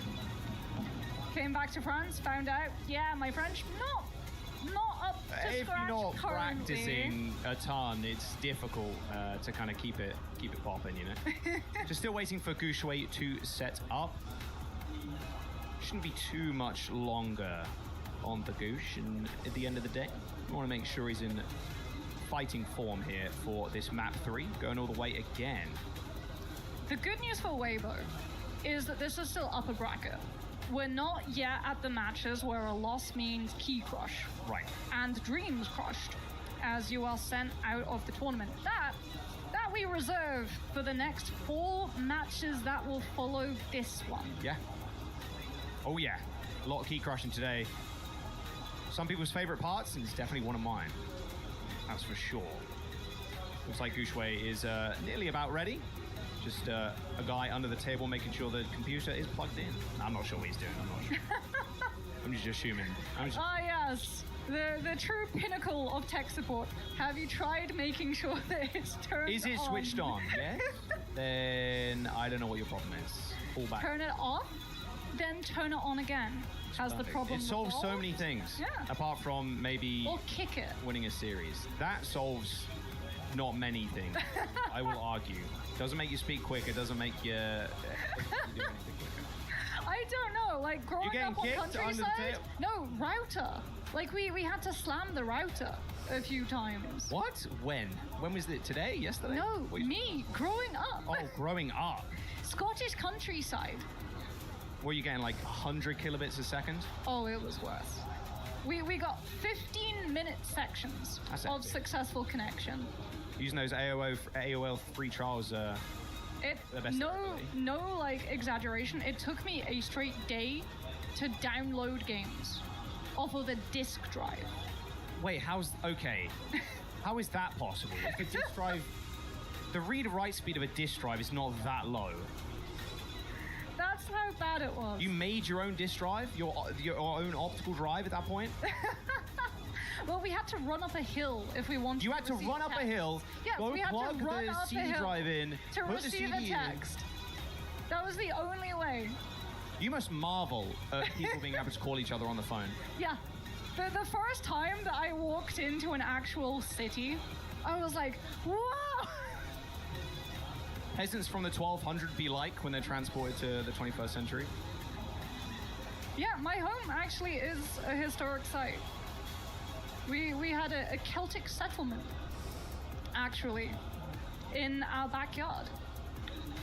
They Well, excavated it, too. Thankfully for the audience, we are just about ready. Yes, we can stop digging through my past and start sifting Digging through through the treasures. Weibo's past. Now they've been to 2 map 5s versus Falcons and maybe even just toppling them here. Gouchway's about ready to go. He lied to me, production informed me. I've been lying to you for the last minute straight. He should hopefully ready to go in just a moment. Well, you're 1 map away from Weibo pulling off a 3rd upset versus Falcons this would be? There's potential. They've been 3-2'd by Falcons twice now. In mid-season last year and in the preseason boot camp. Well, you know what they say, 3rd time might be the charm. 3rd time is a charm. Oh, headsets going on. We should be heading into match fairly soon, I would imagine. Just a reminder, if you're joining us, this is Upper Bracket, Weibo Gaming versus Falcons, map 3, everything on the line. And probably Atlas. We're yet to see the map selection, we're yet to see the ban draft. We're expecting Malga to be targeted by Falcons since losing Neon Junction allowed them to pick up that first ban. Weibo don't get the opportunity to guard against it. Now what they could do, they can't ban the Sim, they could go for the Cassidy. Yeah. Or the May, actually. but probably the Cass, since if the Sim's available, you're playing Sim Cass.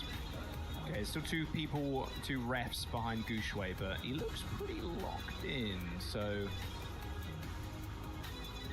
Weibo's key there on your screen. Won't be crushed after this series, after they get down to lower bracket. That is where the danger will lie. Key crushing ceremony, always a good one. The players' faces, I think, was it last year? Someone, I think, had some incredible, we have some incredible clips of someone. Wait, when he was crushing keys, or when he was players' crushing keys were crushed? Yeah, when he's crushing keys. I was about to say, if we're enjoying watching players, just like their faces. Oh no, the other way keys are round. crushed. Okay, His elated I had the face. totally wrong end of the stick. You were taking so much enjoyment watching Checkmate walk off the map. I'm like, Everybody took enjoyment off of that. wow, Jack. No, someone's face when he pushes the key button, or like any player, just have to be someone. But yeah, the childhood joy of shiny button go burr. And large slow, Bing elongated just key press. slowly get shredded. It's great. It's a fantastic time.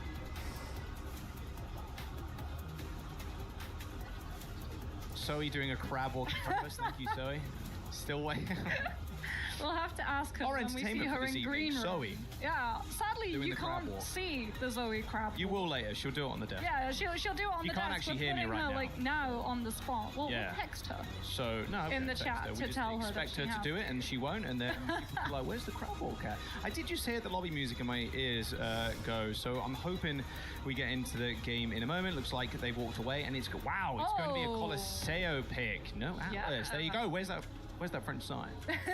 All good. No more Atlas. Colosseo is the map pick, and the band Shion and Kiriko. Yeah, first Colosseo, actually. First push map, actually, of the whole tournament so far. Okay, I'm excited to get in. Kiriko, Shion, Mauga still available. Kiriko being targeted means that you can't play the Kiriko Cat the way that a lot of these teams do like to pair with that Mauga. But the Cass, still there. And actually, that is something to talk about. Falcons with the first ban, not going for the tank. Instead, prioritizing, safeguarding the Cassidy. They lock the DPS role with the Shion first ban. There we go. The drums are getting louder. The crowd's getting louder as well. The Falcon chants are here to stay. Defending champions here at mid-season EWC. Weibo Gaming once again taking him to the edge. A 1-1 in this first to 2. No draws here. Don't you worry about it. Well, theoretically, if no one pushes... It is possible, yeah. It is possible. But highly unlikely. But highly unlikely. You so have to yeah. literally hit checkpoint and then it be just a ridiculous circumstance. So. Yeah. Okay, Falcons, what composition will it be? Someone not on the remap who are rolling out the Sigma. Merit on the expected Cassidy, but no Cat to lift him up. Fielder prioritizing sustainability with that Baptiste. Chio, the speed on the Lucio. Weibo actually putting lead on the Emre too, so good range, good pressure to be able to try to put the tables and damage onto Falcons as Shy gets split by Lucy Moon. That was an unbelievable amount of damage sent towards Shy just then. Yeah, they want to play a range here, ideally. They know Merit has to be the one to kind of force the issue. Good damage onto Shy, but yeah, he's just lifted to safety. Maka on the Ana as well will make it pretty hard for Falcons to be able to run down Gushue. It's all about Merit finding these opening picks with the Sim TP setup. Great rock, but no kill off of the back of it. What Falcons do have right now, though, is objective presence until Weibo push them out. Yeah, it's much tougher for Shy, really, to be an impact in this fight, because the roof is fairly short for the Bastion. You can play on the outside, Bast to shoot inwards. Gushue very low, has to pop Nemesis form already. Yeah, and Merit actually has Deadeye off of all the poke that he's been able to do to the Bastion Cat. Leave, abandons the scope, moves to the main lane. Shy, though, he's trying to find that flank angle, gets found by Merit. They're just not letting the Bastion Cat pass. Yeah, and they're still getting meterage, although insignificant realistically at this point in the game, only 16 meters on the board. It feels like Weibo are going back to fishing for nano boost, since they can't get anything done with this Cat Bastion at this moment. Falcons more than happy to respect it, though. What is the record for no kills on Colosseo? Well, that that would have been about 2 minutes 40 something back when we had Sojourn first release and we didn't have all of the panels. It was like I think it was almost 3 minutes. Yep. Because it was literally just one Sojourn, railgun, waiting, yeah. Well, it might change this time around as the nano boost on the Bastion is going to swing him forward. Whoa, straight into the window. Don't want to be dangled there all too long. He's going to use this ultimate though, although it looks like a very easy kidnap. What a catnap from Lee Soo-min. Uses it like a Mauga Slam. Right through the middle of Falcon's whole team. So many players just knocked down versus that artillery strike, and Weibo find the moment, the opening that they were looking for. So good, we'll see it again. Oh, the perfect setup. That's the duo you want in your ranked games. Encouraging Cat Bastion. There's the swing in again. Fielder so low. Teleports are going to get him out of there, but they are losing ground. Flux from someone. Looks like Gushue has got other ideas, though. On the high ground, chasing away Checkmate. 2 different fights on 2 different angles. Leave goes down. Sound barrier from Chio pushes him forward. Gushue going to fall too soon after. There is the push. 45 meters on the first one for Weibo. You can see how much value Falcons place in keeping Merit alive in this fight. Sound barrier was forced because Merit was going too low. They keep the cast alive. Now they get to try to flip the tables versus Weibo before they can set Gushue up to run at the team with that annihilation. Fielder about to hit the amplification matrix as well. Weibo going to have to be very careful. Deadeye from Merit just allows Falcons to just push more space. A little teleport. It's going to the high ground there. Look at that. They're going to delete it though. Oh, Gushue hit by a rock. Lee Soo-min dangling Shy straight above Merit though. Has to go on the retreat. Same with Fielder. Does end up jumping, dashing away. The wall's going to come out. Shy dipping on the other side of things. Gushue running forwards now, trying to separate Team Falcons from their own wall. Crucial though, Weibo run at Falcons with annihilation before Falcons can pull away with the distance lead, and Weibo are still finding more as the fight wraps. Falcons denied a clean disengagement as Lee Soo-min actually drops Gushue outside Falcons' own spawn. They have to contest with the Ramatra on steps, which allows Weibo to start leading more distance. Falcons with 40, close to the checkpoint. 4 ults for Weibo though, and almost at the checkpoint as well. They're off the cast, too. Bastion. Oh, straight through the window. Awkward angle though. Lee Soo-min's really low. Merit needs to hit this shot. He can't quite get it. Fielder also going really low. There is the M-Ray. The living weapon unlocked. A double for Leave. Sure, the turret kills him. Job's done though. Checkpoint unlocked. Yeah, forward spawns picked up for Weibo, and Falcons starting, it feels, to panic versus the Bastion Cat. The first fight, they felt so much more in control, but the fact that Merit now is off the Cassidy onto the Bastion, trying to just burst Weibo down before they can try to fish up for some of these really heavy-hitting ultimates, is showing that they're very unsteady at now dealing with that Bastion Cat flyby, since Merit gets mobility off of the Sim TP, but Shy gets to take these off-lane fights and put pressure on Fielder.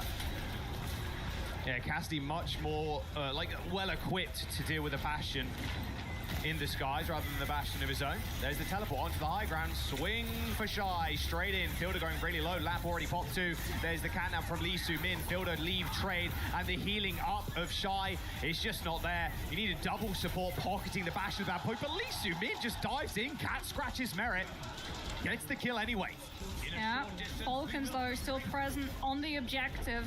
Weibo will get one more fight before Falcons start to eclipse that lead. Gushue drops down before they can find her. Yeah, no checkpoint garnered either. Huge turn for Weibo. Leave now actually onto the Tracer so that he can detach from the main fight. Go put more pressure on Fielder since he's having that land force so early by the flybys from Lee Soo-min and Shy. Yeah, a lot less to worry about too with Merit on the Bastion rather than the cast. Still deadly for the Tracer, but much easier to navigate around. There's the nano boost and someone cancelled out of his ult, and Shy booping people down from high ground as well. This nano Bastion is just so devastating, and Team Falcons have to disengage again. It was a great anti from Maka as well. Falcons teleport up onto Weibo's high ground, trying to catch the back line. Maka antis the ground, hits someone. Someone's on Rhine. And someone is on Rhine now. Fully hitting emergency buttons. There's 3.5 minutes to go. Someone's going to be able to get out, sure, but look at this. Checkpoint, more meters, high ground. Like, what's the answer here from Falcons? Oh, come on. He's being dangled off the map. They're going to clear this high ground out. They're going to push him all the way back. There comes the mortars. And now the punishment of this ram, and Falcons just trying to swing through their own wall. They managed to take down someone. Lee Soo-min eventually fell too. Checkpoint in the hands of Weibo Gaming. And with only 3 minutes to go, Falcons, they're looking to be perfect. Oh, they get merit late though, which means that Falcons, they can push, they can try to find more space on this objective, but they won't find distance lead, and they won't be able to stop Weibo from having a fight fast on main, with Gushue swapping to the Mauga now that someone's on the Rhine. No more opportunity for Falcons to run at Weibo. They'll take the fight first. Gushue on the Mauga, very flexible here for Weibo Gaming. Where's the pulse bomb from Leave as well? Like, there's no Kiriko, no Suzu. Yeah, good connection, could end it all. Gonna try and elongate this fight. Leave already looking for an opening, looking for a chance to pop something. Teleport. Make sure they can't go back. There's the catnap. Lee Soo-min gonna try and drag somebody. Oh, the anti is massive, but the beat is better here for Chio. Marky gets pinned to the wall there by someone as Gushue takes an alternate angle to try and punish them. The stomp is good. Leave takes down Fielder. It's a dirty little trade here as Team Falcons, they need a clean fight. There's only 2 minutes to go, and a clean fight is not what they'll find.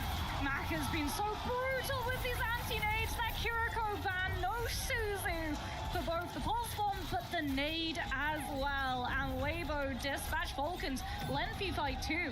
Falcons won the last one. This is the cruelty of Colosseo, right? When you start having that distance lead for these other sides, they're able to just set up for the next fight. You take so long pushing the objective through main that they just push it a little bit more through main, force you to have to take a fight on this one angle that Weibo can just flank around, pinch you with. There's the teleport, the shatter in the hands of someone too. Leave trying to look for another entrance here. However, these turrets are going to be a little bit annoying for him. Looking for Marco, he might. Oh, Leave takes down Shio of all people. Someone, does he end up using the shatter here? It looks unwise. This is just Weibo fully in control. Like, Maka has been so efficient with these nades.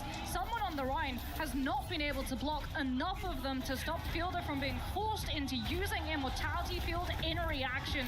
And without that cooldown, the Baptiste and the rest of his team are just too vulnerable.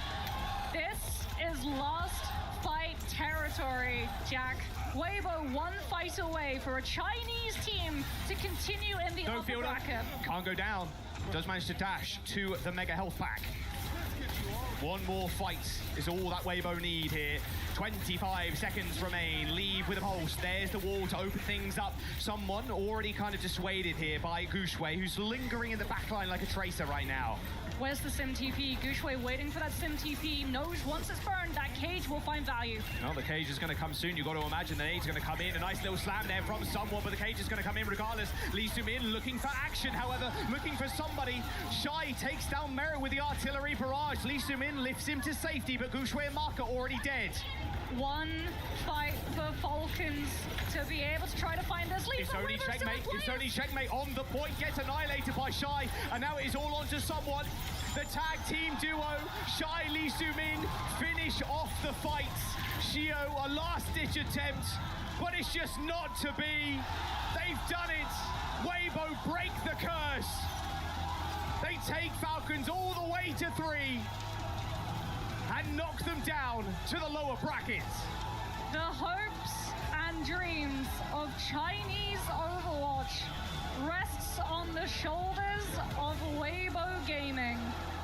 And they continue in the upper bracket, emotions on their faces, pure adulation that they were able to complete that match. The Kiriko ban, able to keep the Mauga. Maka had some questionable performances, I think, in the past. But that map on Colosseo, he is a hero. Those anti-nades made it almost impossible for Falcons to be able to start the fight with the tools that they wanted. They've gone all the way 2 times before, 2-5 maps in the last year. They finally get it done versus Falcons. You can hear the crowd. You saw it in the cameras too. The Chinese fans who always also come out in force to these LAN events. And they can stand proud, advancing to the playoffs, beating the returning champions in Falcons. Huge for Weibo. Means that you avoid a lower bracket run-in with some of these really strong teams. Gives you a chance as well to be able to survey your opponents. Leave it down on the stage to give us some words before they advance to the playoffs with Lou. Indeed, what a showing from Weibo. Congratulations, Liv Gongxi. You did amazing, and I think your fans are very happy here. You were facing very experienced players that sometimes you have faced previously in your career. So how does it feel facing, familiar faces, maybe friends? And do you wish the Falcons to qualify for the next stage as well? Liv，首先恭喜你们成功晋级到了就是后面的淘汰赛。然后呢，你们打的对手 Team Falcons 也是身经百战的一个战队，而且很多选手呢，你们也是交手了很多次，也算是很熟悉的面孔，甚至可以算是朋友了。那你们这边成功晋级之后，你们是否希望 Falcons 战队也能从败者组晋级呢？什么？究竟什么？你们是否也会希望你们的对手 Falcons 从败者组也会同样晋级，能成功晋级进淘汰赛呢？说实话不想，因为他们实在太难打了。To be perfectly honest, not really, because Team Falcons are a very strong team, and we kind of don't want to face them again. It's better not to have to face them again. I think that's a very good answer. Première question, tu jouais contre des joueurs très expérimentés, tu les connais, tu les as déjà affrontés. Est-ce que tu souhaites quand même que Falcons vous rejoignent en playoff? Et ben, pour être tout à fait honnête, non. J'ai pas envie de devoir les réaffronter à nouveau parce que c'est une très bonne équipe. And we've seen all other Chinese teams knocked down to lower bracket, one game away from elimination. But you guys at Weibo, you're already in playoffs. Chilling 2-0, 2 wins. So what's different about you guys? What makes you the best team? 中国赛区的另外2支战队呢，现在都在败者组，但是你们却是2-0，2场轻松晋级到了淘汰赛。能问一下，就是你们 BG 到底跟其他中国战队有哪里不一样呢？我觉得首先是我们的整体实力吧。对，我们的整体实力是我觉得。就是个8强水平嘛，我觉得对，不夸张的说。然后我们的配合各方面心态也特别稳，然后就各司其职，做好自己的事情就可以打赢这些对手嘛。I'll say when it comes down to it, our raw skill is definitely up there in itself. I think I can without any sort of exaggeration, I can say that we are a top 8 team. Just in terms of pure skill, so all we have to do is keep ourselves relaxed, make sure that our coordination is on point, and I think being able to qualify should be a very natural thing for us. Yes, that's for sure. Donc deuxième question, toutes les autres équipes chinoises sont en loser bracket à une game de l'élimination. Eux, ils sont en train de chill en playoff. Qu'est-ce qui fait qu'ils sont les meilleurs finalement de la région? Bah tout simplement, clairement, on est une des meilleures équipes, on est une team de top 8. On a juste besoin de s'assurer qu'on reste on point, qu'on se laisse pas trop déborder par nos émotions et qu'on reste aussi très coordonnés, et ça devrait le faire. And last but not least, Liv, it feels amazing, I imagine, to be on the international stage, seeing the fans and stuff. So what do you enjoy the most about these international tournaments, getting to travel around the world to play Overwatch? 在国际舞台上面也是一种很享受的一种体验，毕竟有这么多粉丝在那边给你欢呼。能不能跟我们说一下，从你的角度来讲，就是打这种国际赛事的打这种国际 OW 赛事，你个人最享受的一点会是什么呢？我觉得已经说过很多次，我觉得不用再说了，就是大家线下赛所有观众粉丝的支持跟呐喊吧，我觉得这是我们对最大的动力。I think I've said this a million times, so I think this goes without saying. But just being at an offline tournament here with the crowd, with all the fans cheering for us, hearing that cheers, it is the greatest motivation for us. Of course, I think it's the best feeling that an esports player can feel. Indeed, thank you so much for joining me, Liv Chiechie. Thank you for the translation as well. It was a pleasure having you on stage. As we're moving on to our next step, elimination matches. Don't go anywhere.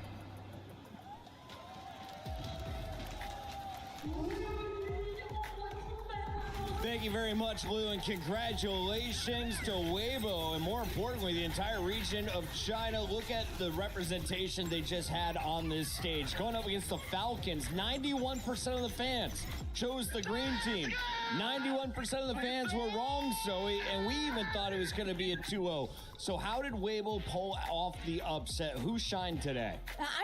I mean, the obvious answer would be glazing that front line, right? Leave Shy, they did so much for the team, but I really think who stepped it up today was the backline. I felt like the backline was the weakest link yesterday, not the individual players of it, but they got picked up or rather off so much.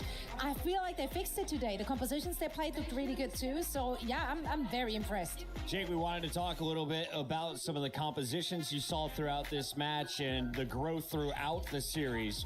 What did you see from both sides, and do you expect to see Falcons again later?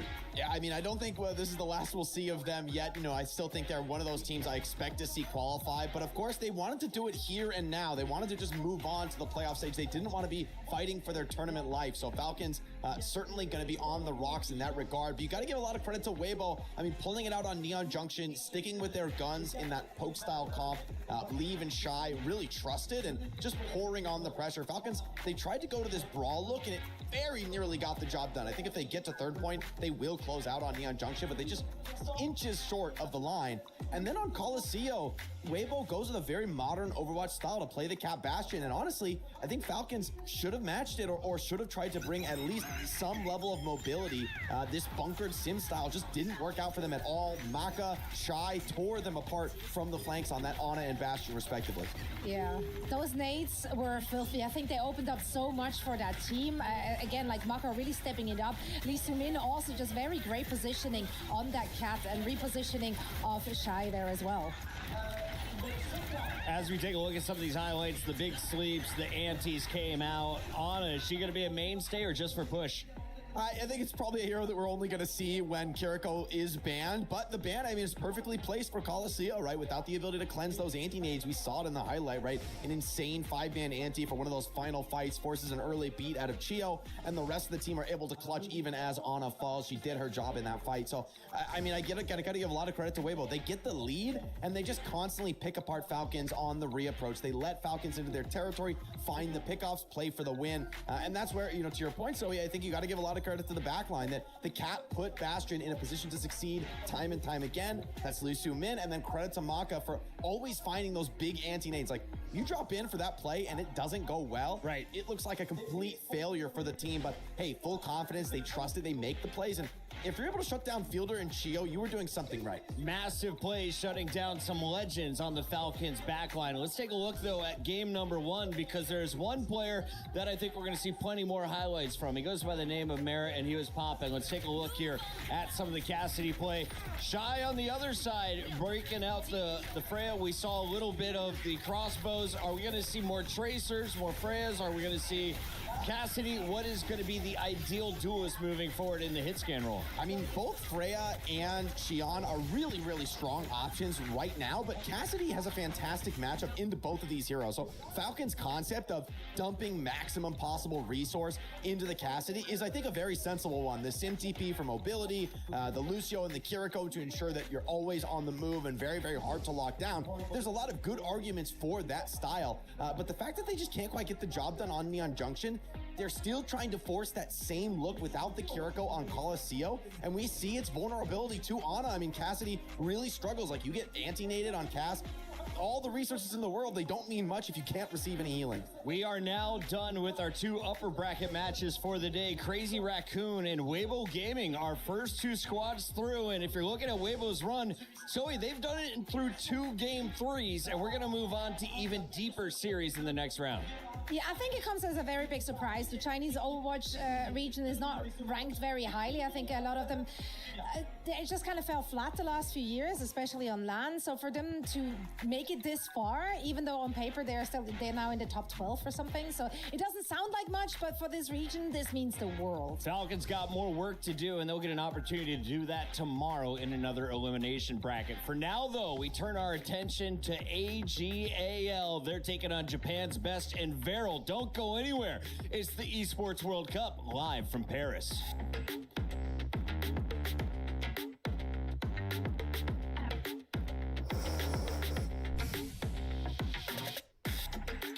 Human body was built to move, not trapped at a desk in one singular posture for 12 hours a day. It's time your chair evolved. This is Secret Lab Titan Evo. Ergonomically engineered for you, gamers, hybrid workers, artists, backing your every move. It's time for Pickles! What's up, everybody? All right, we're going to be predicting the next match, AGAL versus Veril. Yes, everybody, get out your EWC app and join in on the fun. So, I'm gonna start off, guys, first. I'm gonna be honest, I'm a big fan of Veril. I love Top Draw again. I hope they win. I think they have a really good chance. So I'm going with Veril taking the win, 2-1. What are your thoughts? Yeah, I would probably say the same. I think they got a pretty good DPS lineup. I do like KSG. He's definitely a good player. They were looking pretty good when we watched them yesterday. So yeah, I reckon 2-1 as well. I think it'll be a close game. 2-1. What about you? I reckon 2-1 as well to Varro. They got a good backline as well. Hopefully Slay doesn't repeat the Ilario from last EWC. Hopefully, all right. And you? Yeah, I gotta say 2-1 as well to Varro. I think that would be very good, yeah. High five, everybody. 2-1 team for Veril. All right. Hope you guys also had 2-1. Maybe not. I don't know. We'll find out soon. Thank you.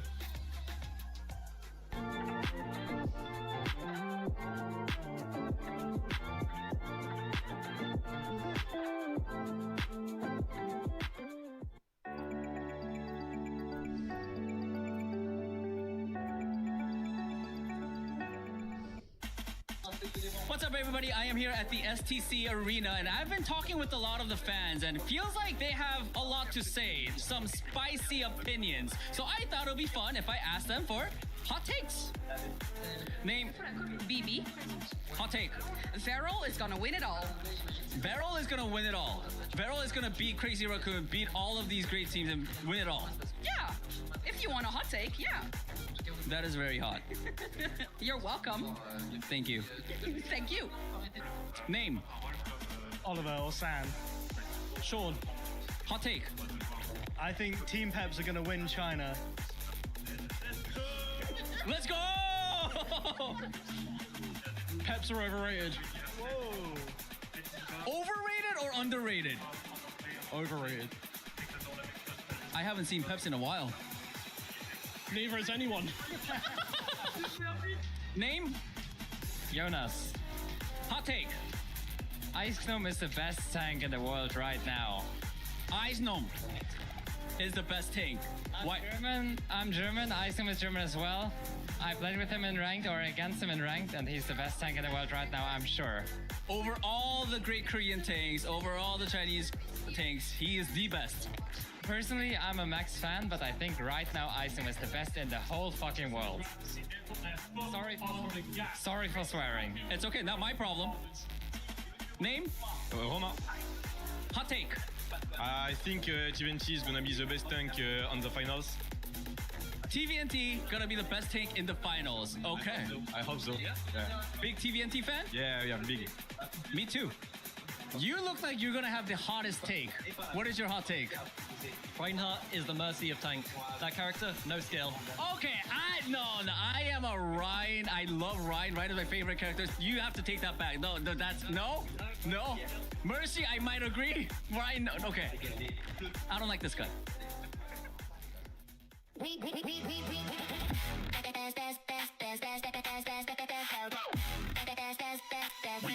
Esports World Cup up.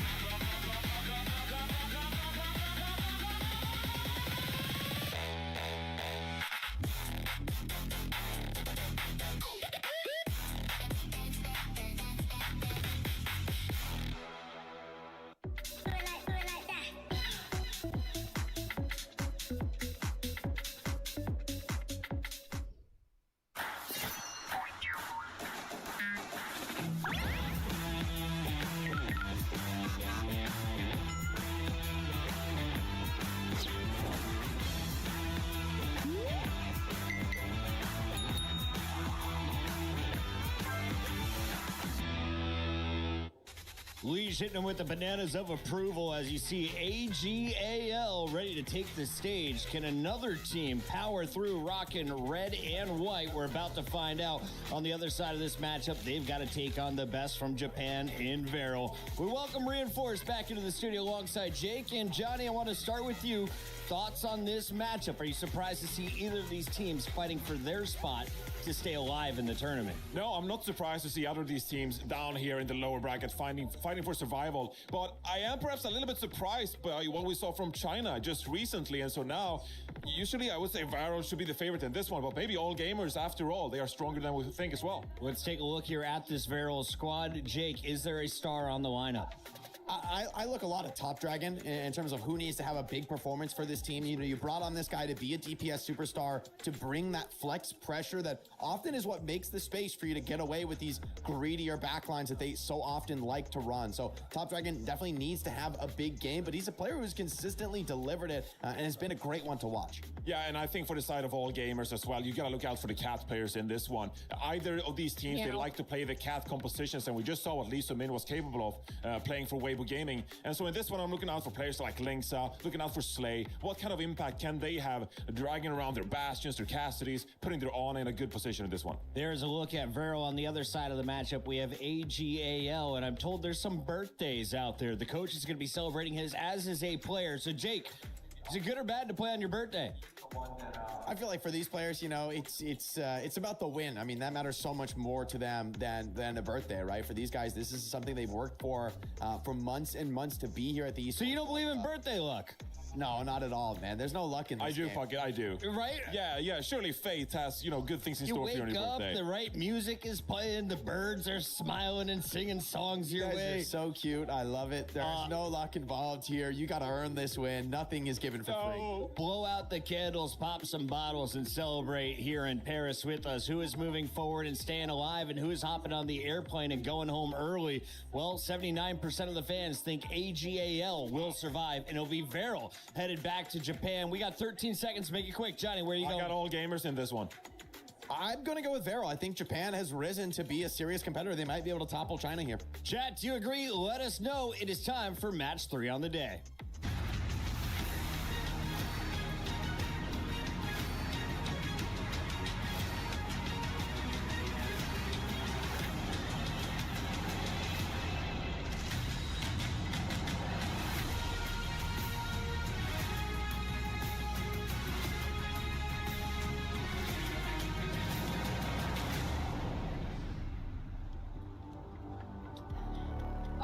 We've seen our first upset of the day here with the win of Weibo. On a vu notre premier upset de la journée avec la victoire des Chinois face à Falcons. But once again, we want more, and we're getting to the crushes, Ian. Yeah, it's about to get really upsetting. We might have seen an upset, but there's going to be tears on stage now because we're moving into the elimination phase of the tournament. The next 4 matchups will result in keys being crushed live on stage alongside the dreams of the teams that exit the tournament of ever lifting this trophy here this year. That's going to be very excited, and it's a very, very important day today for our first contestant. It is AGAL. It is one of their players, Lengsa, and their manager, Youngjin. First day today. Happy birthday to you. Happy birthday to you. Happy birthday, Lengsan Youngjin. Happy birthday to you. And what a better birthday gift than a win here in Paris, Ian. What do you think? Unfortunately, there are no gifts at the Esports World Cup. Let's welcome their opponents. It's Varel! Japan's champions have spent years building towards moments like this. A stable, experienced roster that has won almost every stage in the history of OWCS Japan, and already produced one of the region's greatest results by defeating Crazy Raccoon in Asia. Yesterday, they could not deliver. Today has to be different. Their experience brought them here to Paris. Now, it must keep them alive. Are the Varel boys gonna deny the birthday gifts for the AGAL squad? That's still to find out.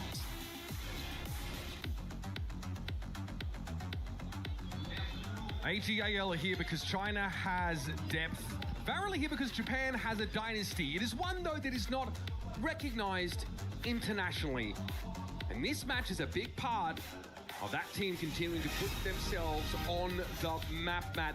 We did not see much of a showing from Varel yesterday. In fairness, it was quite the uphill battle, albeit against a team in Zeta who they pushed to the limit before. Was it an underperformance, or a Varel simply warming up? I think it was kind of Zeta obviously playing to their potential, and I think we'll expect to see Varel play much better.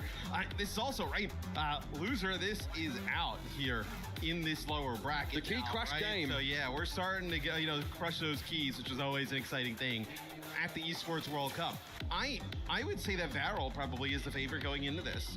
No, I expect them to bounce back from their performance yesterday, and I think it's a team that a lot of fans even have expectations to go much further than just, double first rounded. Now, AG can beat JDG domestically. They can also take maps off Weibo. But they are, as it stands, that third string team from China. Yeah. So much in the same way as Team Liquid face this conundrum, they have to find a way to distinguish themselves. They have to find a way also to raise the estimation of their entire region with a win here. But the stakes are about as high as it gets. Yeah, no more easing into games. But I also think you see the difference, like in the last series, between Weibo and like AGAL, right? Like Weibo, like sure, they can drop maps. We've seen Weibo drop maps to, everybody at like events. But then they also have the highs of beating a team like Falcons. I don't know if AGAL has those highs just yet. Sure. As for Varel, they've certainly monopolized Japan, right? They are so good, in fact, that they don't bother screaming Japanese teams. They just don't. Yeah. They had to look further for a quality practice. It's Nepal. This will be more than just quality practice in this series, of course. First map already having been selected. Ram Lucio ban, interesting. Yeah, okay, so Lucio ban on control map, something we do see every now and then. We've seen teams just pivot over to like Juno Kiriko in the past to still give themselves like a ability to create that impulse via a speed boost, but it's something that I saw a lot in NA. I haven't seen it in a little while. Yeah, well, I know the games that we've casted, we haven't seen Lucio out, right? I know we do see a lot of Lucio Kiri just kind of across the board, so I know Juno Kiri is an option. It's a little bit easier to kind of like expose the Juno as opposed to like Lucio, for instance, so maybe that's something they're going for. Can Varel make their authority visible outside of Japan? I don't know if this is even a game that convinces us fully of it, but it's their last chance to show their quality here in Paris.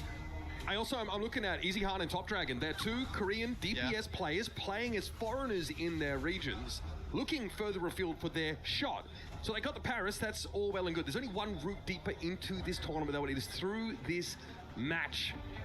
The Key Crush is quite a visceral experience, adding insult to injury for a team also departing don't want from to this be tournament. the first one, man. Yeah. Like, you don't want to be the first one that has to have your key walked over there and go underneath that press. I mean, that is brutal.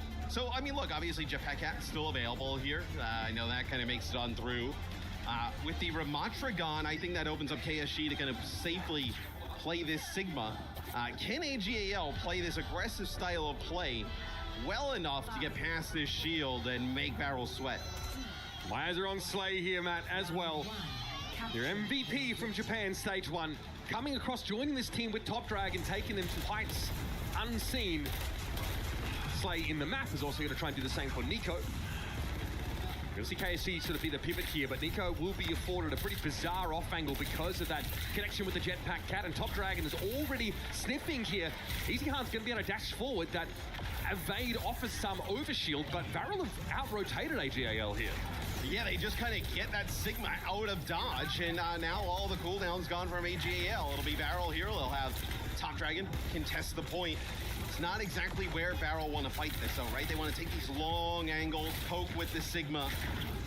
Don't want to just kind of get on the point, fight the Reaper in the Xion head on. Outside of the Jetpack Cat rescuing people, there's not a good way to disengage. Nico's just found that out the hard way. Apparently the Siphon Blaster is not going to be enough to save him in the matchup against Alfari. It looks like EasyHeart had an involvement in elimination as well. KSG trying to be a center focus here, but frankly, just too much damage taken, and Kinetic Grass doesn't quite eat up that Joyride motorbike.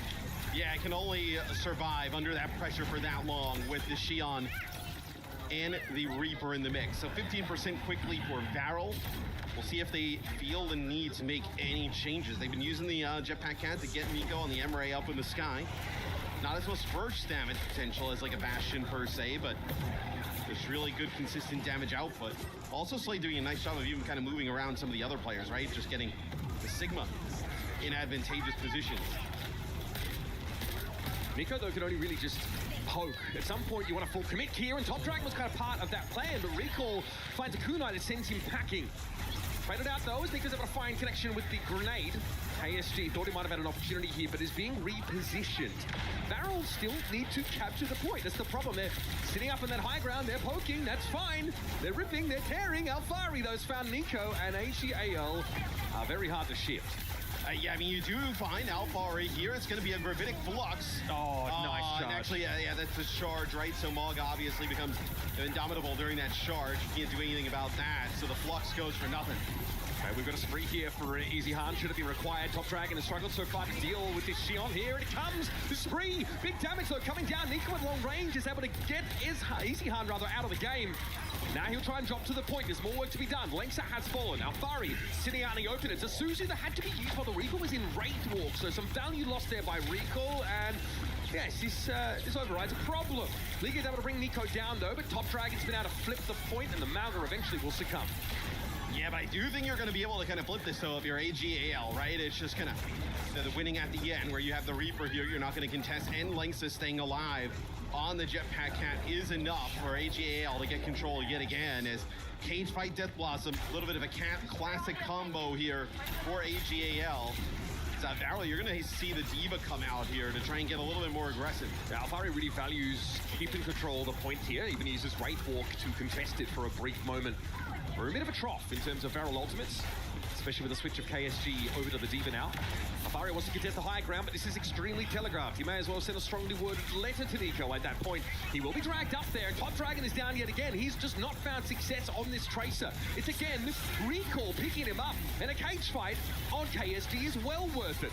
Deny any sort of remake opportunity, and AGAL are already north of 90%. I mean, Regal has had a great map, right? Getting different kills here. Now finding Cloud, was able to find Top Dragon in numerous different fights.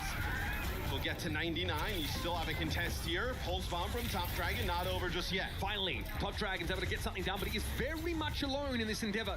KSG finally back off respawn now. The Diva has arrived.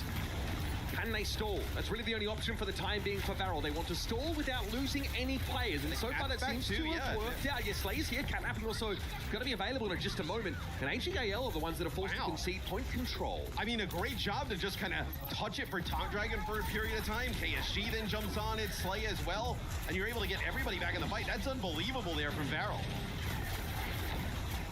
Slay looking for his next victim, I've no doubt. Alfari spotted, and yes, catnapping to try and get that Reaper.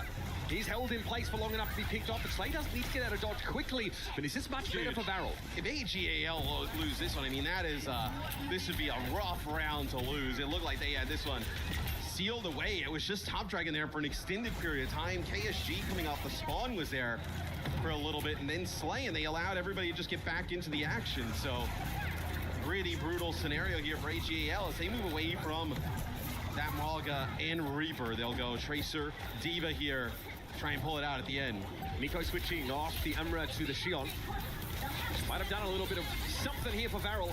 Top Dragon are going down. Is he unable to find a connection with a motorbike? Is he now going into spree? And Nico caught behind the pillar. KSG catches him out, though. Lengsa has fallen.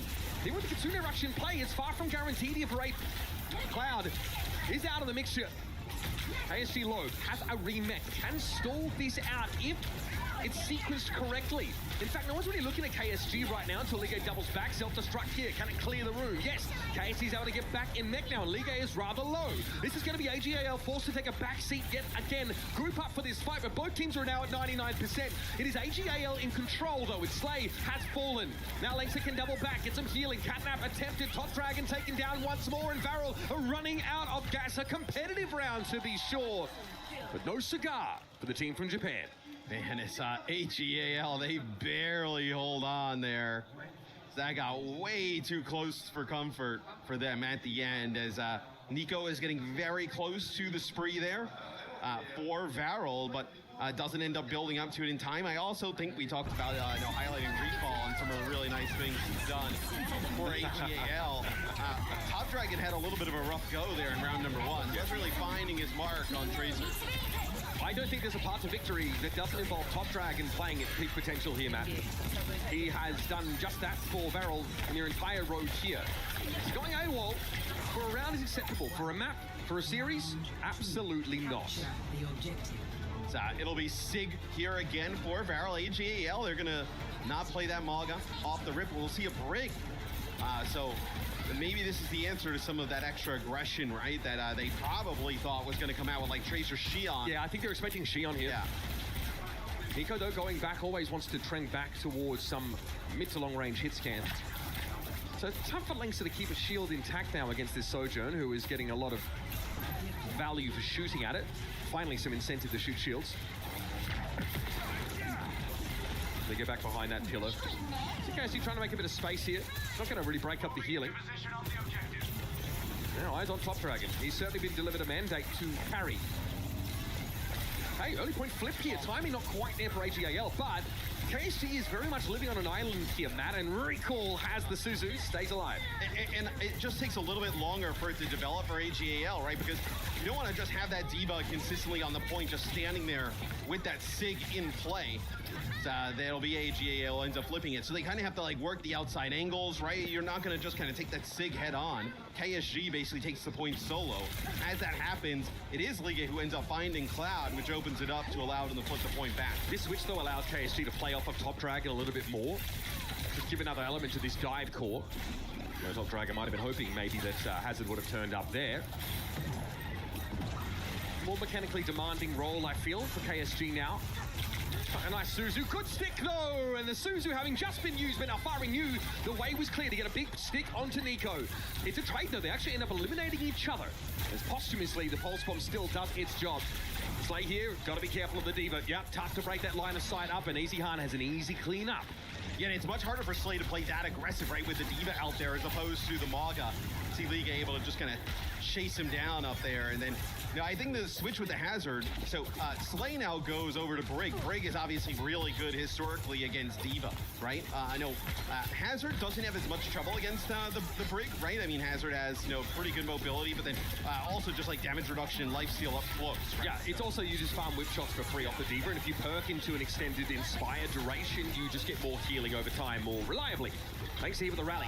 I don't love stacking the support ults here for AGAL, right? It's just the Kitsune Rush use on the other side. Now they burn both. I think they saw a support switch from Varel and felt like it was safe to do that, considering that they wouldn't be losing out an ult economy because the Brig had just been picked up by Slay.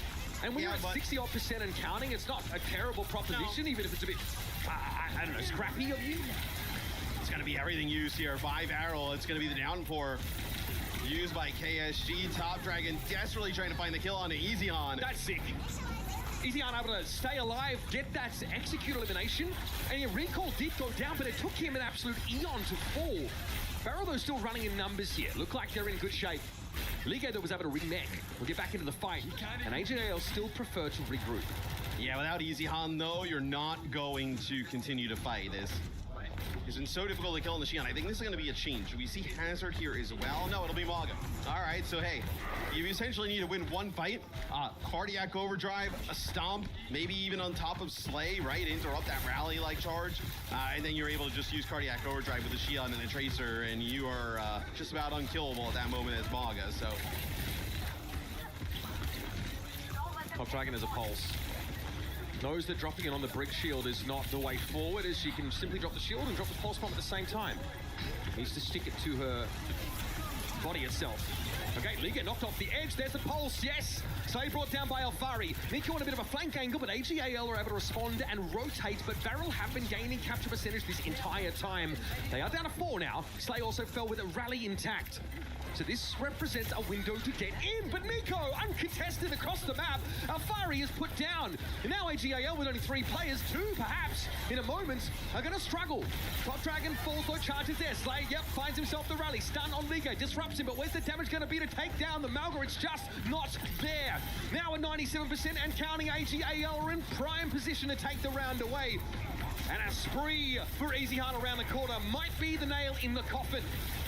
Desperately, KSG trying to maintain some position here. The charge through. We have a Kitsune rush from Cloud, but Slay is out of the game, of course. And here's that ultimate for EasyHeart. Is there an option? Yes, it's Cloud. Just riddled with bullets from this spree. And enough damage here on the KSG to ensure that the Malga is no longer a problem. As Liga finishes the job with a shoulder charge. And that is all she wrote for Nepal. Ziad, the joyride comes in from EasyHeart, makes a connection, then ends up going with the spree. Just finds one with it. And honestly, Slay ends up using that rally. It's a Kitsune rush that's used on the other side. And then, I mean, you're not challenging Maga inside of the rush, right? I mean, damage reduction with the charge, have that off a cooldown faster, cardiac overdrive. They kind of get nothing with the rally, and even with the rally rolling, they just get bullied off of the point by the Mog in the rush. But I mean, you pointed to the layering of support ultimates from AGAL midway through the round. As it turns out, they still had a Kitsune rush to match the rally when it ultimately came around. You do listen to me. Yep, every now and then.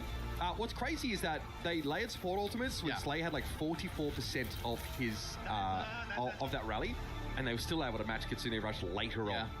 The backline, the backline for AGL team are legit. Yes, and Malaga is just a battery for, support ultimates, right? I mean, if once he starts kind of get rolling, it snowballs down hill pretty quick on the Malaga. I wonder if that's like a, if you're looking at Varel, potentially trying to get rid of that here going into that next map.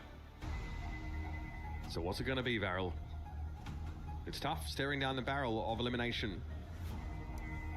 In a match like this, losing control certainly makes you feel like you're on the back foot. This would be a brutal loss for Varel as well. We were talking about, how great they've been, the expectations as we move into international events, and then even when we bring less teams to some of our OWCS events, even the possibility of them sneaking into one of those,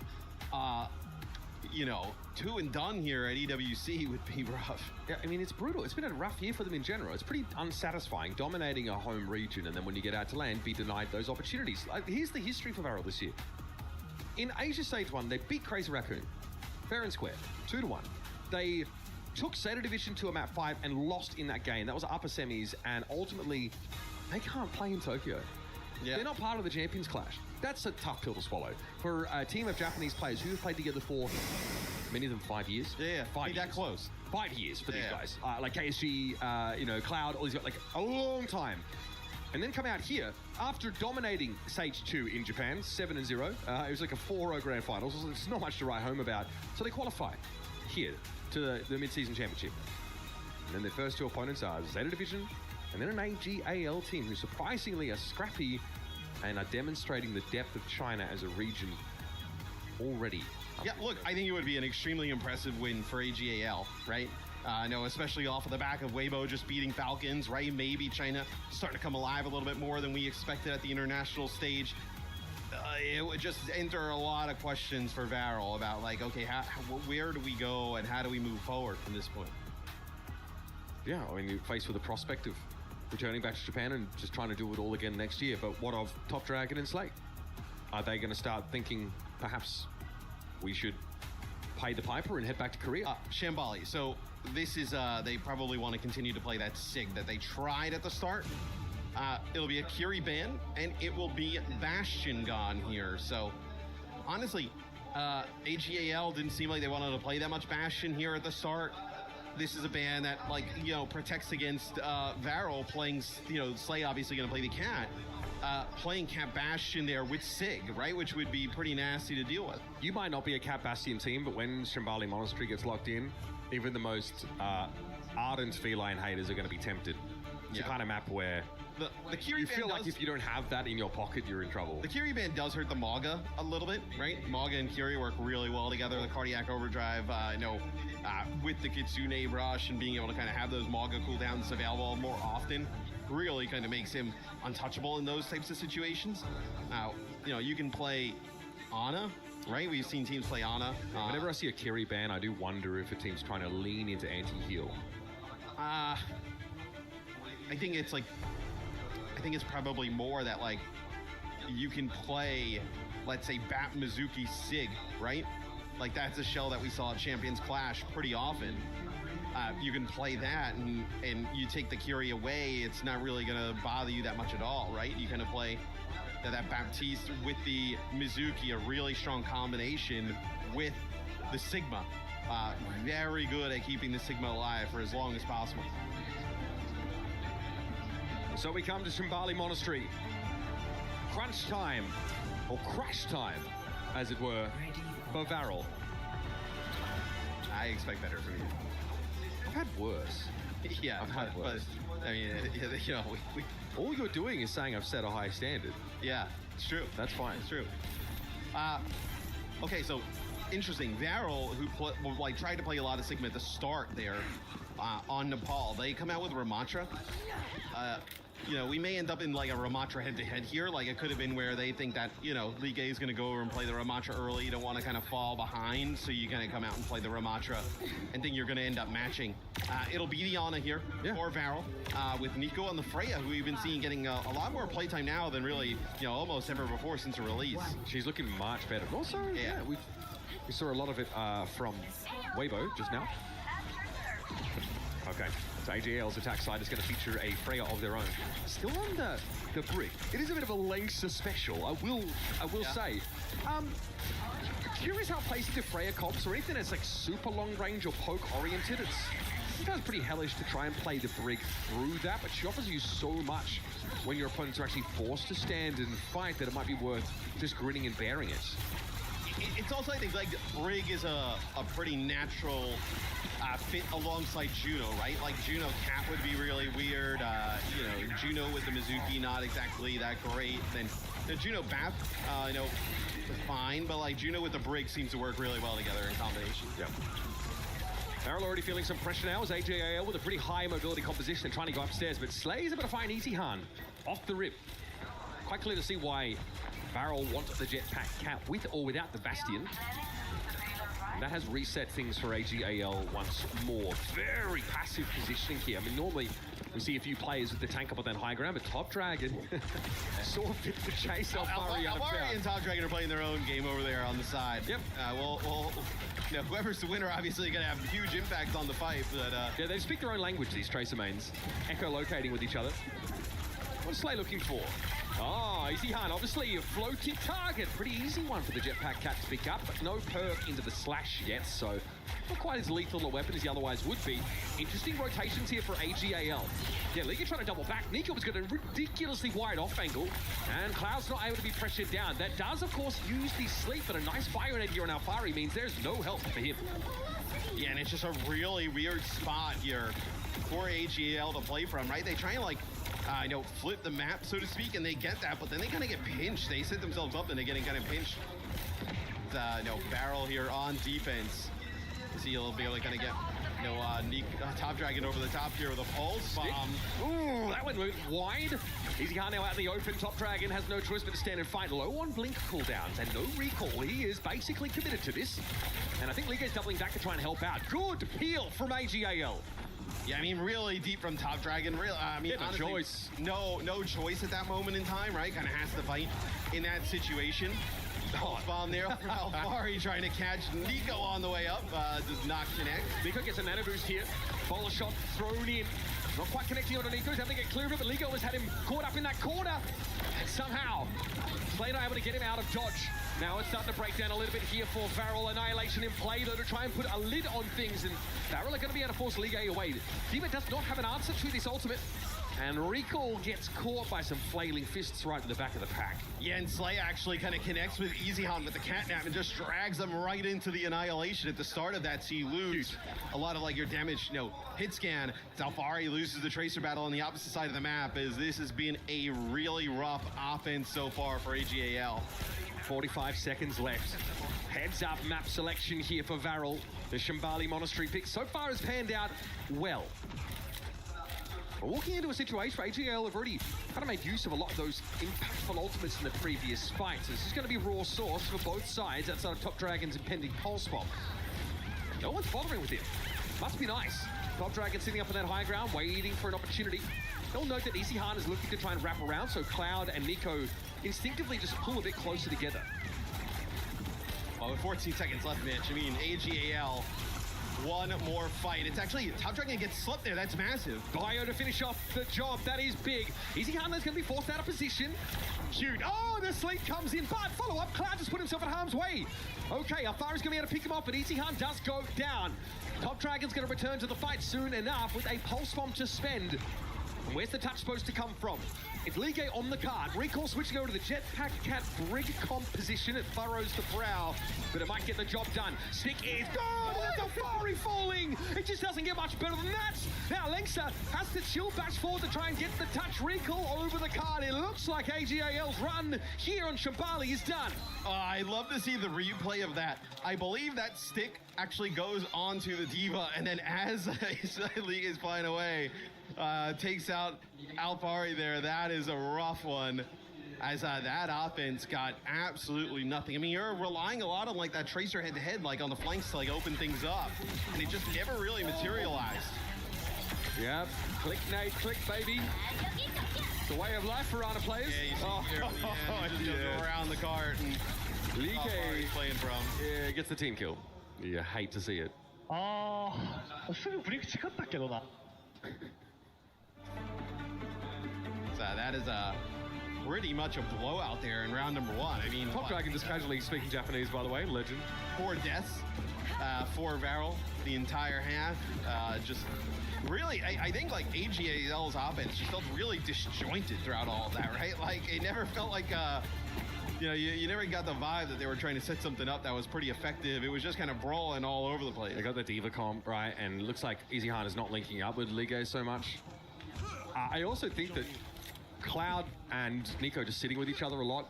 Like Anna's on these weird off angles because Freya's also there. Yeah. Kind of creates a strange dynamic. Cassidy for Easyhan does not want to let Slay rule the roost.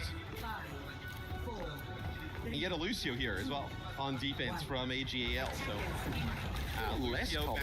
Yep. And you're gonna just be playing this with the you know, Maga, obviously. The immortality field's still really good for the Maga to play inside of. Barrel's gonna switch over to the Sig. This is kind of what I thought they would have wanted to play, some Sigma-based comp during this map. If you're Malga and you see the Sig walk up, you know you have to save your shoulder charge for when Accretion gets wound up, and you probably have to charge away from the Sig. This is a very interesting attack to take for Liga. I mean, plenty of healing. They've got the Baptiste, right? So Immortality Field's going to give you that window. Regenerative Burst, obviously great in a pinch, but those resources can be worked through, and there is the Bio on Liga. Oh, yeah, I mean, Bio connects there. The Immortality Field just going to get deleted instantly. I don't know why we're playing Malga when Kiri is banned, and your opponent has already shown they want to play Ana. Like, talk about shutting down the cardiac overdrive. They heard you now, because they're back to Diva. It's too late. The bad part is they've already lost the first fight. As you know. This should be pretty. But these switches are just great for Varel, right? They can now have Slay go over and play Brig Ana here. A great combination with Sigma. So it's very strong. Like I said, free whip shots is free real estate in the Overwatch world. Liga getting pummeled. And because you're playing that Maga early on, Nico's able to just kind of farm explosive shots into the Maga. Already going to have a Bola here for what very well could be the last fight. Defense Matrix has nothing to mitigate accretion as well. So you just have to like run. Make sure your booster cooldowns are always at your disposal. Or we could just not touch. That's also fine. Yeah, we just not touch. Well, they listened to you. They said, hey, we're going to run. But they had nowhere to run to. Listen, I'm here for a good time, not a long time. So, all right. That's one of the ways a map can end all time. We had one fight, and then they just kind of kept walking backwards. What are you guys laughing at? Huh? What's so funny? Until the game ended. All right, so... Okay, so I do think that... Maybe they're trying to play for fantasy points. Maybe they want more deaths or something. Add the stats a little bit. For fantasy, yeah. I will suggest, though, that it's the same issues that we saw on the attack side for AGAL. Is that they're very disjointed. So, I mean, like, trying to, like, stall card is hard. Stalling card as Diva versus, like, Sigma. Yeah. Brig. not great. Let's see the end of this. Did he get like whip shot back, or There's so much to displace you here. Yep, okay. Appreciate it. Yeah, whip shot and then okay, and then the game's over. And nobody is. Yeah. I guess like Tracer had already used recall over on the opposite side because we're seeing Nico put shots into him. But yeah, that's one way for a game to end. Yeah. Nonductivity. What? Huh? Nani? That was basically us, bro. Too. Yeah. We get a third final map between these two teams. That is a certified yada yada moment. Where does AGAL want to take this point, right? Diva, Maga seem to be the strengths thus far. We've seen Ramatra banned. Do you want to play New Junk City, like all out rush, right? You can play you can go back to play like Reaper Shion there if you wanted as well. I think you hit the nail on the head just mentioning that the Amalga is going to be a key part of the strategy. Amalga Kiri. I think if you can build a composition, choose a map that really orbits around those two, you are going to find yourself a good shape. Now, correct me if I'm wrong. Amalga is still available to be banned by Barrel. Yes, we have not seen a Malga ban. So, I mean, if you're AGAL, right, you could ban Sig here, potentially. Really depends on map choice. Yeah. Gaga, a true competitor in his own right, spent a lot of time at the highest levels. He should put himself in and play some ball. Yeah, give me the Gaga. Let's get crazy. Back, man. Good times. Yeah, obviously someone who I would say his name was up in lights there, maybe not Gushue level. That's how you know we're getting old, when we've casted coaches who have played maybe 30, 40 games that we've watched. Yeah, Yongjin?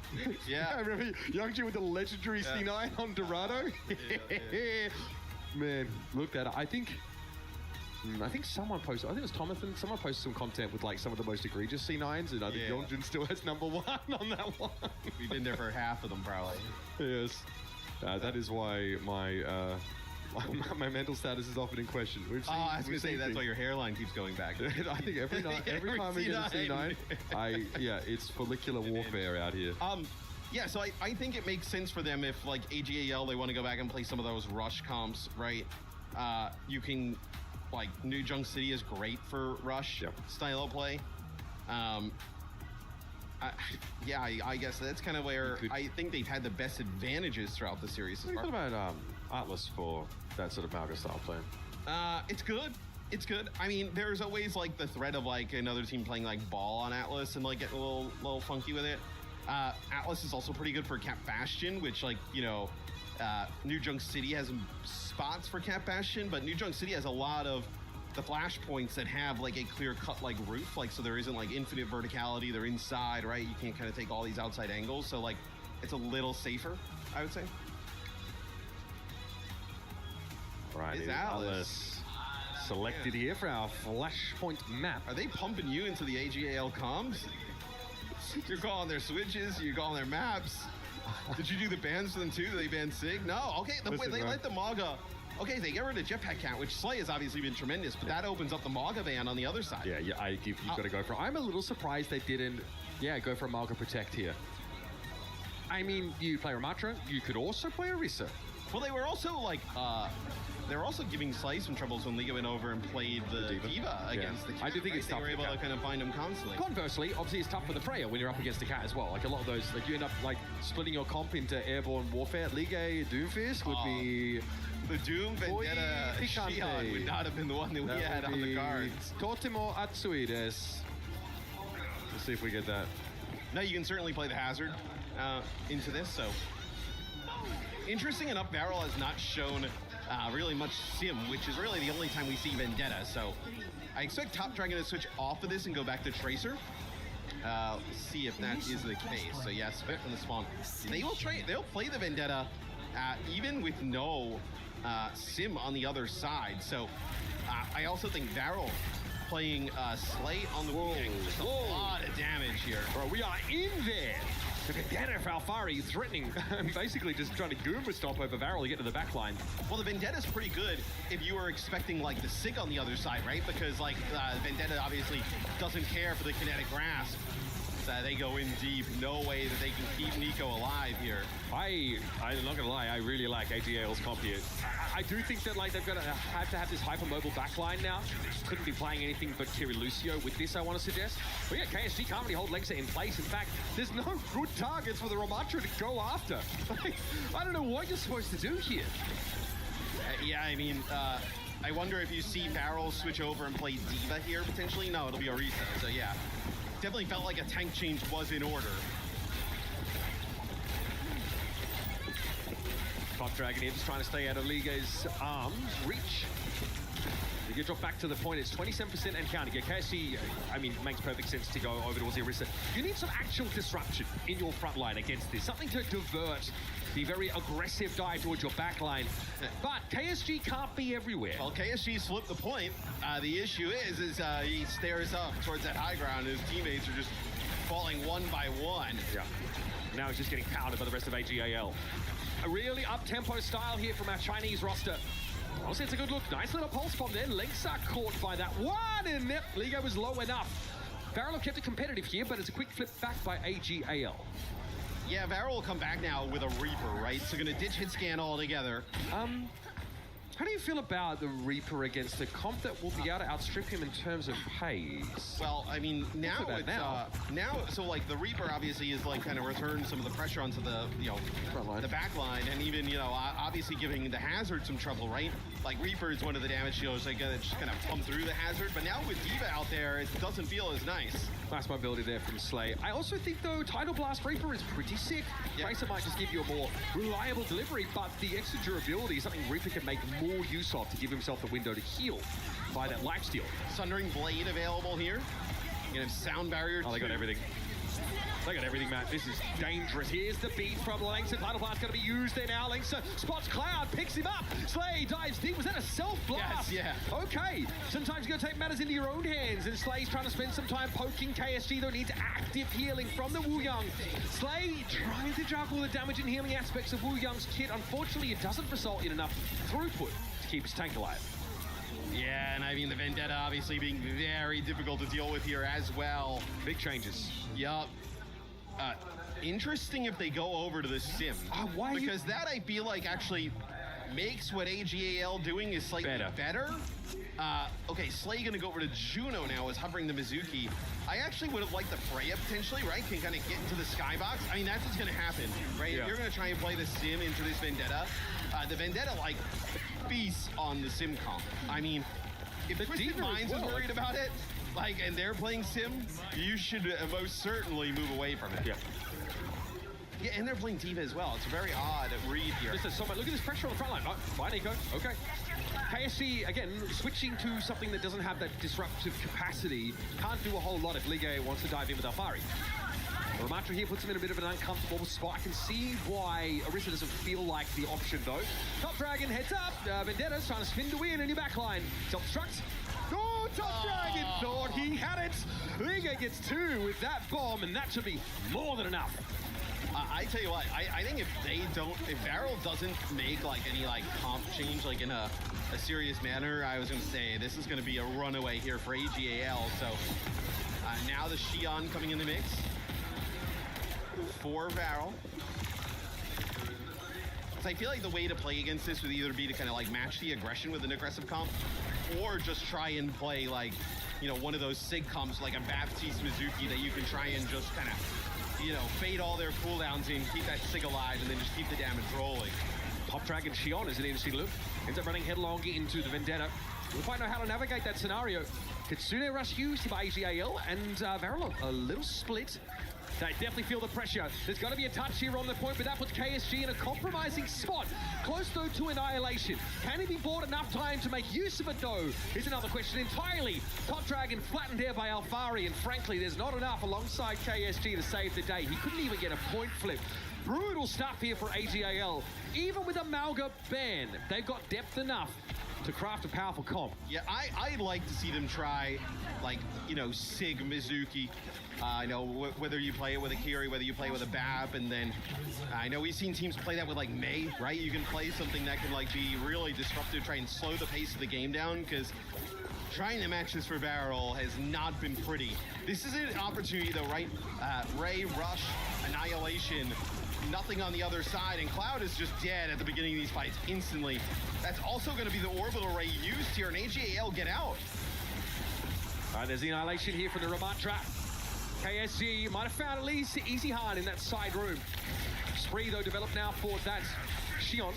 And here is the flashpoint now unlocking. KSG has to lumber back in that direction via, of course, Alfari. He's a little bit under pressure, as is Liga. So the healing just not really where it needs to be for AGL right now. Barrel have done a good enough job disrupting.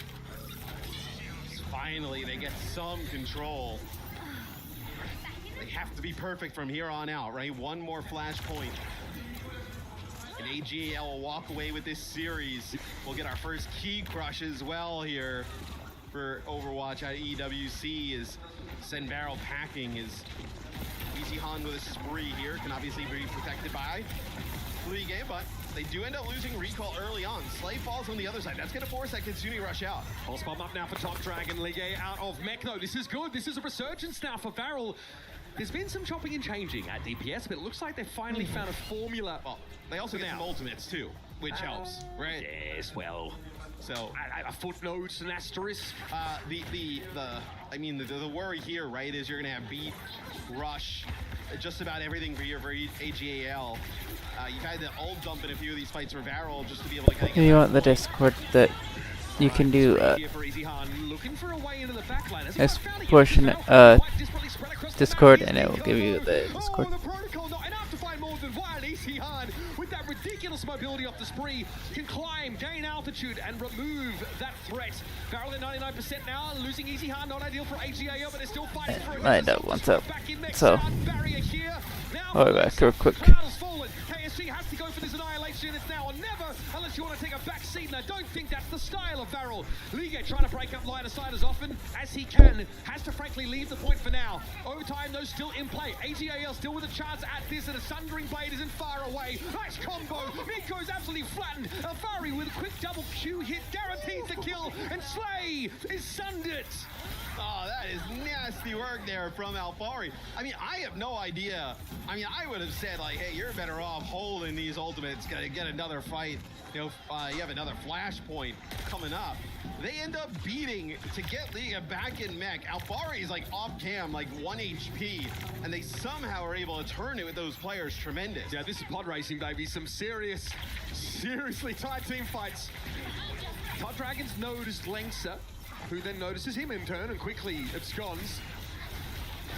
Bit of a fight in the high ground now. Liga cannot challenge KSG head-to-head. Needs a little bit of help. There's Alfari, just when required. Nico's picked off yet again, and Top Dragon, though, controls this space. The pulse bomb here could really even things up, and an orbital ray beams on down. Looks like an exterminator strike from 40k.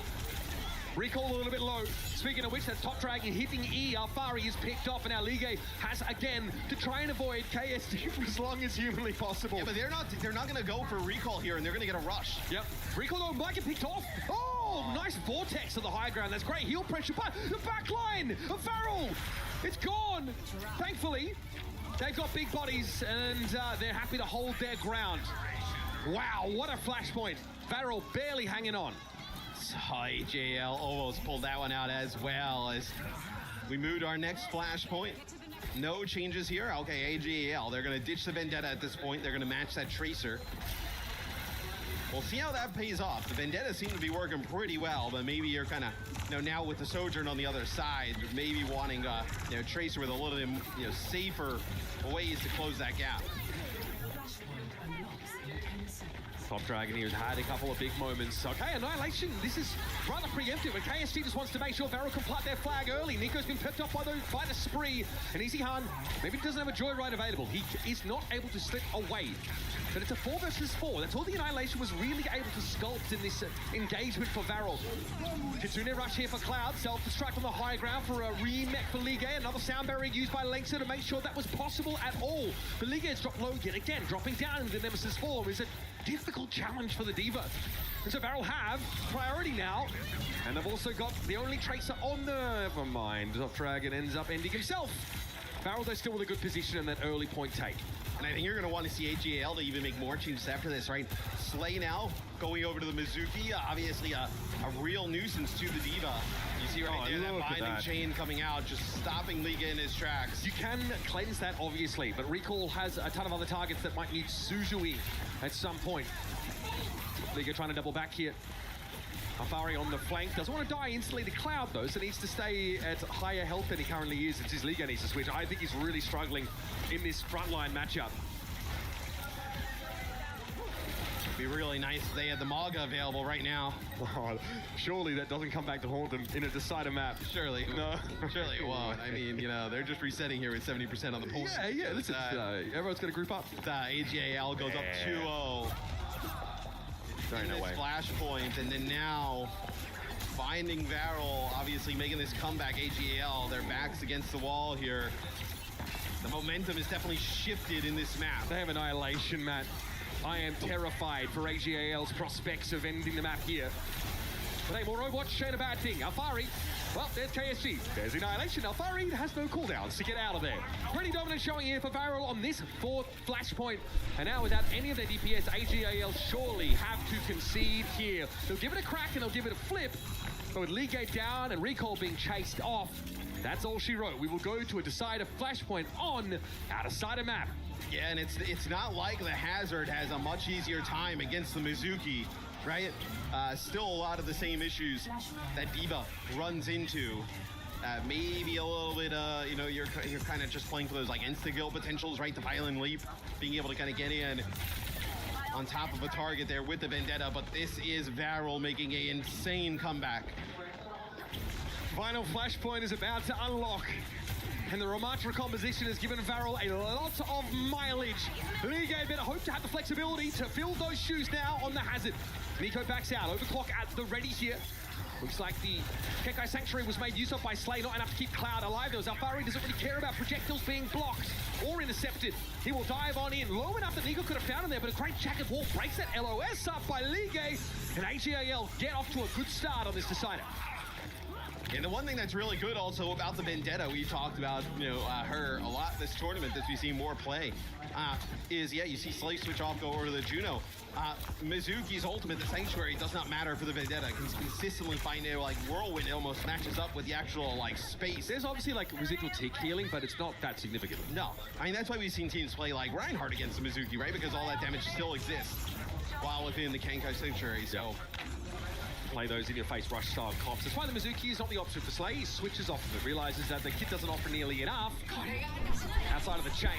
All right, here's a spree for Easy Han rather than Slay's picked up, but they've lost Liga. Okay, finally Varel able to break back in. Alfari meets the wrong end of the pole spot. I know it's circular, don't at me. Varel at 60% break back in. Well, Liga has the downpour. I would not be surprised to see them try and play this Diva again, especially with Juno Freya on the other side. I think you're probably going to get used to this downpour and then potentially a swap. We have more Overwatch to play after that. Okay, downpour to trap the backline, stop Cloud from dashing away. Probably the win condition for Liga. Annihilation, though, is a problem. AGAL puts a point pressure down, a little overhead swing. KSG doesn't really look like he took any damage from that. Alfari's going to dodge away. Checks his rear to see if he's being pursued, but no. Bigger fish to fry, apparently. Liga low! Will even have the chance to make use of this downpour. Desperately trying to stay alive. The damage mitigation on Spike Guard working overtime, and eventually he falls. That's a big one. AGAL get caught slipping now, and Alfari's picked off by a bowl shot, apparently, that connected directly. Now Varel are on the home stretch after winning map number 2. AGAL, it's do or die. I do not like the way that AGAL just played that last fight. Now you're pretty much stuck on this Hazard where you could have made some swaps if you took that fight earlier. Nico staying clear of Easy Han if at all possible, but the Tracer now has to deal with Top Dragon on the point. It's an early recall forced out. Kitsune Rush active here for recall. Is going to pop it straight away with the Annihilation. It's a bit of a problem. It's a slight wrinkle in the plan. Downpour holds KSG in place so they can kite away from the Annihilation, and in that window, Nico is picked off. Soundberry now Falenxa active. 4 players on the field for AGAL, but Top Dragon has a pulse bomb and he's not afraid to use it. Sees 2 very nimble backliners and has to be careful of those kunai. Barrel are in control of the point still. Overtime is active and Top Dragon is pacing himself. Recall flattened in the front line. Liga's going to eat that pulse bomb now and go low, but Spike Guard's going to help keep him hale and hearty for the time being. KSG though wants to push a bit further. Overhead swing coming in from Alfari, but Liga is down. Slayer's fallen! And finally, outside of the land of the rising sun, Varel stabbed their authority. Staying alive here at EWC. And as always, it's emotional. A region, a team fighting for recognition, have downed one of China's best. AGAL is up 2-0 in flashpoints there in our 3rd game. And then they just can't figure the adjustments after that. They had a lot of success early on with that Vendetta. You know, it was like Barrel searching through a lot of that game, right? Going over and trying to play some Sim, Slay playing like 4 different heroes pretty much throughout that map. And then they finally figured out at the end. Oh, they're not eliminated. They're just kind of all falls apart, man. I mean, that is a brutal way to lose, but obviously says a lot about Varel coming up in the clutch, right? Backs against the wall there in the final game of this set, and they come up clutch to end up stealing it. And they're willing to make those swaps, especially their backline. Remember that Mizuki was looking a little bit haphazard for them over those last couple of points. Realizing that against that dive comp, the Hazard and the Vendetta, they needed a better option. The Ramacho play was simply spectacular from Varel. That's a tough pill to swallow. Some real veterans of the game on that AGAL side of things. We're going to head down to the stage with Lou and KSG. Thank you very much. I'm standing by with KG. KG, congratulations. 勝利おめでとうございます。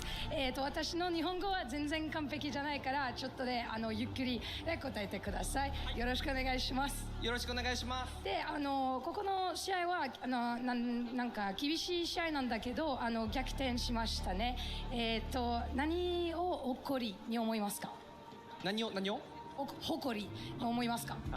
トップさんとかスレイさんとかにスクリーム中にこうしたらいいよみたいなのをやってる最中にそういえば言われてたなって思いながらトライしました。よかった。First question, so what are you proud of? Because it was a difficult game. You guys managed to come back, of course. So yeah, we had scrims against very good teams, and once we managed to win, I was like really relieved, of course. 次の質問はプレーの、姿勢はちょっとなんか特別独特ですの。この姿勢、誇りは、腰はどうですか？大丈夫ですか？いつから始めた？なんかいつの間にかなってて、絶対に悪いなっていうのは分かるんですけど、もうなんかいつの間にかなんかやってる最中にみたいな感じでもう前に行っちゃうんで、でも大丈夫です。問題はなく。問題ない。よかったです。Indeed, his position when he's playing is a bit special. So, like, is your back okay? And when did you start doing this? I know it's not like a very good position for my back, but as I'm getting into the game, I'm just leaning towards it. But I have no, of course, problem with that. So we're also very relieved to know that you're okay. And it's gonna be the time for the Key Crusher. Key Crush の時間です。一緒に行きましょう。こちらです。僕ができるんだ。ありがとうございます。どういたしまして。So I'm doing the Key Crusher. I'm glad you're gonna get to smash the key from AGAL. どうぞ。KSG is gonna break AGL key here in Paris. Mesdames et messieurs, est-ce qu'on peut faire du bruit, s'il vous plaît, pour le joueur de Varel? KSG, who's crushing AGL's key here in Paris, in front of his fans, in front of the Japanese, the Korean fans, everyone. Well, I didn't think they were eliminated yet. 一緒に戻ろう。わー。ケイシ選手、なんか次の試合でスペースステーションゲーミングと、対戦しますが、アメリカの、オーバーワッチの地域、なんかリージョンの、どう思いますか？についてどう思いますか？なんか強いのが弱いとかどう思いますか？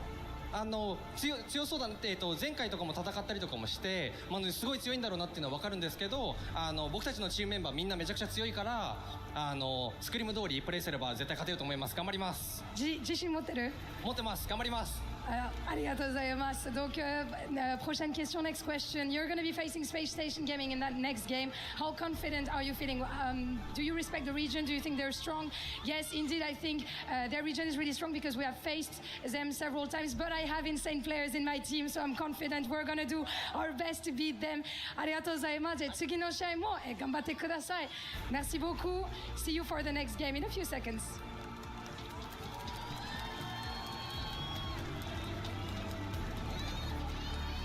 Huge in Japan. Shout out to Lou. French, English, Japanese. What can she do? Johnny, I know you speak Swedish and English, a little bit of Korean. Have you picked up on any French while you've been out here? Nothing like that. I mean, that was so impressive.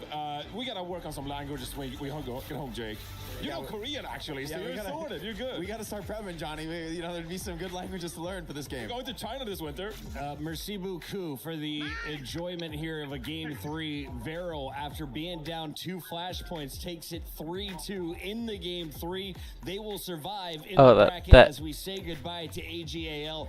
Can we start with that Game 3, Johnny? That was not who I thought it was. Losing the first 2 points on a decider game. I think it was a really impressive adaptation by Varel in the end, because the aggression was so fast by AGAL, but instead Varel, they sat back, they bided their time, they waited for the overextensions, and then they punished AG. It was really well played by Varel. And Jake, if I'm getting swarmed the way they did, is there a comp I need to bring out in my own game, or what do I need to switch up the way that we saw them handle AGAL? I really was impressed that Varel was able to match the aggression, right? Like, consistently AGAL was finding pickoffs with the aggression, but once Varel started making trades of their own, like willing to give up Nico or Cloud at times, but still coming out with kills of their own, coming out with victorious fights, I think that's what kind of changed their fate. And a lot of it comes down to KSG on the Ramatra. He was getting in there, mixing it up in the brawl, and I think he lived for like the last 3 flashpoints consecutively. I mean, they just could not deal with the Ram. They didn't have the answers, and I mean, to come so close, that has got to be brutally painful for AGAL, with their key now crushed, eliminated from the Esports World Cup. KSG, quite the entertainer. Johnny, who had your eye though in game? Who is the most entertaining player to watch? I gotta say, well, like Jake said, if you're like a Ramatra, you're essentially free farming against that composition, because like Jake said, like no one can really kill you. Ramatra has so much survivability, and it's definitely the hero that I'm looking in ranked, because I just want to live. Looking at the rest of this bracket as we take a look at this Varel squad, where is their strength? What do they need to work on if they want to survive? As you can see here in Group B, we're done with the opening matches. We just started with our decider match, and Varel will be moving on to play Space Station Gaming, who felled a Crazy Raccoon to start the day, Jake. I mean, it could be winnable for Varel. I think that's going to be another tough match, though. Space Station Gaming have shown a lot of versatility here in this tournament. Yes, they dropped a Crazy Raccoon, but it's not really a result you can take to the bank as Varel. Crazy Raccoon are one of our tournament favorites, so no surprise that they've already advanced to playoffs. Varel still has more fight to go if they want to match that and get a chance in the playoffs, which frankly for Varel would be a huge win for them. If they could survive to be in the playoffs, to hit top 8, like that would be an overperformance from this team, frankly. Yeah, that'd be a big success on the weekend. Johnny, expectations for you? Yeah, I mean, it's going to be 2 cat teams. So I'm going to enjoy seeing a lot of Sky Noons. I'm going to see a lot of enjoyment out of the flex supports. Ultraviolet has been such a standout player now on Team USA here as well. And obviously Cloud on the side of Varel. So I think it's going to be a matchup of similar styles, which we don't typically see a lot when it comes to these cat noons, etc. So I'm really going to look forward to Space Station versus Varel. We'll look forward to that matchup when we come back. We've got another great showdown on the main stage. Team Secret fighting for their lives in the battle against JDG. Don't go anywhere. It's EWC featuring Overwatch and some crying fans.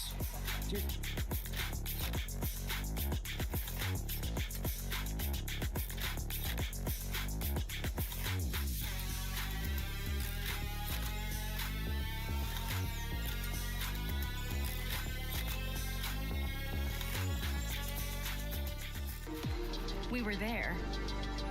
For every click, every clutch, every respawn. We were there for the years of grind, and we're here.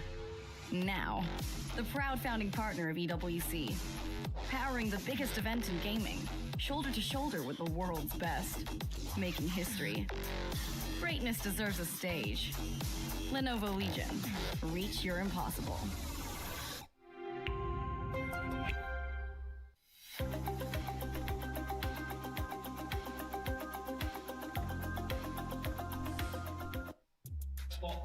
Hello, friends. I'm back. Why? You know why. It's time for pickups, baby. Yes, we're going to be talking about the next two games. It's going to be Team Secret versus JD Gaming and also 9Z versus T1. All right, let's start with the first one. Team Secret versus JD Gaming. Who do you guys think? I'm going to start first. I think JD Gaming seemed pretty good yesterday. Very surprising. I think JD Gaming is going to win 2-1. What are your thoughts? Yeah, I mean, I think GDG is pretty strong team, and I think they're looking really good, like against SLG yesterday. So I will go for 2-0. I think 2-0. Okay. How about you? I believe in a Copper bounce back. I'm gonna say Team Secret 2-0. Easy for Copper. You know what? Honestly, Copper there, I thought about that too, but I had to go with JD. You're going with Team Secret. All right, we're kind of split. Let's look at the next game, 9Z versus T1. I think, let's keep it honest. I think this is gonna be T1 winning 2-0. Any thoughts? South America need a win at land. That's all I have to say. South America need that win at land. No, you don't think T1's gonna win then? T1's gonna win. What? How about you?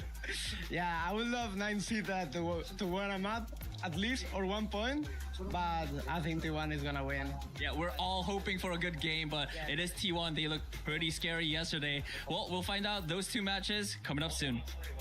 I don't really have.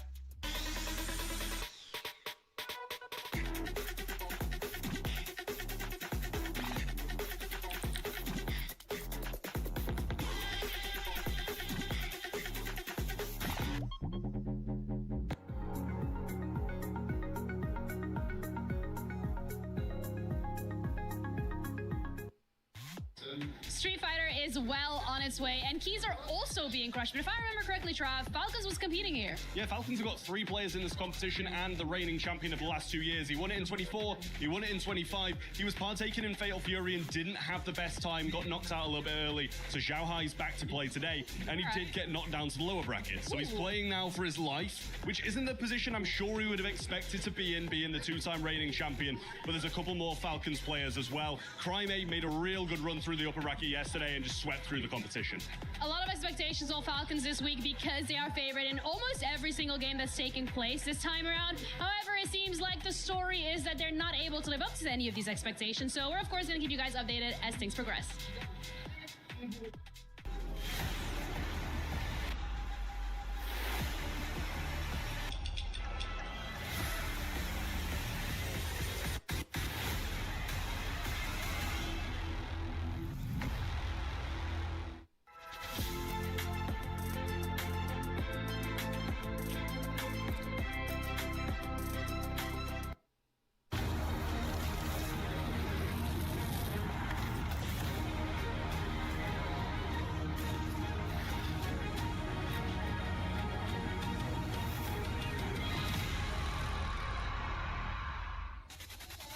Welcome back to the Esports World Cup 2026, where we just crushed our first Overwatch Team Key. Up next, we have another elimination battle as we get to see, for the second time, JDG taking on Team Secret. Let's start with the Team Secret squad here, Zoe. If you're an international fan, there's no team better to cheer for than this squad. They have representatives from all over the globe. If you haven't met them yet, who are some of the favorites to look at on this squad? I mean, the favorite is gonna be Kaffa, right? Everyone knows him, everyone loves him, and he's kind of leading this squad, which consists of the 2 representatives from Thailand, 2 representatives from Singapore, all of these representing their respective countries in the Overwatch World Cup as well. So they're well-known faces taking the stage today. Yeah, I mean, just a year ago, Kaffa was 1 map win away from taking down Team Falcons in the Esports World Cup in 2025. That just tells you the experience that Kaffa brings to this team. But also, I'm looking out for High Vision in this one. It's a name we're not quite as familiar with, but so much hit scan potential there. And if they are to get away with a win today, High Vision will have to step up. Team Secret definitely invested in Kaffa and his crew. They're looking for some club chip. And if they can get through to the top 8, they will earn them. We talked to Kaffa before the match. Here's what he had to say. Thanks, guys. I'm here joined by Kaffa from Team Secret for a pre-match interview. Kaffa, before we talk about your today's match, I want to quickly talk about yesterday's match. That was your first game. You guys, didn't have much luck because, you guys had to face Crazy Raccoons, right? That was a tough fight. Was there anything that you guys learned from that loss? Yeah, absolutely. I think it's just like getting people comfortable on stage. I mean, I'm not really, worried about it, but these guys haven't really played on stage that much, so getting them, warmed up a bit. First map was pretty rough. We didn't have a warm-up scrim, so people just went straight into it. Wasn't a good start, but I think we had pretty good footing. I think overall we're pretty happy with how map 2 went. Obviously, we're not expected to go remotely close with that team. Expected to lose very easily. So yeah, I think there was a bit of a confidence boost for the rest of the team. I think we're pretty confident what we can do, and hopefully the cards play out. I mean, let's look forward for a bit now. You guys are going up against JD Gaming. What are your thoughts on JD Gaming? I feel like it'll be a much easier opponent compared to Crazy Raccoons yesterday. What are your thoughts? Yeah, I mean, definitely. Like, you look at the players on JD, obviously they're good players, but compared to CR, there's like nothing compared to CR. So yeah, I think it'll definitely be a lot more of a comfortable match. I don't want to jinx anything. I don't want to say anything too bad. But yeah, I think like on paper for sure, it should realistically be a much closer match. All right, well, that is it for the interview. Kuffa, thank you so much and best of luck. On paper, a lot of people are saying that Team Secret is the favorite. Johnny, I want to start with you here. You heard from Kuffa, a little bit relieved that the roster easier than Crazy Raccoon. But where should we see Team Secret have an advantage over JDG? Well, I think they're really well structured. I like their compositions. I like Kaffa as a player. The Ramatra is really solid, but also can bring out the hazard if need be, because some Symmetra might be played in this one. And then the hazard becomes crucial. You can plop down the wall on top of the teleporter, prevent people from entering and exiting that. And so I think Kaffa is really an instrumental player for this team. And I think that could be the edge in today's matchup. Zoe, that is going to be the edge for our team representing Secret. On the other side, we have JDG. What do we need to know about the challenger that is considered the underdog in this fight? Yeah, I think this is a team that consists of, some veteran players that we've been knowing for a long time. We have Monk, of course, there in the backline, alongside Mewtwo, formerly known as Yveltal, formerly known as, which other Pokemon was it? Xerneas, I think. He's just going through the ranks of it, yeah, right. And then Cypher! Yeah, and then Kaneki as well. So these are well-known players, not just in China, but we saw them already play in the Overwatch League, so they've been around town. Now, I think Pineapple is definitely one of the players to watch out for this team to make some big plays. Yeah, I mean, this is really just like the best of the rest in China. Like Weibo Gaming, we just saw them take down Team Falcons. These players, they're not too far behind us. So you gotta put some respect on their name. Are you playing for a spot on the top team right now if you're JDG, or is this a growing roster that you think could eventually challenge Weibo for the top spot? No, I think you use it as motivation, saying like, we are better than these guys. They rejected us. They didn't pick us up. Instead, we're gonna craft our own narrative, our own team here. And I think they're playing fired up. They've improved stage after stage, and they might be peaking right here. The storyline coming into today was that China was considered the weaker region. Well, Weibo handed Falcons a loss at the start of the day, a major upset, which means that already China has a representative in our playoff bracket. Will this team survive to make it there? Only time will tell. If they're going to power through over Team Secret and pull off the upset, what is their edge, if anything, Zoe? I mean, what they need to do in order to take Team Secret down is shut down the aggression. Because I think what we saw from Team Secret yesterday, what made that last map against Crazy Raccoon so close, was that they relentlessly went in aggressively. They saw an opening and they used it. This is the first time we actually saw Sierra making mistakes like that, and Team Secret were quick to, abuse those. Yeah, I gotta go back to the damage players as well. Pineapple and Kaneki, veterans, they've been in the Overwatch League, etc. And so they got plenty of experience under the belt. They great compositions. I'm really confident in those guys. 82%. That is not a 3. That is an 8. 82% of the fans are going JDG. Johnny, final answer. How many games are you going with? We got 20 seconds. I got JD Gaming, but I think we're going 3 maps. I think we're going the distance. I'm putting some respect on Secret. What he said. I'm going Team Secret. I believe in Kuffa. If you watched him last year at EWC, he is a tank to witness. Enjoy the glory on the stage. It's time to get it started here with match number 4 on a 6-match day.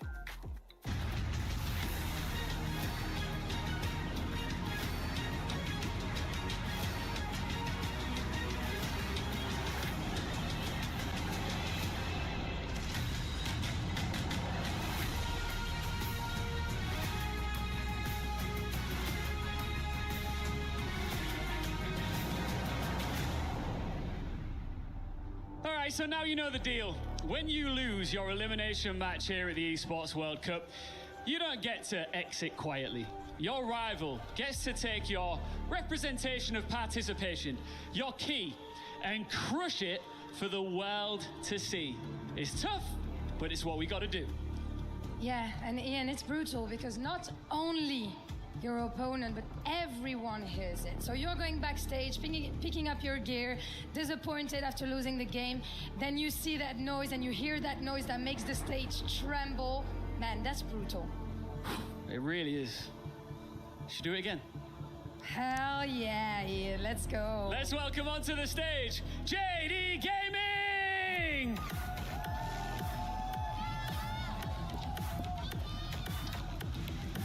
China's second seed arrived in Paris with a result no other team from their region had managed since its return.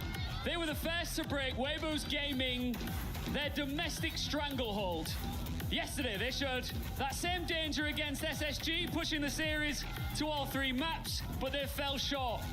Here in the lower bracket, close is no longer enough. They need to finish the job. Please welcome Team Secret! They are the Pacific champions, a veteran roster who doesn't mind at all being underestimated. Sous-estimé, mais plein de ressources. Est-ce que les Team Secret peuvent créer la surprise ici en France? The questions everybody's asking is, will we witness another upset today, Ian? Well, what we know for sure is the lower bracket doesn't forgive mistakes. Win and you live to play another match. Lose and your tournament ends.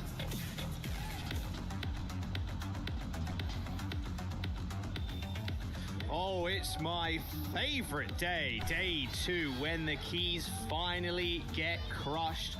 We've already had one team go home, Moxie. Now we get to see a second one.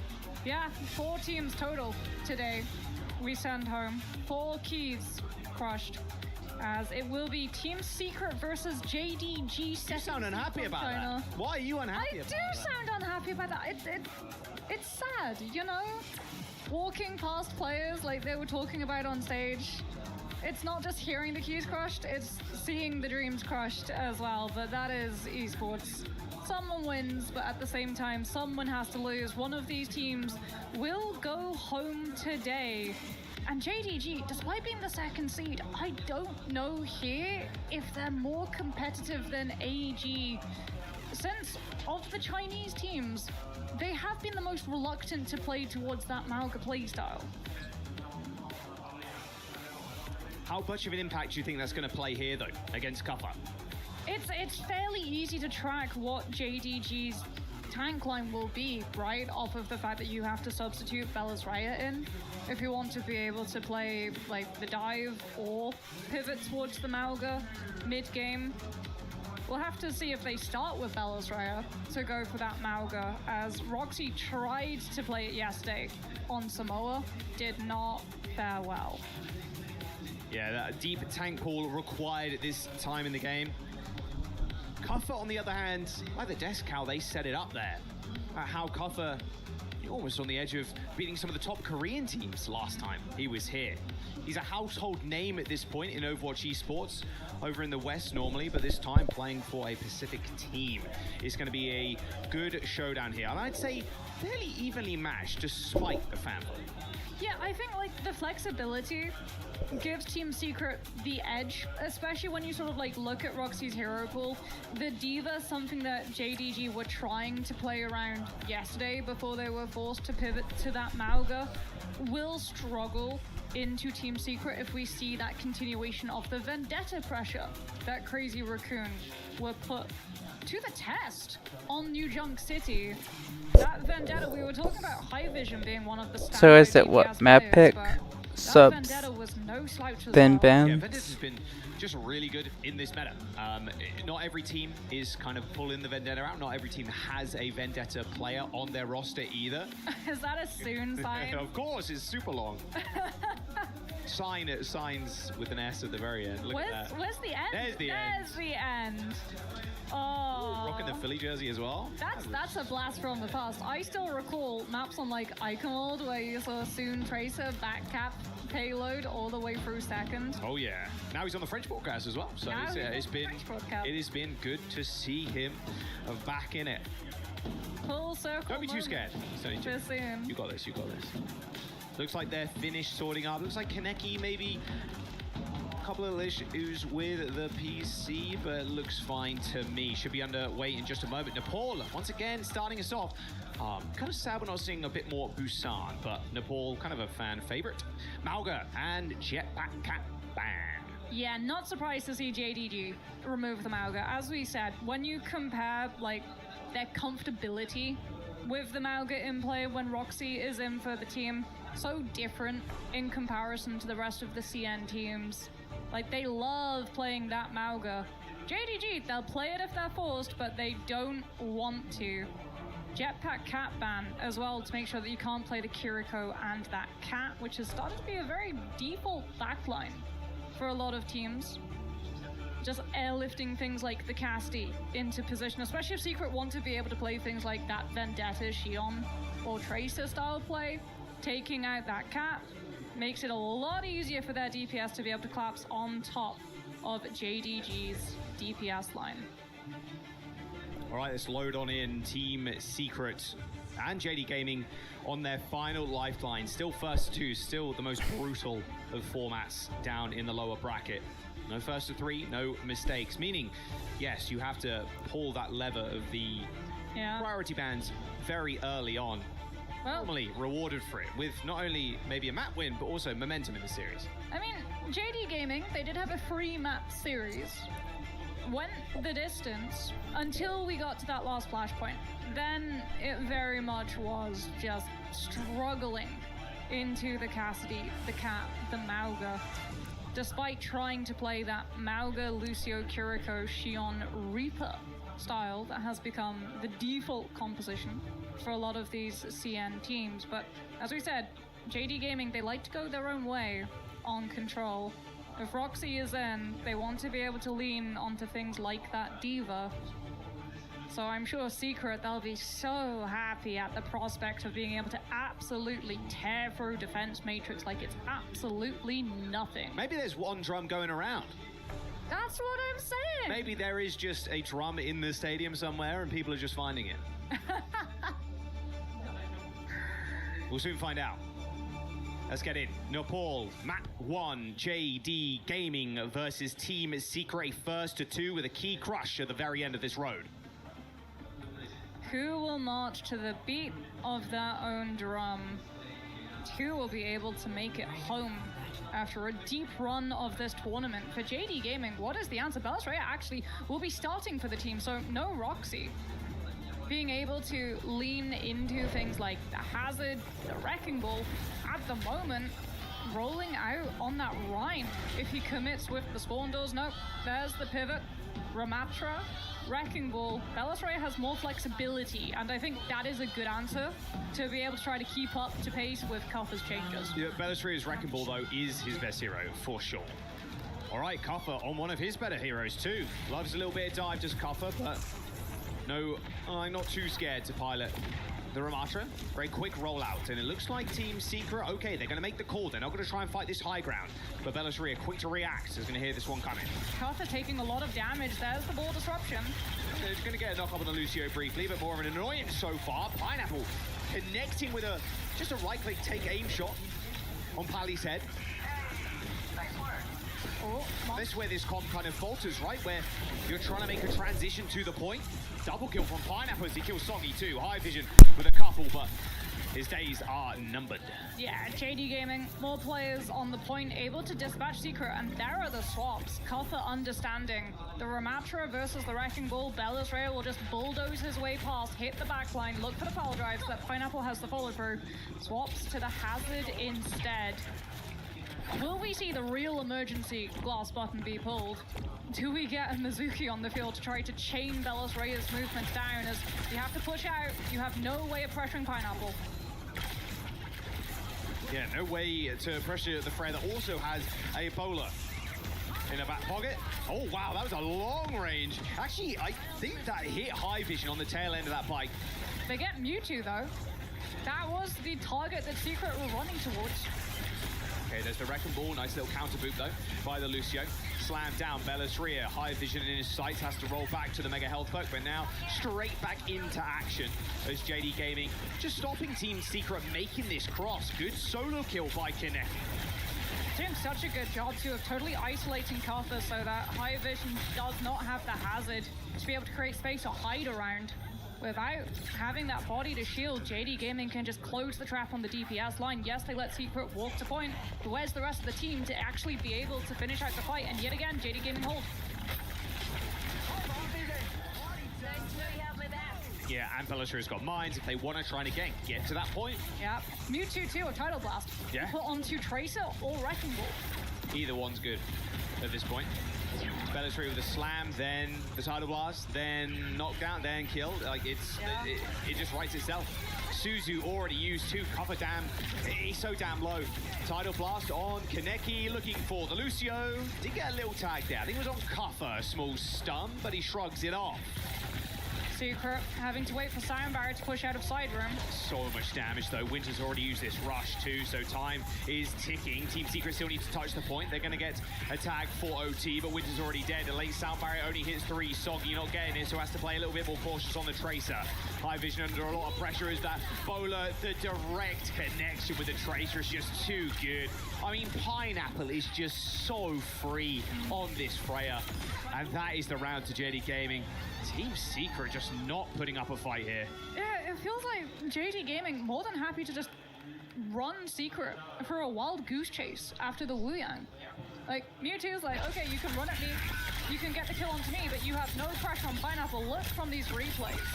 No one's looking his way. The health bar barely drops, and he just continues to drop players from Secret. Time and time and time again. Got to change something up here if you're Team Secret. Oh, big smile on Kaneki's face. Happy about that win.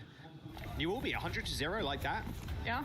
I mean, Pineapple didn't die, Monk didn't die. 0 deaths for one of your supports, 0 deaths for your main carry DPS. Pineapple too, only really 3,000 damage, but good damage translated into picks as, okay, here we go. First view of Winston that we get this tournament. Cuffer goes for the Winston to be able to match JD Gaming's dive opportunity. Now, this is pure comfort for Cuffer, but getting immediately bullied by the Freya on an off angle. Bellisria booping the Winston, forcing the bubble to come out early as well. I mean, you get bullied by Mewtwo as well, with poke before you can actually commit forward onto a jump to be able to just get a player low for Soggy to follow through. Yeah, I mean, look at the position here from Team Secret. They want to dive as 5, and they're going to succeed in it. All right, Pineapple finally dead. First death of the map. As now is just the cleanup required for Team Secret as the point is unlocked. Do JD Gaming react? Do we see any form of counter dive, or do they feel comfortable just playing for ultimates? Looks like they do. Secret, especially if they have to commit 5 people for 1, JD Gaming can just walk what players are spread thin. Oh, so low already. Yeah, it needs to get back into a better position here, because there were 2 players trying to corral, just descend on his position. Pineapple, again, barely contested until now. Falls to half, holding up the ult. That was a bit of a weird interaction there. I think the Lucio ended up booping Bellisria straight into Soggy. And so that grapple ended up just connecting with the Tracer. That is a little unfortunate. Yeah, allows JD Gaming a foothold in the fight. Totally closes it out too. No trades. Secret yet again will have to look for this dive onto Pineapple, but now that JD Gaming know the target will be the Freya, they can just play the kite. Disrupt from Bellisria. Buy Pineapple the opportunity to find these picks. Force the Secret actually to have to take these long wraparound rotations to hide away from the Freya's position. Pineapple already just slinging take aim shots. There's a slam, a little bit of this, a little bit of that, but that's about it. Okay, there's the bowl through now, and now Pineapple and Kaneki looking for an opening. There's so much delay though from JD Gaming. Yeah, they're gonna have the rush to at least start themselves off in a good way. Team Secret always use the sound barrier. There's a selection of mines on the point from Bellisria, and now a Tidal, a blast in the near future for Mewtwo, but gets taken down before he's able to earn it. And even a double kill maybe for Soggy, but Monk still comes up with a kill. High Vision luckily going for a big trade. In fact, gets a double kill for Team Secret as they win the fight with a team kill. But that was a slow flip. For Secret investing sound barrier, kills don't come through off of the back of feet. JD Gaming still like the fight, 54% picked up. Now you can push back into this next one. If Secret try to dive you, you just drop the rush or the tidal blast. So have a look at High Vision just Viking straight through Monk. Turns onto Pineapple before looking at that Wrecking Ball, but JD Gaming can play fast here. Dispatch out Cuffer, who's trying to build up that Primal to stand in JD Gaming's way. Yeah, before they can even set up. Look at this, Mewtwo and Pineapple already dead. Secret doing a good job of dialing up the tempo, understanding if JD Gaming get the opportunity to hit the ults and use them, they'll get bowled off of that point faster than you can blink. Double support off of JD Game. Here we go, now Kaneki's time to shine. He's going to get a lot of support in this fight. Careful with that Primal though. Yeah, he's going to be able to make a dive in. Soggy's already in the backline too. Pineapple's going to dash away for the time being. There is the spree from High Vision, who's already super low HP. Tidal Blast on Mewtwo himself. A little bit of self-sustain there for the Wu Yang. Here comes the spree though in return. High Vision holding on to that last dash until the very final moment there to kill Mewtwo. Primal Rage for Cuffer as well. A disruption, a big one in the front line. It's going to get booped around a little bit by Bellis Rhea, and now the pick comes through. And the flip for JD Gaming on top of that. Yeah, but map not done just yet. Secret, more fights. Ooh, potential exit trade to Bellis Rhea, but no. Pulse Bomb attaches, no pick off of the back of it. But if you're Secret, you want a fast regroup. You want to be able to walk with that rush when JD Gaming don't have a great answer to it. Bellis Rhea, at least with the Hammer Mines, can make it difficult for Secret to hold their ground. Yeah, if they regroup Yeah, let's see about this Winter Rush from Team Secret. and get going, they probably could catch. Unscouted. They do Pretty not good. know. Is he looking to boot them into the minefield? Maybe so, already been spotted out though, but still a tough target to take down. Covers in hot pursuit, however, Mewtwo wrong side of the fight, my guy. It's pretty low. Wow, Cover allowed Mewtwo to escape. Now just healing himself up with his Aura Heal. Kaneki looking for a Pulse Bomb engagement. Backs turn to him as well. His Team Secret just move on forward. Sound Barrier hits 5 players, but those mines tough to deal with now as Cover is just trying to clear them off of the point. Gives enough time as well for JD Gaming to stabilize. Yeah, no more Sound Barrier means that they can go in for a big engagement, but with Monk dead, their time is really limited here. Team Secret have already picked up 2 picks. Kaneki dives with a Pulse Bomb too, so there's no tools for them to stay in this fight. Pineapple, at least with the spree, could be the hero maker. He's going to try at the very least, but yeah, double spree in, make that the 3rd one, but shut down by an execution of High Vision. And that is OT running out round 3 next up. Oh, but here's where it gets tricky, playing into the Wrecking Ball. Sanctum. Sanctum, the only sub-map left on the poll. I don't think we're going to play ball. True. We could just get to see Ramatra Yeah. to run at these teams, especially because like JD Gaming, if they want to be able to shut down this dive, deal with the Winston, take away a lot of that mobility. Pineapple as well, like on Sanctum, if he can just play outside of the main fight itself, on the side lane, he can get so much done. Winning one for a fight, setting Pineapple up into a position of pre-fire, could just allow JD Gaming to totally walk this point.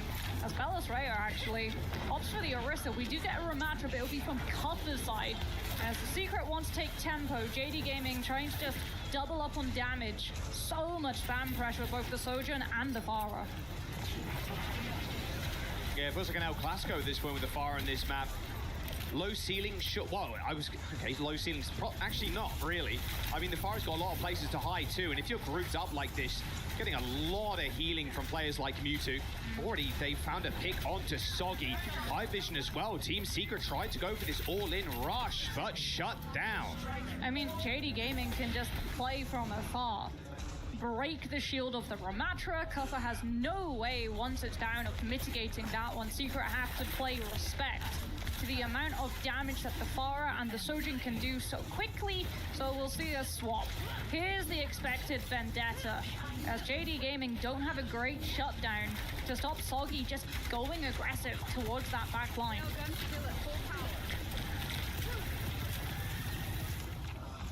Oh, Bellis Rhea. Okay, what's he going to be able to do from this position? Oh, he's looking for that javelin spin to push someone off. Oh, Cuppa 1 HP. Has to pop that Nemesis form too really early on from Cuppa. There's a big cooldown used. This is great for JD Gaming too. Like, they're so spooked about walking towards the Orisa with Bellatrix having full fortified javelin spin. So much time. Yeah, he's going to back off though. They managed to get him out of that little corner he was in. But there's the fortified to keep him up. Winter with a 180 kunai shot, but gets deleted by Pineapple. Kaneki in the sky actually teleported to. Now High Vision in the 1v2. Monk shuts him down. And that's a team kill for JD Gaming. Feeling like the first round all over again with Team Secret not able to find a leg up. Yeah, Secret just spending so much time building up that rush to have match to be able to finally walk past Belos Raya, but JD Gaming much more value. The potency of Farah and Sojourn playing through the Curicle Rush totally shuts down Winters. We're headed towards final fight territory if Secret take that time. They don't have ultimates outside of Annihilation to be able to deal with it, but JD Gaming, they've got so many about to come through. Oh, Belisria mid ult from Pally ends up booping off the edge. That is one big tool removed now from the arsenal of JD Gaming. But they've managed to trade for High Vision. This is a big overinvestment here from a Team Secret. They've managed to not only, kill Belisria super early on, but they use the beat, use the Annihilation. They got one fight in them now. I mean, Belisria is back. He tried to rejoin the fight fast on the Doomfist, and Mewtwo used the rally. They saw that Secret were investing 2 ultimates, thought that the rally would be able to sustain the team long enough for Bellatrix to rejoin. Does not happen, so it's back to the Orisa. Now we have the Lucio as well, so JD Gaming can funnel themselves through the chokes and get Pineapple into a position to use the OC. Soggy trying to find the 1v1 there versus the Lucio, but it's going to met swiftly with Pineapple's railgun. The OC being ripped already. Soggy just jumps to the health pack and manages to pick up a kill on Mewtwo anyway. Just goes for the trade, so no speed boost available, but they've got positioning on the point. Yeah, Cuppa without that Annihilation. What? Great concussive from Kaneki. Come on. High Vision going down to a concussion blast like that, and they're going to get the flip too. Yes, they do, right underneath the nose of Team Secret. Oh, and Cuppa. Kaneki with the just unbelievable boops. JD Gaming. Map 1 is secured. 2-1, fairly close, but those boobs. Yeah. You can't be losing players that early after you get a trade on the Lucio. Especially when they have ults, right? Especially when you have High Vision with that spree. You give up the positioning of the point. They're even looking like the javelin spin from Belos Raya, followed up by the concussive from Kaneki, just to make sure that you get past that boop mitigation that tanks have. Wow, yeah. The El Clasico, the flank outside. Yeah, look at this. Javelin spin, body block the Ramatra from being able to contest the flip. Concussive from Okay, that's Kaneki. funny, because Kaneki got the...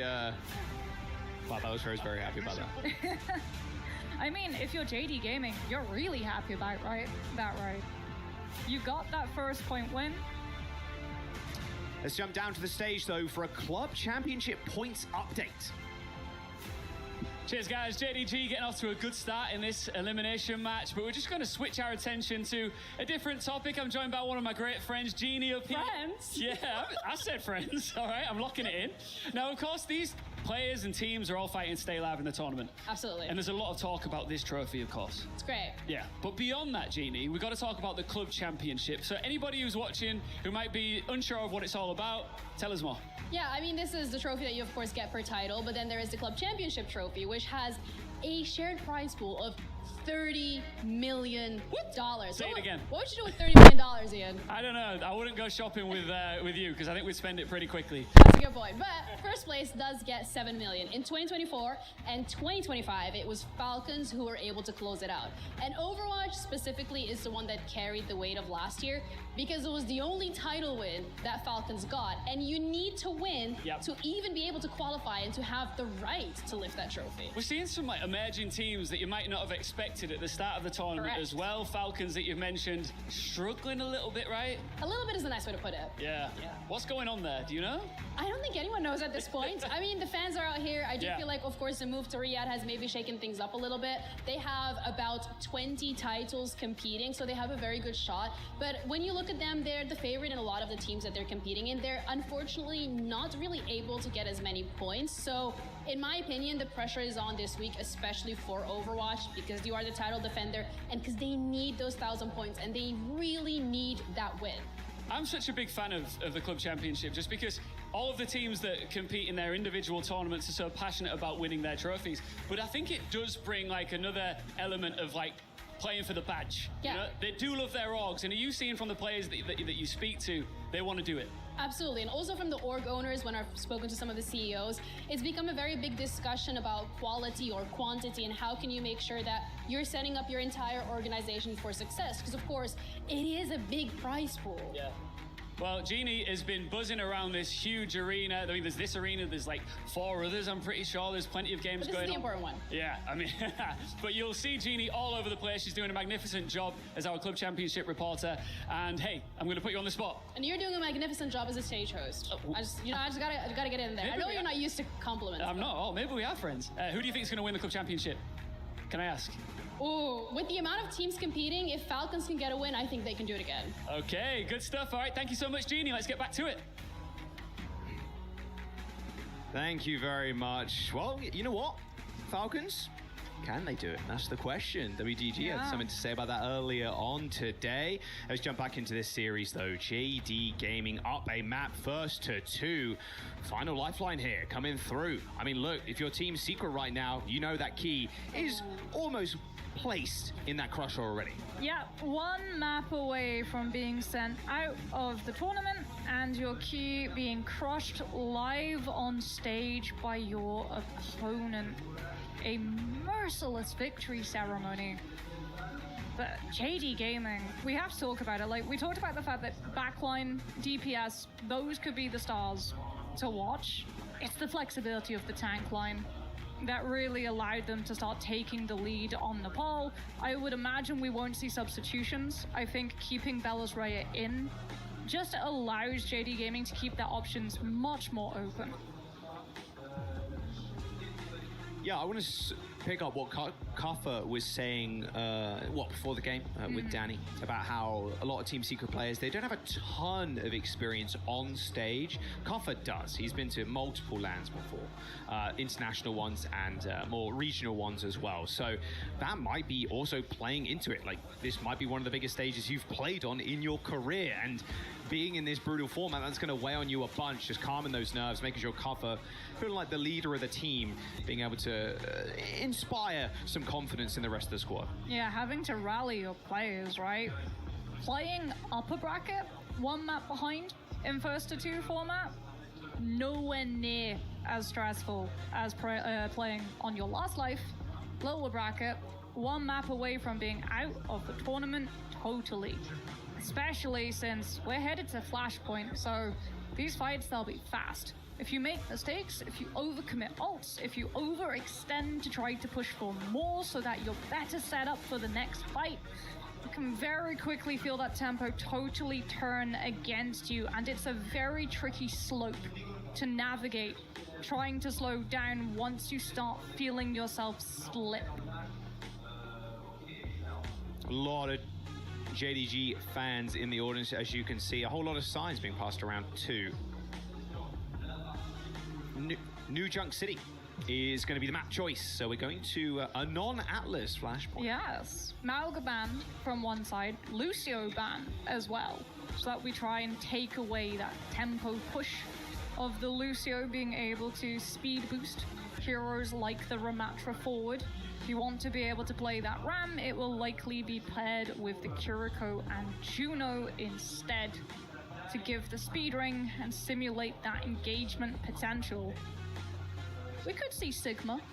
We could see a little bit of the Kiriko Mizuki start to come into play. Symmetra also still available and open. Secret, I feel like this is them feeling confident on this map off of how close they were able to take it versus Crazy Raccoon. Trying really to let Soggy and High Vision be able to carry with that tempo push, the constant pressure of having to deal with the DPS breathing down your neck. That's exactly what Zoe said on the desk. Just being able to deal with how quick JDG want to play. But let's Wrecking Ball, yes! No, not the queen. I mean, surely not. With the Lucio, without the Lucio, Yeah. I don't hate the Wrecking Ball at all. Yeah, I like the Wrecking Ball, especially since like Secret did not play the Mizuki before. You know that Secret are going to want to try to play engagements off of Juno speed rings. Belos Rhea being able to totally disrupt the starting wheels of Secret's plans could very quickly cause everything to fall through for this team. Yeah, Soggy going to play on an off been good. angle on this Reaper, Automatic but buttons, Belos but Rhea good. is going to make his life a little bit more difficult. And just like, by ignoring yeah, it so completely I won't and be jumping able on to the hear front it, line. but Monk you'll already still be really able low to. on this low ground. TP's away. Pineapple for, and Monk, in fact, go down to cover. Okay, he just WM1. Sure. Yeah, it's a fairly easy mathematical equation. +1 Juno speed ring, +1 Ramatra Nemesis form, minus one whole team of JD Gaming. Yeah, a little bit quicker than I thought that would happen. I'm going to be real with you. That's great for Secret as well, because like now you can scout where the Wrecking Ball plays for. You don't have to worry about the disruption, totally taking away the engagement potential of your team. Pineapple on the Shion, Kaneki actually on the Tracer, so they want to really try to overwhelm Secret. Yeah, it's Pineapple trying to go for a solo kill. Winter already using that Suzu. Got fancy footwork, but not fancy enough, apparently. Pineapple's going to look for another one, too. Forces that Wraith form from the Reaper.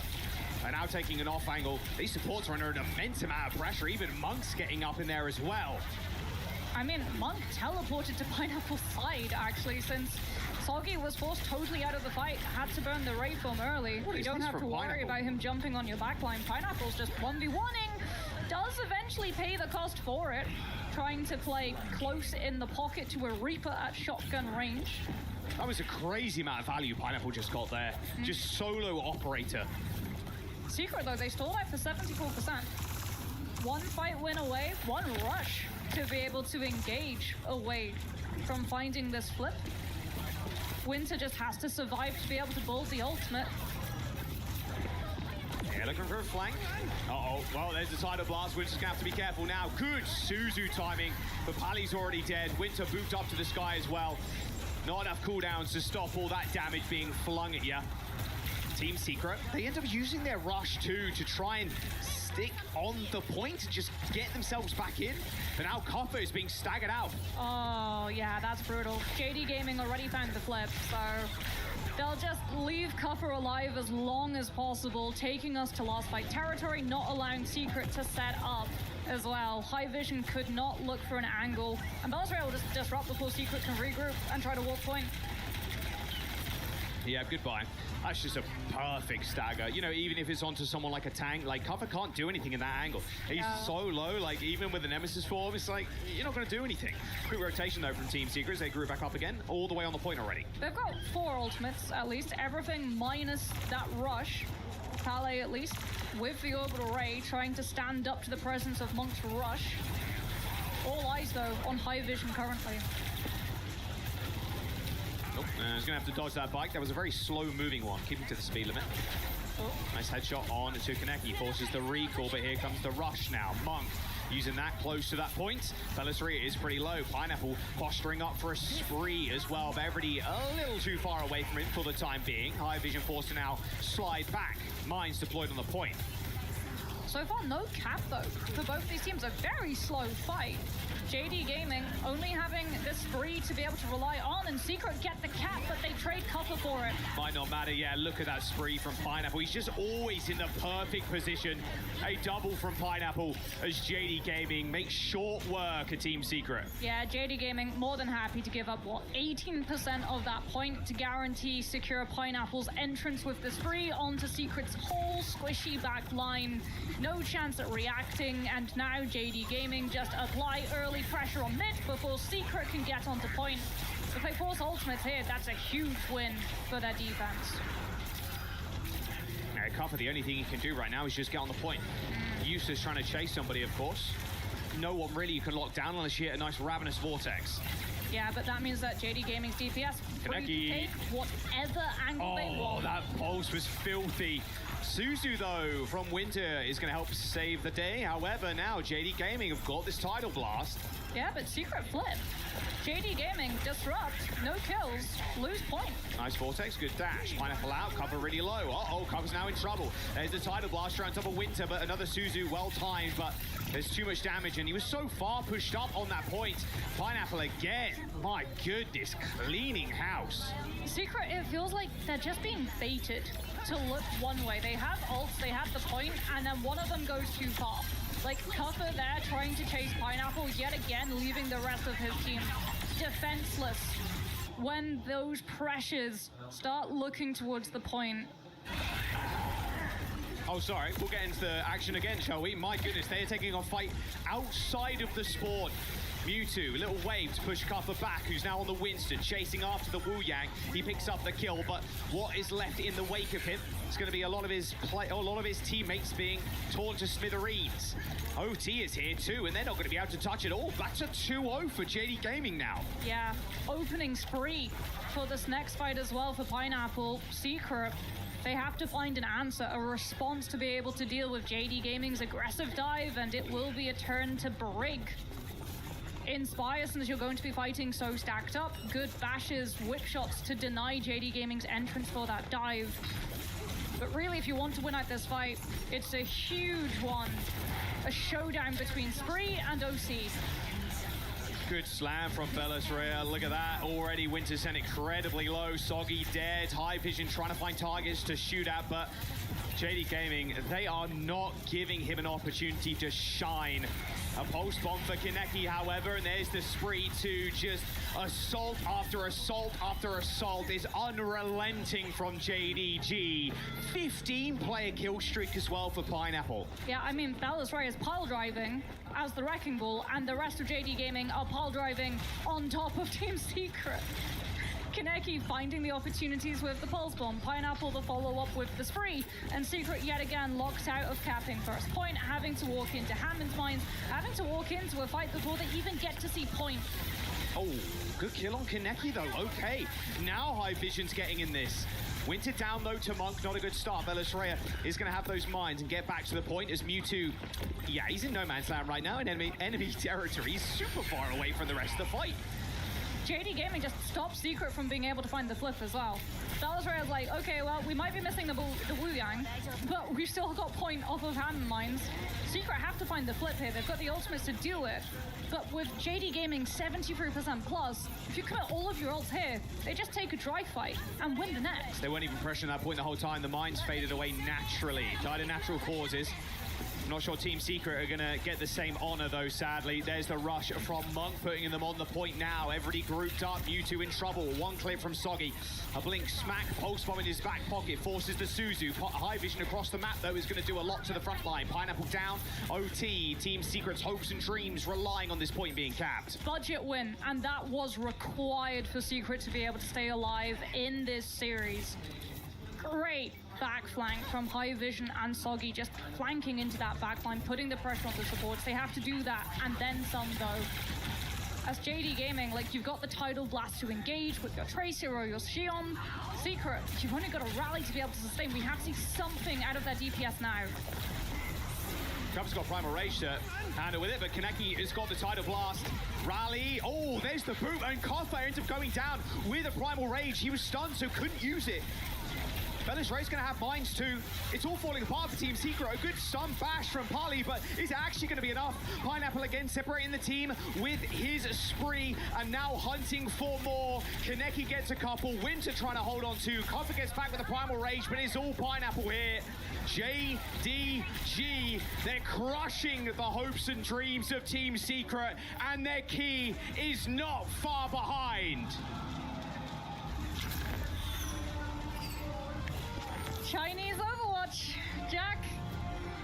We might be oh so back here for 2026. JD Gaming survive the lower bracket run, and that dive, it looks so devastating. We're starting to see the discipline from Bellisrea as well. In the past, he's been a very aggressive player, very easy to sort of like bait and punish when he's too far forward, taking down the tank, then turning your attention to the rest of his team.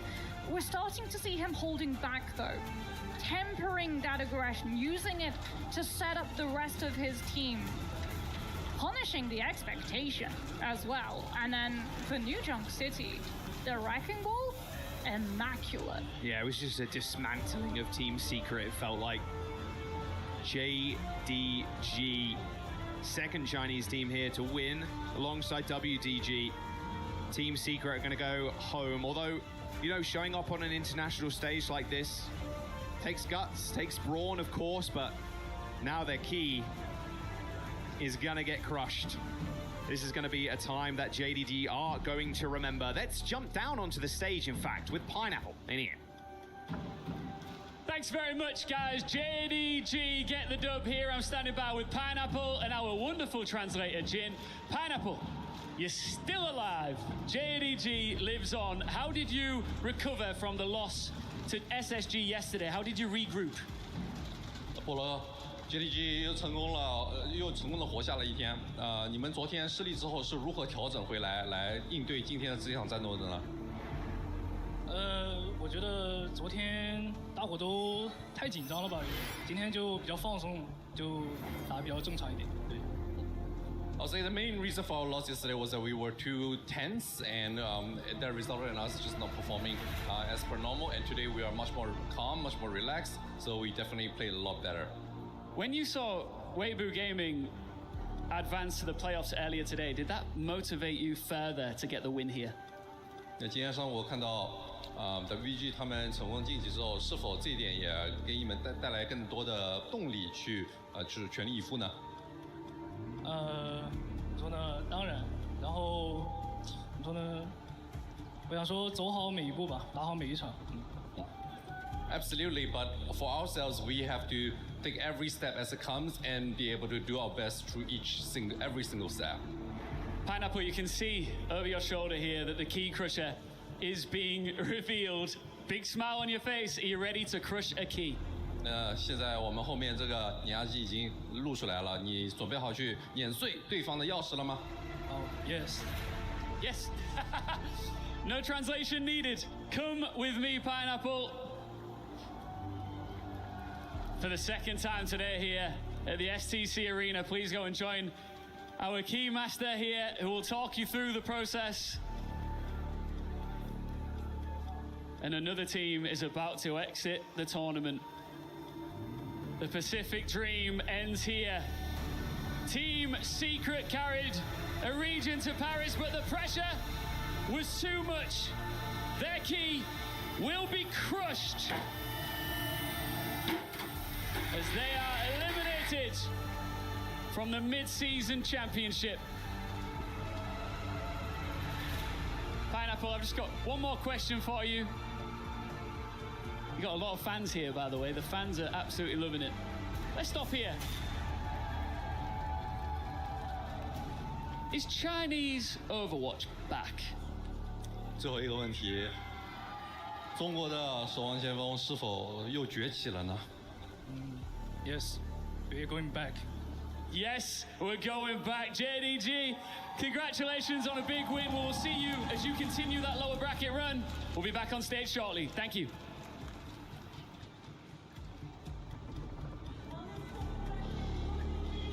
I just became a fan of Pineapple, and I think Jaws, our commentator, did as well. Let's take a look back at some of the highlights. His DPS duo Kaneki also in some of the highlight reels, but Zoe, this seemed to be kind of a dominant showing. Cuffa's crew, Team Secret, unable to hang. Yeah, it's a little sad, honestly. They managed. He looks unimpressed with everything. But yeah, it was a complete dismantling. I actually really expected to see a little bit more pushback here from Team Liquid, Team Secret, but no, this was a JDG coming in with really, really good comps for them, playing their comfort zone. Like, they weren't really breaking a sweat. Johnny, are you surprised to see how many fans have shown up for Weibo and JDG? Because they have been loud all day long. A little bit. I'm not alone in that, right? I'm a little bit surprised at how many people have. A lot of cosplayers as well. They look good. Chinese fans always show up. Okay. What are you saying? I think back to Toronto, they always show up for like big major tournaments, but they're showing up. I've been here every single committed. week, and this is definitely one of the better crowds we've had for an early Wednesday, Thursday performance. We're not even to the weekend yet, and it's going to get louder here in Paris. JDG looking to make more noise. If they will, it's probably going to be behind these two once again, but the whole team performed. Johnny, how strong is the squad right now? What did you like about their gameplay? I gotta say, Bucket. Say the ball. I gotta say, Bucket. This is my favorite type of Overwatch.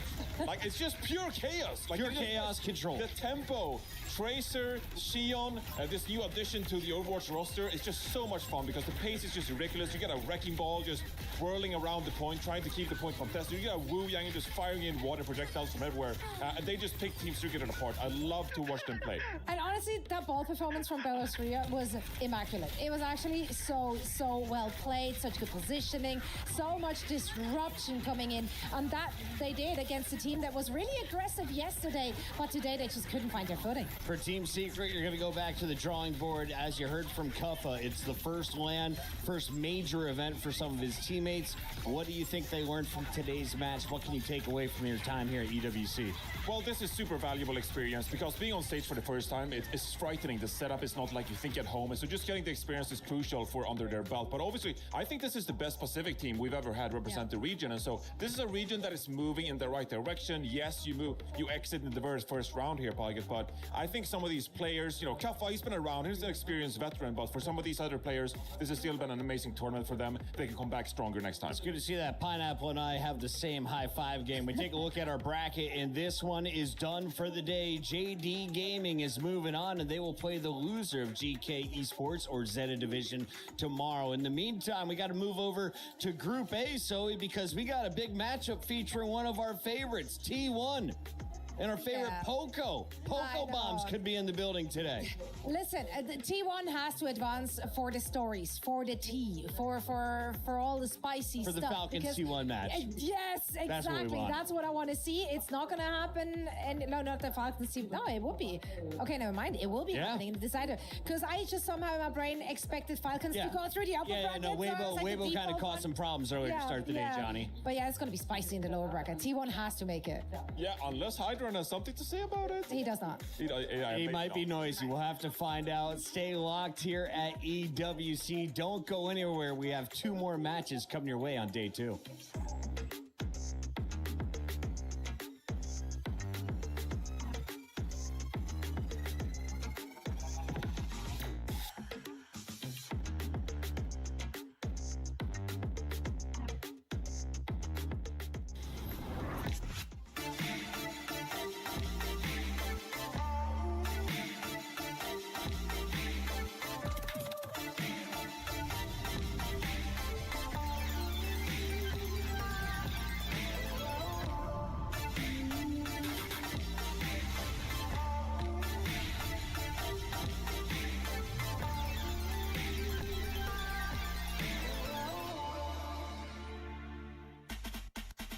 The Call of Duty Warzone competition is taking place here in the Korea City Grid, and we have the lovely Glitter to give us an update because this is day 1. Things are starting. Right, we literally just dove into the competition, and this is how it's going to work. We've got 2 days of group stage, then we go into survival stage, and then we have our match point finals. So pretty standard for Battle Royale, but this is going to be really exciting because for Warzone, CC teams are massive in this lobby. I think we have 8 different CC squads, but the ones that really matter when it comes to storylines, we've got defending champs and Twisted Minds, but they've been really inconsistent over the last few lands, so they might not be able to close this one out.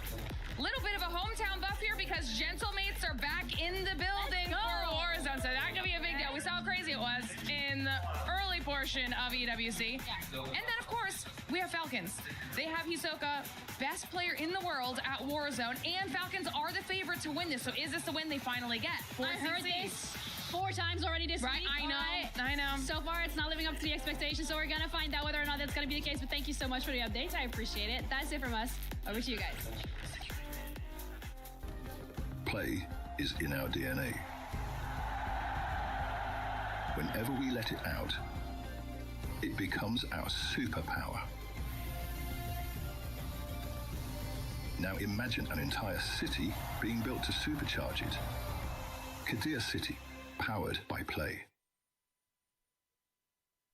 Both of you played against T1. You guys had a good start. Like Yes. the solo bolo in the mid lane on Faker, you know, like, that was crazy. How did that feel, man? I mean, that for us to have our new mid laner who just joined our team just a few months ago, be able to solo kill the GOAT was an amazing moment for us. And at first, it was 4-0 for a second. I thought like my dreams were about to come true and everything. But then, of course, you know, T1 and Faker being Faker, they didn't make it through. But we're happy to see you guys here. Yeah. Taking down the GOAT. You know what I'm saying? That was crazy, actually, because we lost against them pretty bad away at MSI. Oh, yeah. It was like a nightmare. 0-3 and you're out. And this time it was like a dream, you know, in front of our fans, our crowd. It's a dream. Yeah. For real.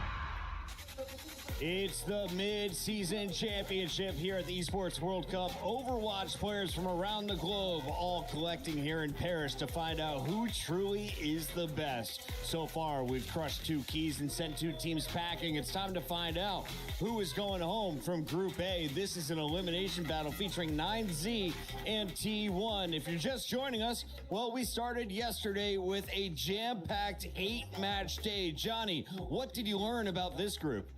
About this group, the favorites started to advance. EMEA looking really strong in the upper bracket there with Virtus Pro and Twisted Mind. So that's a region to look out for. 2 wins and you're through, 2 losses and you're done. You already hold 1 L if you're 9Z and T1.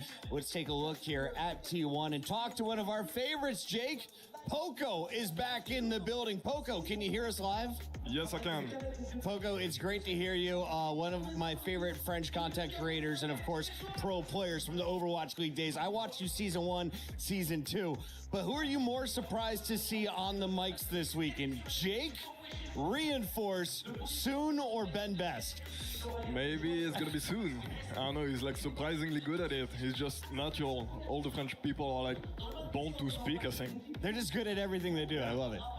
Yeah, it's great to see. And for you guys, for T1 this weekend, it's going to be an interesting one, right? With taking a loss already. It was an incredibly close affair against Twisted Minds. You'd think this would be maybe an easier match for T1. But how do you think about the tournament ahead for T1? Is this going to be their year to finally notch a significant result on an international land?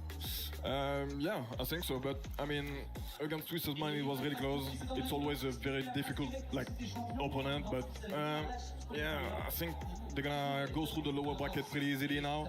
They're gonna beat 9Z 2-0. And then Falcon is going to be a bit tougher, but hey, I believe in T1. They have to make it. It's their land, and T1 fighting. Poco, what's the pep talk like? You know, the players are preparing ahead of the game. Do you barge in there and give them a pep talk? Like, how does that get established? Oh, hell no. That's not my job at all. I just do post game. I just do fun French joke and stuff. I let the player, I let the coaches. They're very smart, very talented. I don't do anything about it. Just you guys, you do you, and no pep talk needed. Speaking of me doing you, I want to do the Poco style with some Poco bombs we saw yesterday. I can do that in game. But if I want to eat like Poco in Paris, where do I go if I want to learn from the French? Just go anywhere, like a little French boulangerie. You get a little bread, a little croissant, and everything is gonna be good. You can't go wrong in France. The food is amazing. The people are lovely. Maybe not in Paris, but they are lovely if you try. And yeah. Poco, final opportunity to give a shout out to anyone who's been supporting you. I loved watching you as a player. It's great to see you thriving in 2026 as a co-streamer. Yeah, I mean, of course, shout out to T1 for bringing me again in the family. And shout out to the French audience. There are so many people. I'm very excited for this weekend. And shout out to you guys. You are doing an amazing job, keeping the hype. And yeah, thank you for everybody watching. It's great to see you. The male model doing his thing. That is Poco. You can watch his stream. In the meantime, we got to take a look at his team. It's T1. They're here in the elimination bracket. And Jake, this is a tough spot to be for one of the favorites in the tournament. At least if you're looking at EWC and across the board, T1 are some of the big hitters here to win a club championship. Yeah, this would be a huge opportunity for them to do it in Overwatch, to notch a significant placement. But this team has kind of been on the outside looking in. They haven't been able to really broach those top spots, and they find themselves now in the lower bracket. That being said, this match against 9Z should be a bit of an opportunity to catch their breath, get their feet back under them after what was a tough loss to Twisted Minds. I mean, I don't think that limits their potential in this tournament. TM is one of those squads that very well could win it all, so losing to them isn't necessarily a death sentence, but I want to see a very strong and decisive victory over 9Z. I don't want to see them pulling their punches. This needs to be a win T1 every round, firing on all cylinders. Exactly. They should make this one quick and solid because, frankly, 9Z, I really don't think that they have the caliber of players to keep up. Let's be honest, they're at the bottom tier of our competition board. Johnny, where do you have T1 right now? T1, I still think they're really competitive. Like at some point, Poisson is going to come home to roost for this team because we keep talking about their potential. That joke went right over your head, Bucket. But we've been talking about their potential for so long now that you're just kind of like waiting. Okay, Proud, like, when are you going to show up and just dominate on the world stage? T1, they haven't done that yet. Well, speaking of Proud, he showed up backstage with Danny Lim. Here's what he had to say. Thanks, guys. I'm here joined by Proud from T1 just before heading into his match. Proud. Let's start off with yesterday's match. You guys went up against Twisted Minds. It was a very close match, but you guys did lose to them. How's the team feeling right now before going into the match? 자, 일단 어제 트마의 경기가 굉장히 접전이었는데 아쉽게도 패배를 하셨는데 지금 현 상태 지금 T1은 지금 분위기가 좀 어떠신가요? 일단 오히려 유아프레스 한 번 더 할 수 있다는 생각에 나머지 다 이기고 올라가자 느낌인 것 같고요. 분위기 괜찮습니다. Overall, the vibe is actually not that bad. It's another opportunity for us to prove ourselves and take another step. Just win this one and take it step by step. We have another step in front of us, but if we win that, and we could just continue on. So the whole vibe right now for the team isn't that bad at all. Talking about your match that is coming up very, very soon. You guys are going up against 9Z. How do you view 9Z as a team? 자, 다음 질문 이제 곧 있을 경기 9Z와의 경기가 있습니다. 좀 9Z는 좀 개인적으로 파라 선수가 보셨을 때 좀 어떤 팀인 것 같으신가요? 일단 어제 봤을 때는 뭔가 퀸도 쓰고 라마도 쓰고 와우 쓰고 약간 저희랑 느낌이 비슷한 것 같은데 그래도 저희가 좀 많이 상위호환이지 않나 그래서 아마 쉽게 이길 거라 생각하고 있습니다. I feel like they're sort of a similar team to us T1 because we use similar comps such as Ramatra and so on and so forth. But I feel like we are the better version of the two. So I feel like it is going to be a pretty easy win for T1. All right, that is it for the interview. Proud. Thank you so much. Good luck. Proud's ready to flex on him, and if he can, he will make the fans proud. Let's take a look at our fan base poll. 95% of them have faith in T1. Johnny, this is the most lopsided we've seen yet. Yeah, it's going to be pretty one-sided as well, unless Hydron can do something about it. The one thing I'll say about Hydron is just gonna keep making plays. Always stays aggressive, always go for the big flash. Okay. So I'm hoping to see he can do something about it. So he's just got to take out the support line and they can win. Yeah, just run him down. Just run him down. It'll be fine. Kill 5, and that might set them up for a Team 5 victory. Honestly, I think 95-5 maybe understates how dominant this is going to be for T1. I mean, they almost got it done over Twisted Minds, who put incredible pressure on every team they face up against the Sim. I think Proud is going to be pretty happy to have a much more stable match on his hands and something where he can really sink his teeth into and show what he can do on LAN. I think this is one of the more exciting up-and-coming hit scans. We got to throw it to the stage as we do. Who are best, me, Johnny, or Ian Chambers?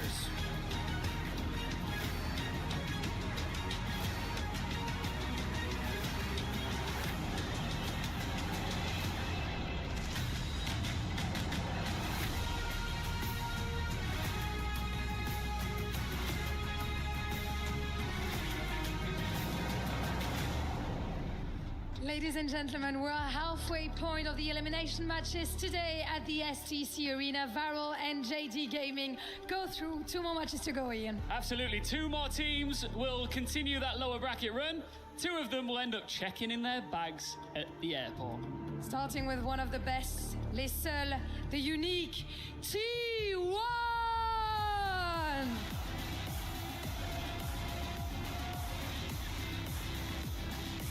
Le club de légende one of esports' defining organizations. Their domestic pedigree isn't questioned, but now they are leaning against the wall. Can they do it, or will they be flying home tomorrow? That's the question we're all asking us.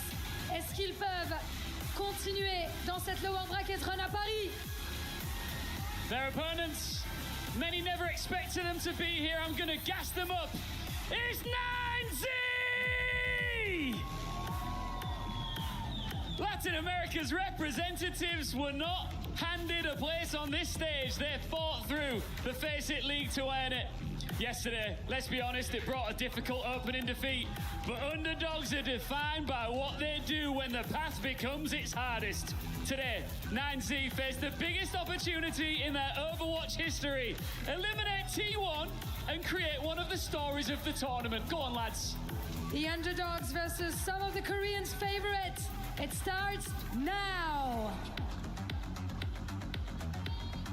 One team is trying to keep a championship dream alive, and the other is trying to create a moment its region will never forget. The opportunities for South America in Overwatch to put themselves on the international stage are few and far between.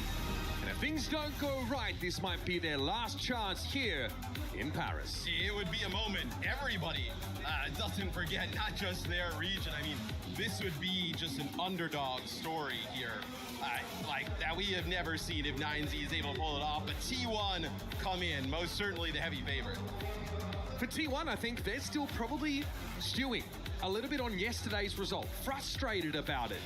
But yesterday's frustration is today's fuel.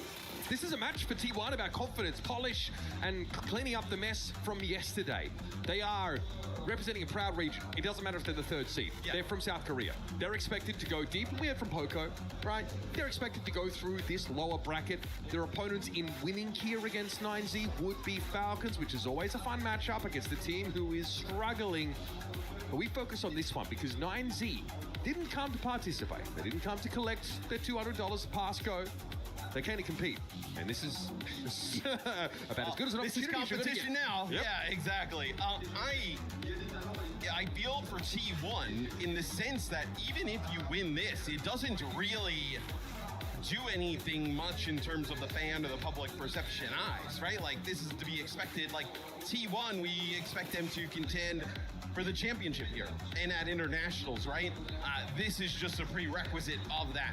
As Hydron, good to see him back on the stage here with 9Z. As the desk was talking about, you're going to need what is even beyond heroics, right? From Hydron to really make this a game. We've witnessed many moments like this where on paper we have these very David versus Goliath-esque matches, and there are moments in games of Overwatch where you can overcome experience, regional strength, LAN pedigree, but not for the whole course of the series. That's the concern here. We need to see 9Z come out and show us something that we've never seen from their region before. Now, obviously, this is a roster that is very much bolstered by Hydron and Clear. That's LAN experience. These guys have been around for a long time. It's going to have to do some Olympia-level lifting against a squad as well-drilled, as long-lasting, right? T1 has this longevity in their core, and they get frequent practice reps against the best teams in the world. It's like also you kind of you're riding this belief in the core of T1, and eventually that belief, if you don't get these results at internationals, then within your region, it's going to erode, right? And gonna kind of seep into the players and the team. So for their sake, you hope they kind of escape this one. Kind of getting through the series pretty comfortably, and then can go prove themselves against bigger teams. And of course, it is a key crush game and a first to two, so the margin of error is pretty darn slim. T1 are a proud org with a lot of fans all around the world. And like Matt kind of succinctly put it, excellence is not simply, desired. T1 doesn't get into games to participate, right? I mean, they get into games to be the best, to win, legendary organization, finishing ninth doesn't help them, right? So it is an organization that expects to get by teams like this. Is Clear kind of showing off his mouse. Is the 9Z guys pretty comfortable there on the stage. Yeah, I mean, that's good. You want to bring that energy. That's something that Hydron for me has always been able to do, is bring a sense of levity into teams that he plays with. He competes at an extremely high level. Of course, remember that, early OWCS era, right? I mean, this guy was certainly someone we all had our eyes on. Had the ability to take over games on the hit scan role pretty frequently. Sojourn was a great fit. I was gonna say, Sojourn is like kind of the one here you really think of Hydron, like his ability with like overclocks and just, raw damage output, right? To be able to really, put together some good games. I would be worried, like, if you're T1 and they win this series, like, Proud doesn't, like, dominate, right? I mean, Proud should dominate this series. Yeah, I also kind of liked what we saw from T1 at times, where Zest was able to pick up some of those sort of off picks, go for a Vendetta, for example. I think T1 would benefit from trying to play up tempo in a matchup like this and dictate the pace, because 9Z would, need to build their sea legs. I don't know if they felt like they got a huge amount of exposure to competition up against Virtus Pro. I mean, they definitely had exposure to a top team, but time on that stage, time to settle in, time to get comfortable. That time may well be running out. Yeah, and it'll be interesting to see what we have in terms of map selection, right? I think when we were peeking on one of the players' screens, it was Samoa, potentially, is the map. We haven't seen that one. I know me and you have not cast it. No, we haven't. We've seen a lot of Nepal. So we'll see if Samoa is that choice. T1 can probably accept the result from yesterday, all things considered. It is the reigning OWCS World Champion that they fell to. And frankly, they haven't beaten Twisted Minds since then either. They played in the preseason boot camp. You're right though, Matt. Samoa is going to be our first map, and it's a Jetpack Cat ban from 9Z. Junker Queen. Junker Queen's going to be banned. Interesting. So we'll see, obviously, if that kind of plays into this at all. We have not seen much Queen. Obviously, we've had tank representation across the board here, but has not been a tank that's been a mainstay whatsoever. Recently, she has, received some, I would call it, quality of life increases. But yeah, won't be seeing her either way, and I don't really know what T1's plan in the grand scheme of things is with that particular ban. Let's lock in, everybody. Heading over to Samoa. Remember, T1 certainly have a lot to prove still as a team, coming out as the little brother from South Korea.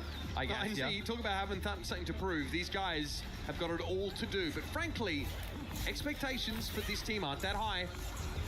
Feel like being the underdog, it feels nice. And I think if you're T1, the simple path here is to just play aggressive, run on through them, right? I know you're able to play some of these Vendetta comps. Donghack, we can see him play the fall. We saw some Doomfist the other day. And really just kind of bulldoze through 9Z. So they come out Maga, Vendetta, Xion, a really high octane comp. I love the tempo that T1 are at least signaling here. Already, yep, there's the dive. Look at the lights. And there he goes. There he goes. Now, Zest able to charge on in there with Donghack. It's a very high mobility composition. Obviously, Proud as well for Joyride to be wherever he needs to. The first test for 9Z is going to be one of composure.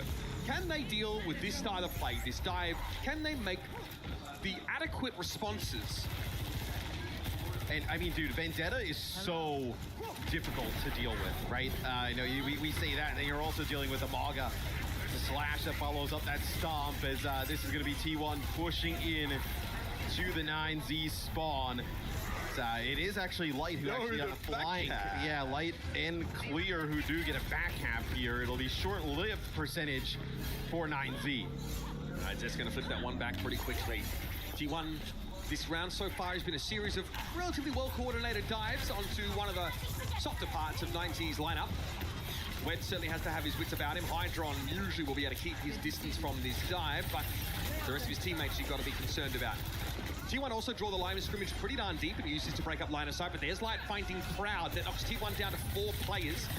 Donghack having to soak this damage from Hydron though, and the hit scan from 9Z needs to put himself in a more impactful position.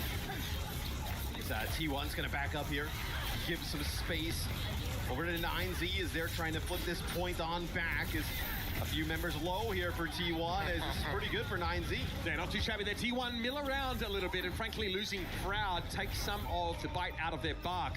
Donghak makes a quick exit from the fight. 9Z will retain control, have a remake opportunity for clear, and a Kitsune rush to leverage. We'll see if 9Z can hold on. Steal a early round here. T1, they will have that Kitsune rush, right? Really strong with Malga, as we talked about throughout the day, and then also the Vendetta.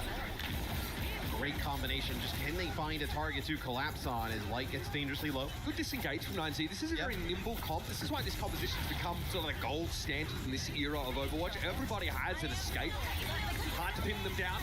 Here comes the Kitsune rush now. Zest looking for his next victim. It's going to be Donghak getting a fight up close and personal with clear, but the Kitsune rush really assists in that regard. Oh, here's a spree in the backline, and Hydron, frankly, didn't really have the tools to escape. Crowd here would have been happy to go down, but no. T1 hold on, and they hold on to the second. I mean, essentially a tie game up until that point, though. That's pretty good for 9Z. Obviously, a point flip they got early to get some percentage, like about 15, and then a fight win. We'll see if they can use this sound barrier. You'll have a sound barrier on the other side. Zesto with that Sundering Blade could just kind of rip all that overhealth off. Just kind of make it all good for nothing. Light is putting some pressure on the point with clear there. Just trying to draw T1 back a little bit. I got to reiterate, this match for T1 today is about polish. It's about being clean. It's about trying to avoid the temptation to become scrappy and just to throw caution to the wind every occasion you have. Oh, the sound barrier. Not enough from LCS. Hydron also picked up at the same time, and Zest is flying free down there on the point. Nowhere to go for 9Z. And you mentioned it was a tied game up until this point, but the ebb and flow of tempo on Overwatch is such that I felt like T1 never truly lost their nerve. No, self-destruct thrown in here for clear, trying to get a mech back, gets taken out before you can get back inside, and that is a pretty commanding win there for T1 in our first point. I always kind of wonder what the broader objective is, as a team like T1 coming into a game like this, when you're already expected to win. There have to be some secondary objectives outside of, winning the video game. I kind of want to see if, any of those sort of get exposed to us as spectators. That's nice there from Donghak. I see Malga has slightly higher spread on those chain guns, but at that range, you are not... Has not seemed to make that much of a difference, though, in terms of Malga's play rate throughout this event. So I mean, the fact that you can cycle those cooldowns more quickly in Kitsune Rush basically makes Malga unkillable. It's going to be like going back to Tracers, so we're going to get a mirror matchup here from these two teams. See if they can kind of stop this aggression from Zest and Proud. Proud not playing like a traditional hit scan, right? Playing the Xion. Xion does have a little bit more range than some of the other flankers, though, so kind of fits into a few niches. But you're right, it's obviously mirrored backlines for both these sides. LCS actually able to find Proud here. It's a pretty good look. T1 now have to derive a win condition with only 4 players, and I think Zest is going to play a pretty central role in this. Early burn of the Suzu. That's not bad, and that's going to be barked out to the rest of T1 to try and capitalize on, and Wed couldn't get away. Even with the swift step Suzu combo used, Kiriko is down. Zest has got some real staying power here behind this deflection, this damage mitigation. And he can shelter inside the point here. T1 just legitimately won with 4. Well, I mean, Zest didn't have to use any of his movement cooldowns early on to get on the Wed, so as soon as that Kiri TP's out, you have the Whirlwind. You can also kind of, throw your sword, get right into the mix. Available for Zest to just kind of close the gap. You have the Malga Stomp on top of the supports as well, as they kind of timed it up really nicely. Good point. You still need to put the work into having good positioning with Vendetta, even if your kit is built to allow you to cross the map with ease. Same concept, but I guess, is Tracer loving being thrown into backlines with all the cooldowns up because of Jetpack Cat. Zest was able to chase that Kiriko.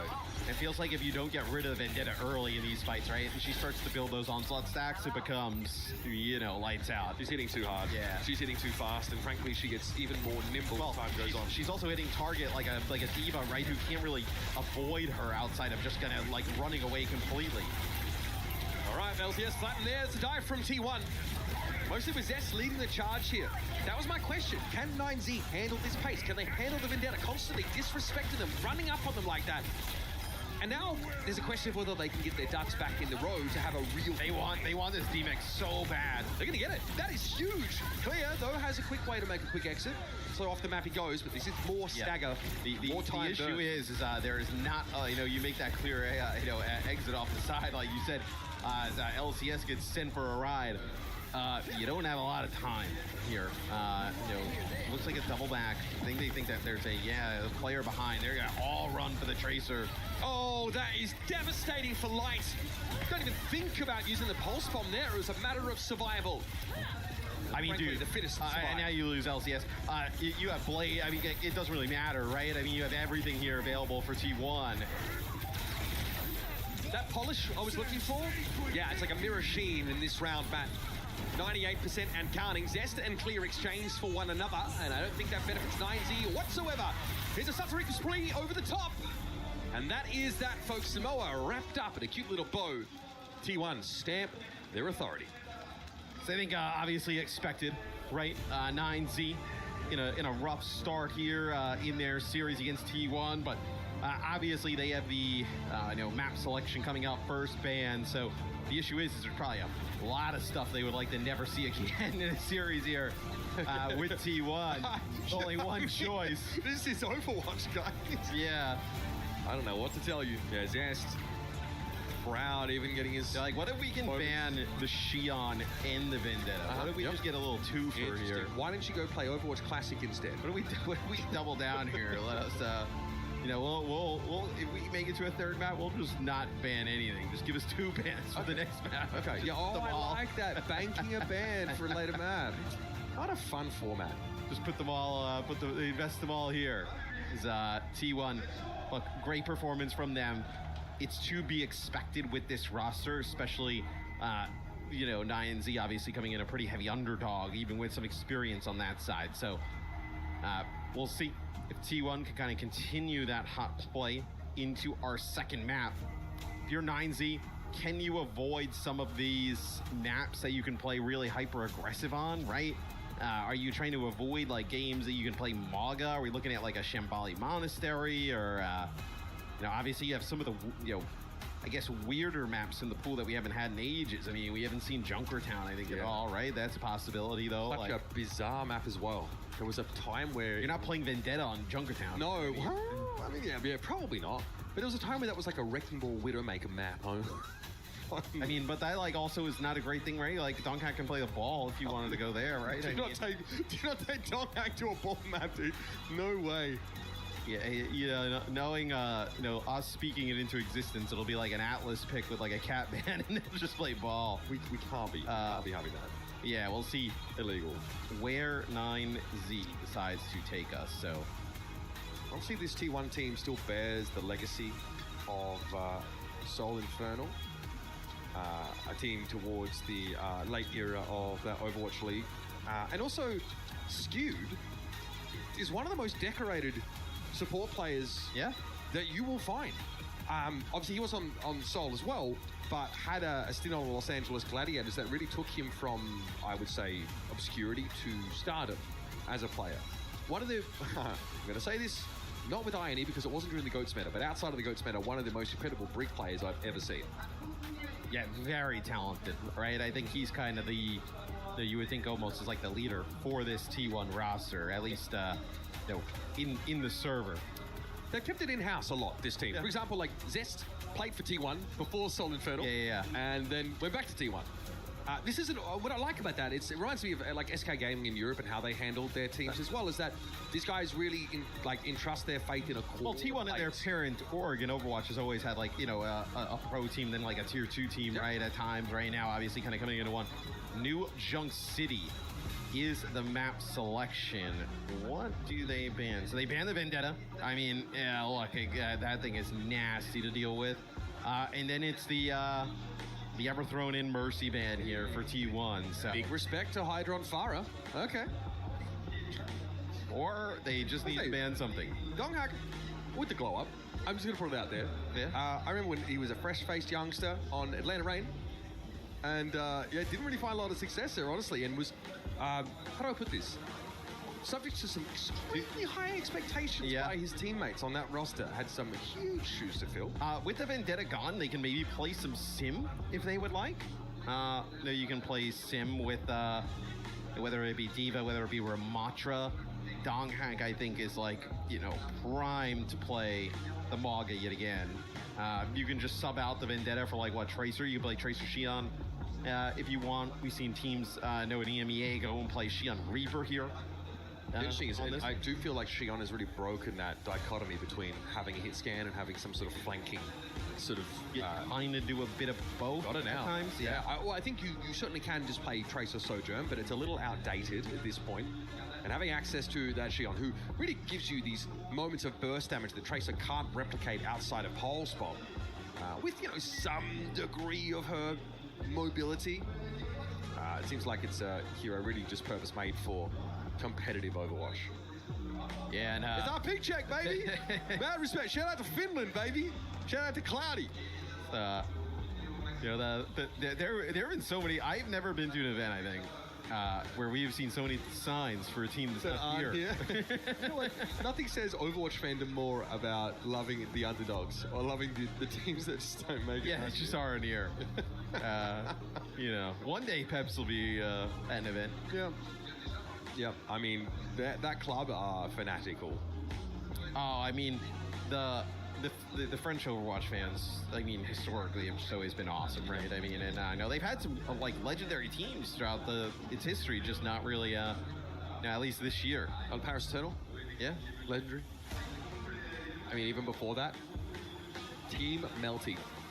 One of the first competitive Overwatch teams, primarily French players. Many of them, all of them, have moved on to other things. Yeah. They have real jobs now, but that was the team that led the way in the early Overwatch era and were the best by a long shot. It took a long time for the rest of Europe, let alone the world, to actually catch up to them.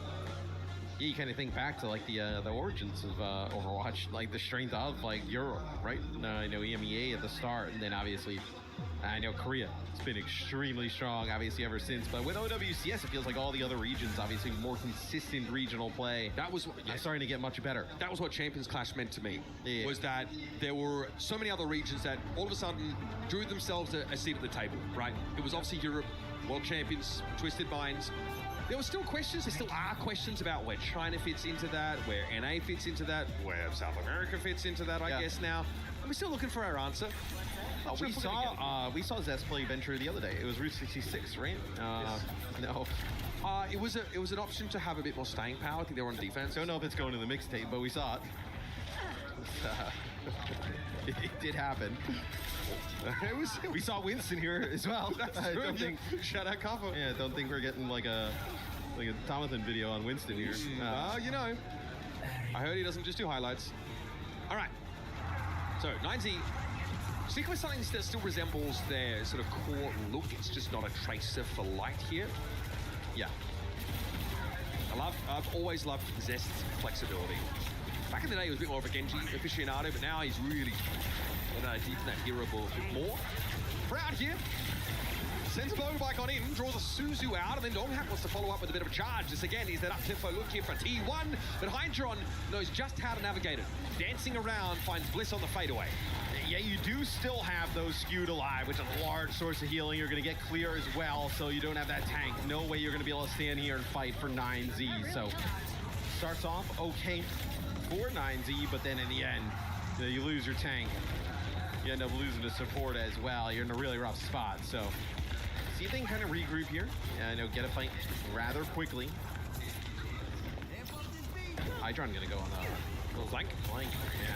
He's getting some Okada, so it looks like he's being joined by Wet for the time being, but they've attracted a lot of attention. Good Suzu timing to prevent the knockdown, though, but the rest of T1 are all piling in. Donghack's going to need some healing, though, so 9Z have done very well. Yeah, this is really good. Just drawing the dive out. They've baited T1 in, and they've handled that, honestly, with a confidence that you wouldn't have expected to see. Hold on. T1 thinks this isn't over. It's going to be a Kitsune rush here. It's over. On the low ground, and then it's going to be a Kitsune rush in response from Wed. Hydron pops the OC, gets down to the point, will deal with Zest. So 9Z That was a really nice fight, right? They kind of like have Sen Hydron on a flank. You kind of get some shots into Donghak. Everybody goes for T1. And T1, you can kind of see it from the health bars at the top of the screen. They were so weak as 9Z, pretty much fully healthy.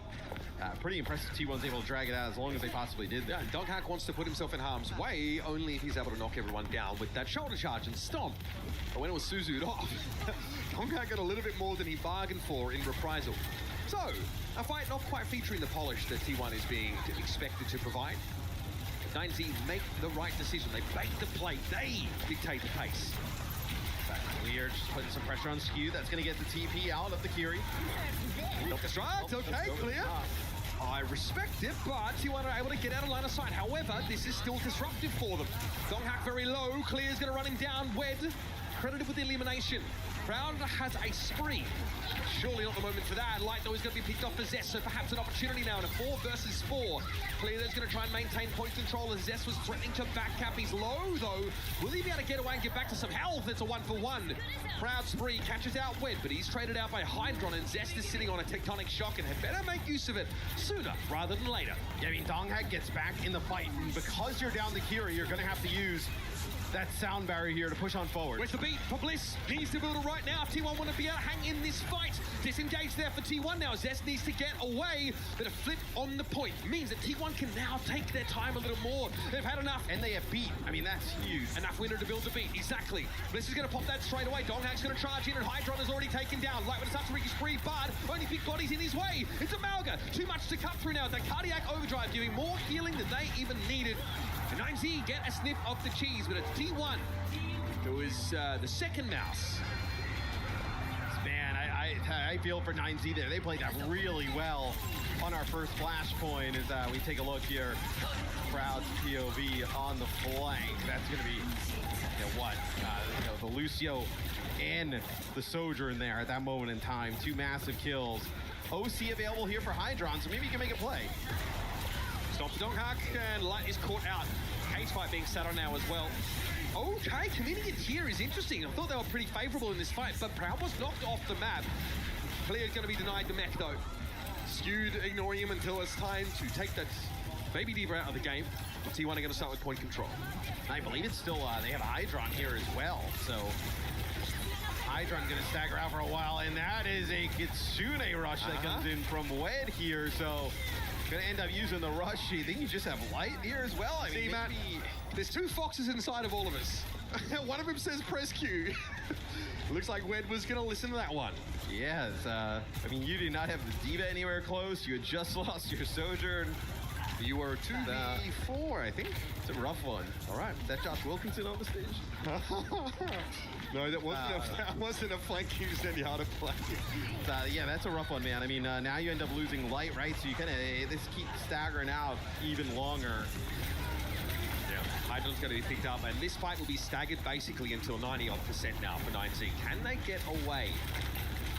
Where? Really? Okay, yeah, no switch. I mean, maybe, okay, so going back to that rush, maybe they actually think that Clear is going to end up coming back into that fight because he's coming off a spawn.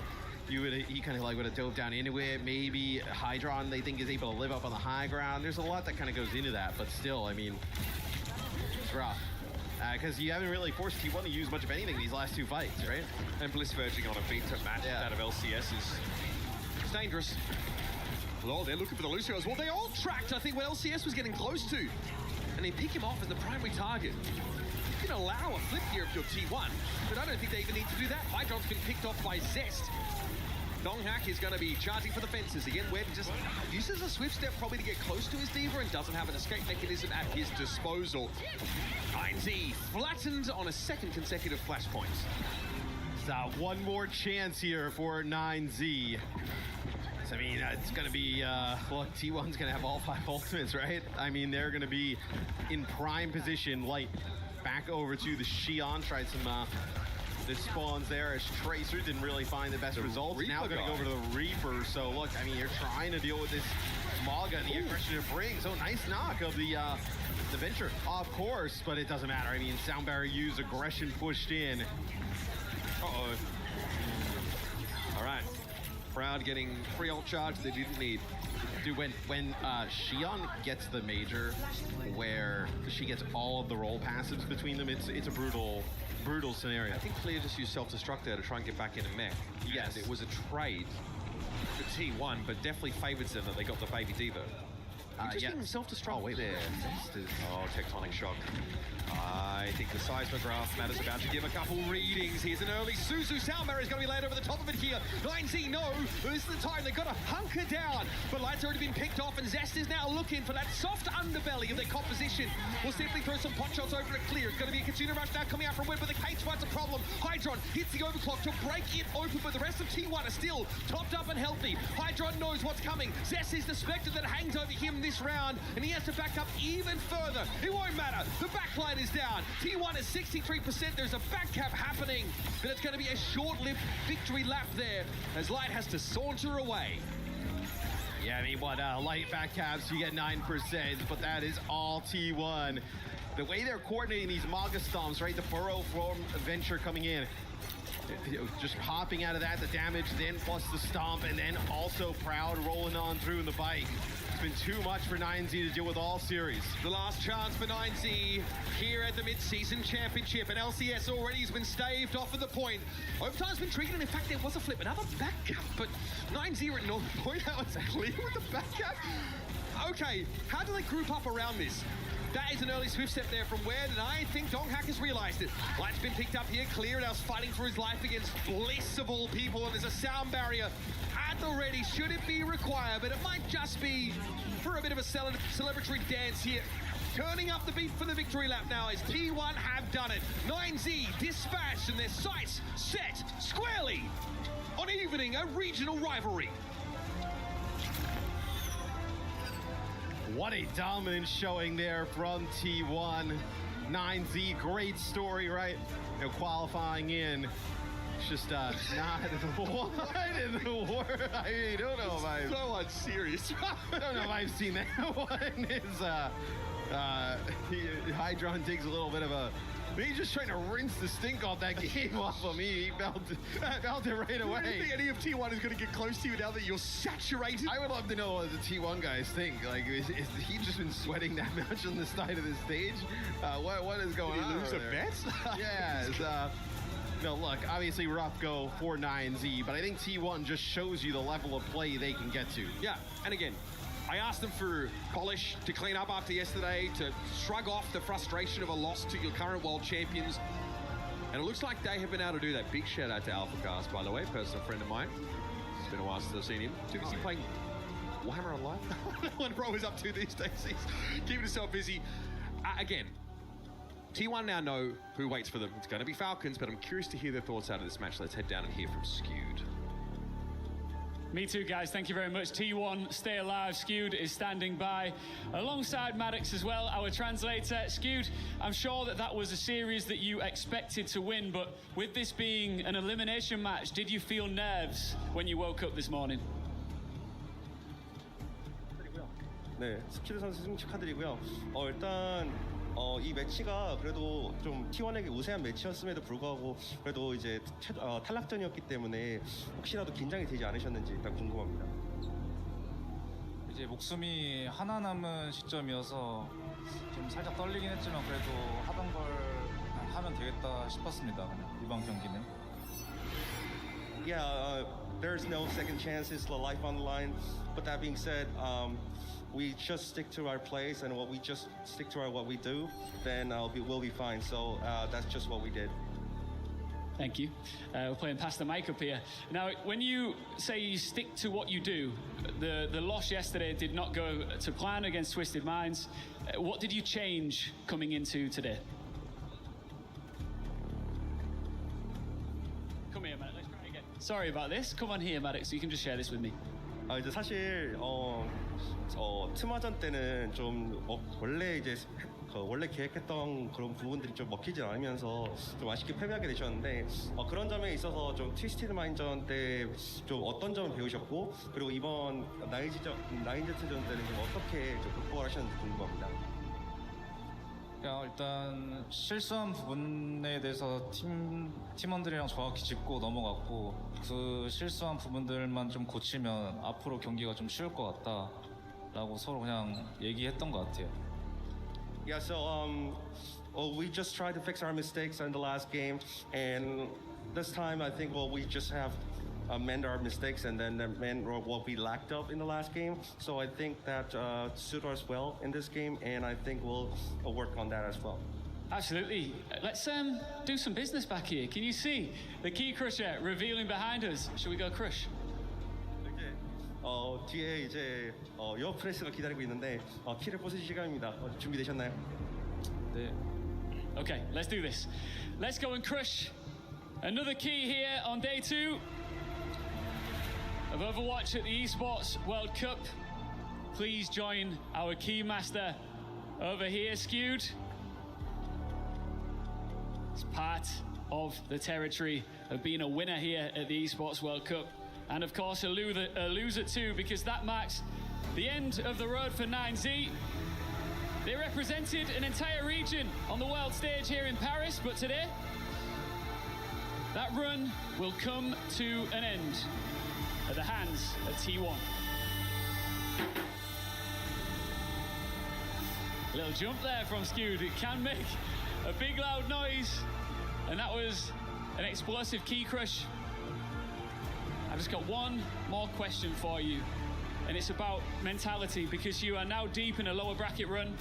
You need to have a strong mentality to continue through it, and your next opponent will be Team Falcons. How do you feel about them? 이제 마지막으로 사실 이제 OWCS이 있기 때문에 계속해서 이제 힘든 길을 걸어 나가셔야 될 텐데 마침 당 상대가 이제 팔컨입니다. 그래서 팔컨전 앞두고 좀 어떻게 임하실지 궁금합니다. 딱히 무슨 다짐을 한 건 아니고 그냥 일단 재밌을 것 같아요.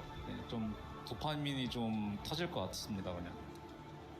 Honestly, I'm not gonna say much about anything, but that being said, I mean it's gonna be a full dopamine rush. I'm really excited for it. Full dopamine rush. I love that. All right, Paris, make some noise for our winners here, T1. Skew, congratulations. Maddox, I'll get you a mic next time. You have my word. Thank you very much. We continue through the process. One more to go.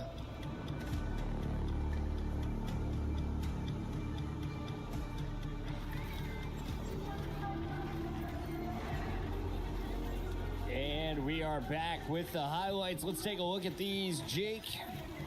Fantastic moments coming out of T1, a fast and furious 2-0 victory. Yeah, it doesn't get more dominant than this. It's an ignominious finish for 9Z. I mean, maybe to be expected, given the stakes in this matchup for T1 rather. This is an opportunity to show off. He must have lost a bet. I mean, this is a full like, what is going on here? Couldn't make it happen in game, unfortunately. But I want to give a shout out to those guys who are now leaving us, of course. So, Hydron, couldn't make it happen. We'll be back with more Overwatch live from EWC in Paris.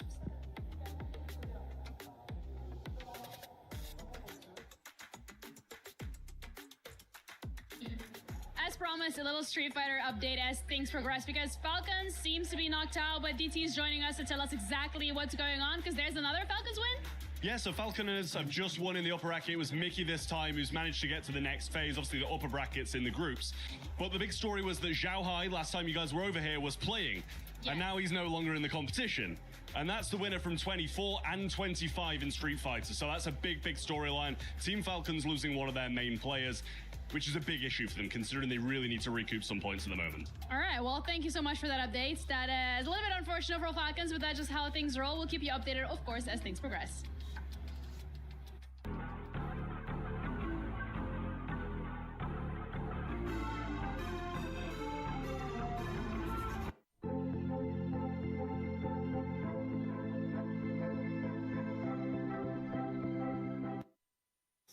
Hello everybody, we're on our final match of the day, Dallas Fuel versus Team Liquid. It's gonna be over soon. Actually no, because it's pickups time! Yeah! Let's predict who's gonna win! Alright everybody, it's on the EWC app, so download it, join in on the fun. I'm gonna start actually first. Dallas Fuel versus Team Liquid. I'm gonna go with Team Liquid winning 2-1 against Dallas Fuel. Yesterday, Tree popped off on the Cassidy.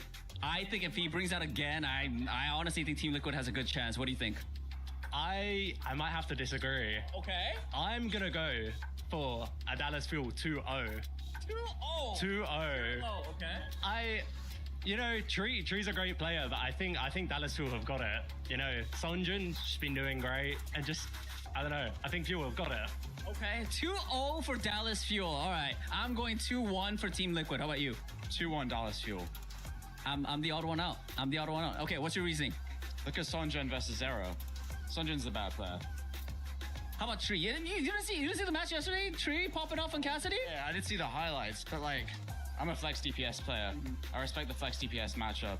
So Sunjun did insane things during stage 1 and stage 2. I think he's going to bring great value to the team. I honestly feel like whatever the outcome, I think it's going to be an interesting match. NA versus NA, It's going to be good. Thank you.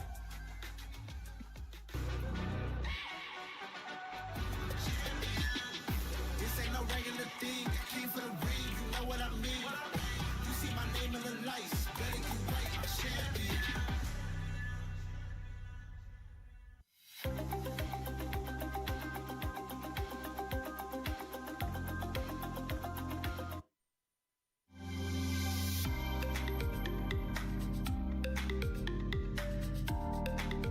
What is up, everybody? Matt, Mr. X here with CJ for our Lenovo PC setup. CJ, I gotta know what you do to play at the best in game. Let's start with the monitor. How close are we? Are we tilting it? What are we doing here? Honestly, I like to play really close. I would probably move it up to here. Yeah. And also since I'm shorter, I'd probably lower it a little bit. And I have the same problem. I also do tilt it a little bit. Tilt it back? Yeah, I tilt it back. Why? I think it's just for me, it's easier just see everything if it's tilted more this way instead of forward. Oh. Forward, it's I don't know. It's the top is closer to you, but I think having the bottom closer, just as you're all closer, your cooldown's closer, you just see everything better. Oh, okay. That's an interesting one. I never would have thought that. I'm gonna steal that from my setup.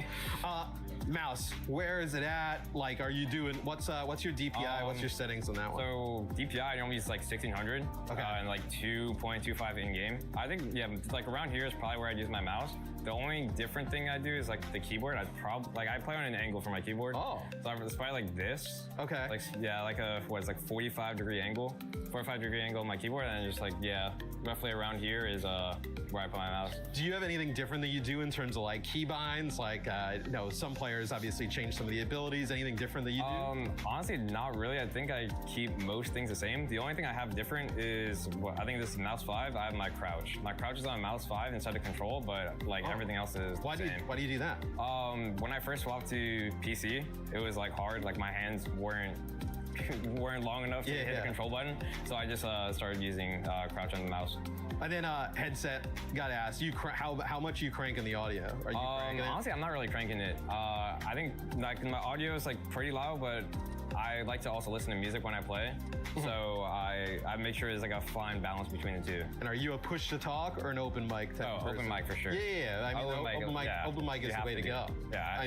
There's too much work pressing a button and then talking and letting it go. Just let it talk. Nah, let them hear conversations you have in the background. I mean, who cares, right? Yeah, exactly. Chair, are we seated high? Are we seated low? Are we leaning back? What's the vibe honestly, I think this is fine. It's a low lean back, but I think if I were to, I'd probably make it a little bit tighter or a little closer, lean forward a little bit, just so it makes me in the zone. But yeah, I feel this right now is probably about perfect. Keep that posture right. Yeah. Well, CJ, thanks for walking me through your setup. I'm going to steal some of this stuff at home. It'll make me a better player and hopefully makes you guys better players at home. We'll see you next time. Later.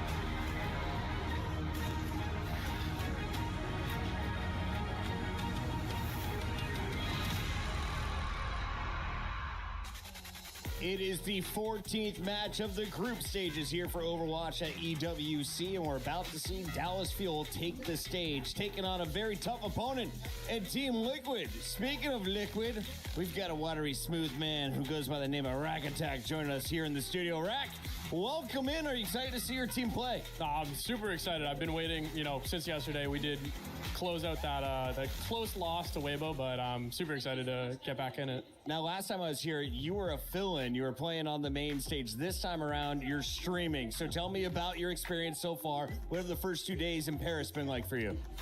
Tons of fun. Actually, I was able to stream and go walk around. We actually went to the Eiffel Tower. Me and Infected, another one of the players. Been a sweet time. Lots of good, nice fans, good food.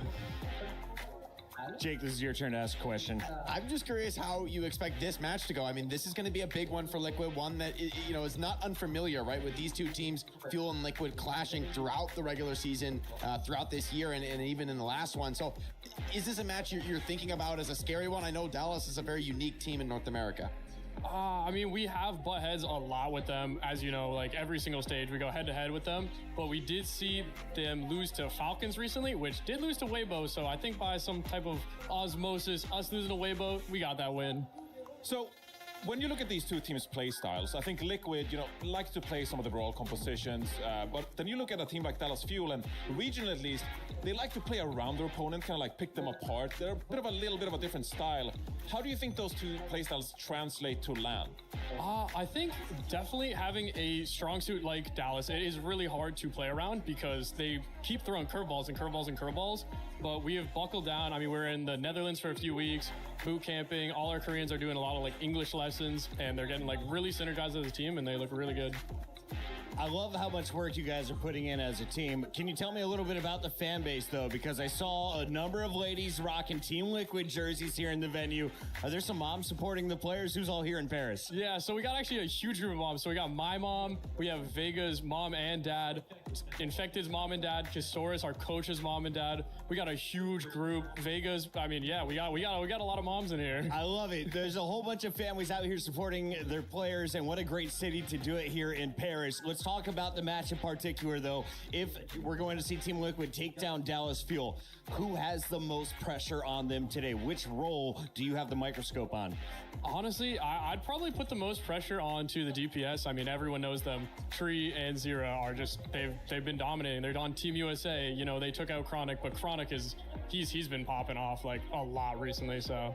Chronic has definitely been a player to watch. On the other side of this matchup, we have Dallas Fuel, and Jake, we have to talk a little bit about the team that used to be one of the favorites in the Overwatch League. What have the Fuel shown you lately, and who do they bring to play in Paris?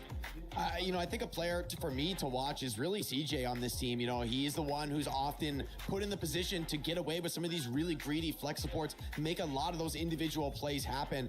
He's been a really interesting player to watch. You know, his history in the game really rising now to among the top players in North America. So for me, it's the support line of Dallas Fuel that puts the pressure on, that plays these unique styles. The question is, can they get away with those plays against the Liquid DPS, who are going to be bringing the pressure on them? I'd actually love to ask Ragattack about this, because Lucamino struggled yesterday, the support players for Dallas Fuel. And, we hide the Team Liquid logo for a little bit. Put yourself, support player in the shoes of someone like Lucamino, who plays more flex kind of like support heroes. Can you make that work at a LAN like this, or should you just play the hits, play the more comfort, regular kind of heroes? I mean, for him, you do see like the off meta. We just see the Alari, a lot of things you don't usually hit on, but that's his strong suit. I remember watching a game and I was like, this is like a really random character, but I was like, I'd love to see Luke Mino go Moira. He went Moira, instantly won the game. Like, he's a type of guy to pull anything out and make it work. We're going to talk more about the match in just a moment, but first, let's hear from the players. We've got one behind the scenes before this match kicks off. Thanks, guys. I'm here with Sunjun from Dallas Fuel. He is getting ready for the final match of the day, Dallas Fuel versus Team Liquid. Now, Sunjun, you had a pretty difficult match yesterday against Falcons. For now, though, how is the team doing? 자, 어제 좀 어려운 팔콘과 경기가 있었죠. 끝나서 지금 경기 들어가기 전에 지금 현 상태 팀 분위기는 전체적으로 좀 어떠신지? 팔콘전 진 건 아쉽긴 한데 해다도 잘 준비해서 올라가자고. 분위기는 괜찮긴 해요. I think we're mostly doing pretty fine.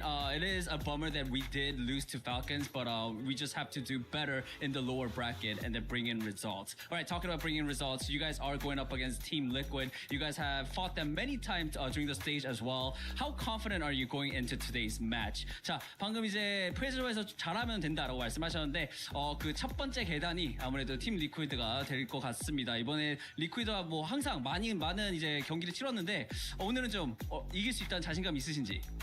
항상 자신감은 있고 리퀴드 한국 애들은 저희 한국 애들보다 못하기 때문에 잘 이길 수 있을 것 같다고 생각합니다. I am always confident. I feel like all of our teammates are always confident. I do want to say the Koreans on that team are worse than the Koreans on Dallas Fuel. I love that answer. I love that confidence. Sunjun, thank you so much. Best of luck. Fighting. Calling out the former Korean teammates, now opponents in this matchup. Let's talk a little bit about your Team Liquid squad and the expectations against Dallas Fuel. We got 45 seconds before we get to stage. So how many maps does this go, Rack, and who wins it? It's got to go map 3. I think super good opponent from Dallas Fuel, but we got to take the win. Liquid 2-1. Johnny? Look, Dallas Fuel should be favored, but I've been a Team Liquid apologist all of stage 2, and so I gotta ride with them. I gotta stick with it. Jake, 27 seconds to the stage. Who wins this one? Who are your players to watch? I'm kind of feeling Team Liquid right now. You know, the Dallas, they fell flat yesterday, and in some of these tricky styles, I feel like they can kind of be a struggle on land under huge pressure, and I think Team Liquid are going to be putting on that pressure today. Well, Rack Attack, we have an awesome group of fans, some incredible production crew, and they brought over this fantastic sign for your mom. Bring this over to Mama Rack as we send it down to the stage. It's the final match of the day.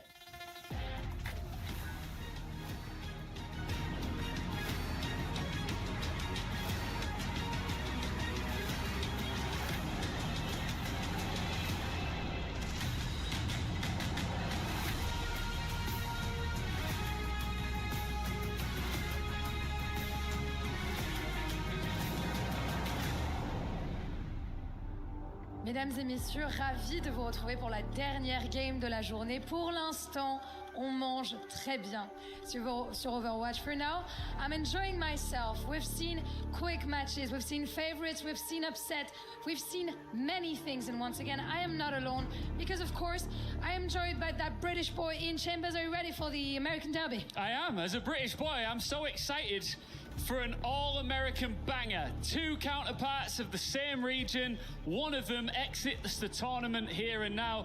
The other keeps their hopes and dreams of lifting this bad boy high in the air, alive and well. And who better than a young British boy to welcome the American team? Shall you go? Absolutely. Please welcome Dallas Fuel!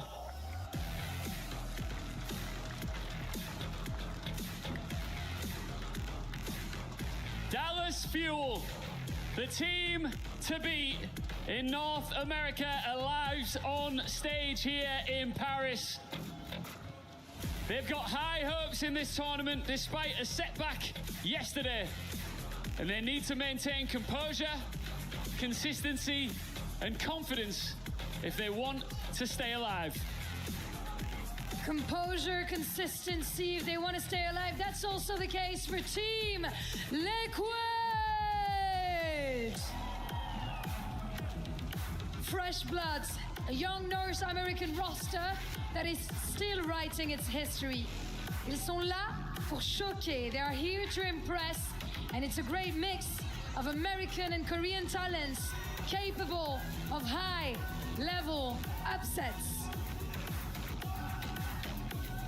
One team lives to fight another day. The other watches their key crushed. It's all NA, and it's the final match of the day.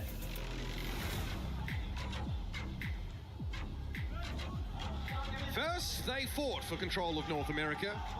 Now, they're fighting for the right to keep representing it. North America's, one of their most compelling domestic rivalries at least, has followed us to Paris, and now one of their flagship teams will be going home.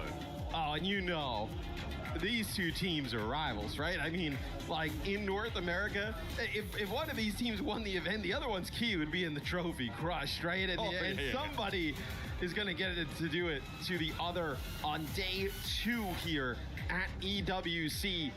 Dallas obviously comes in with a lot of hype, been really good in North America this year. It's been great to kind of have them back in the scene.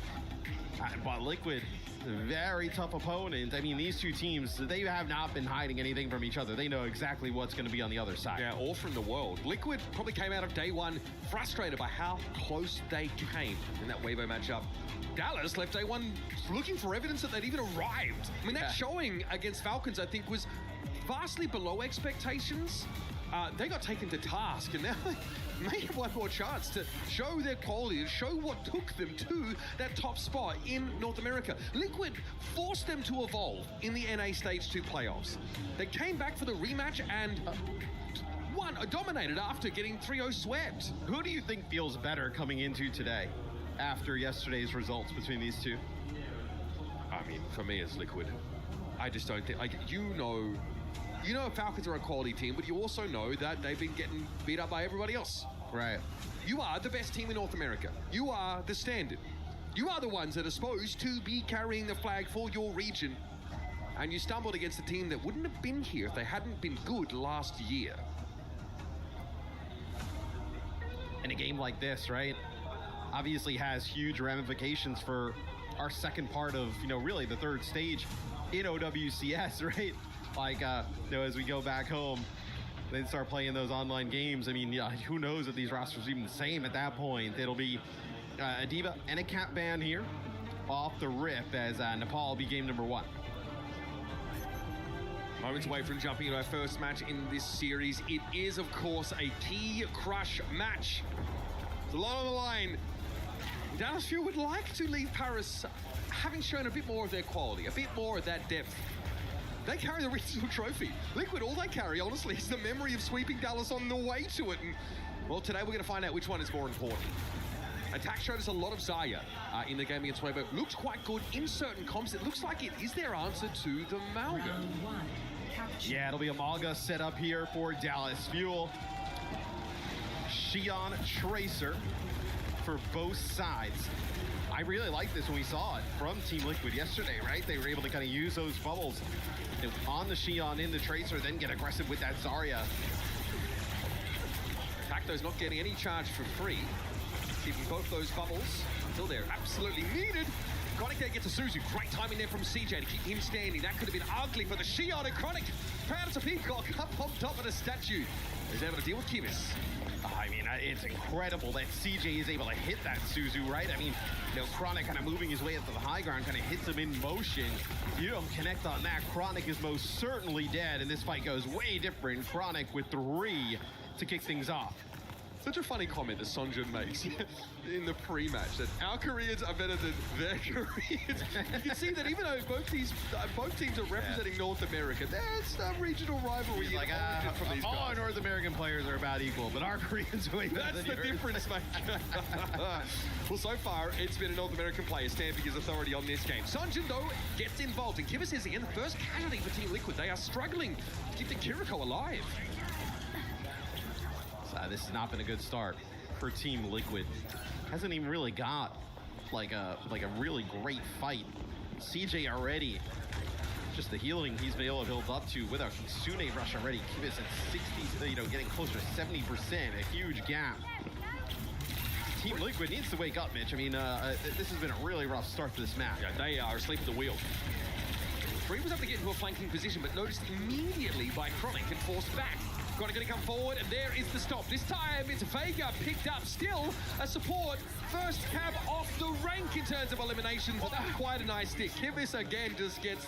But that was Kivis' rush. Yeah, well, towards the end, I feel like I think it came in really late when he got, stuck. He took the orange brick road back to spawn.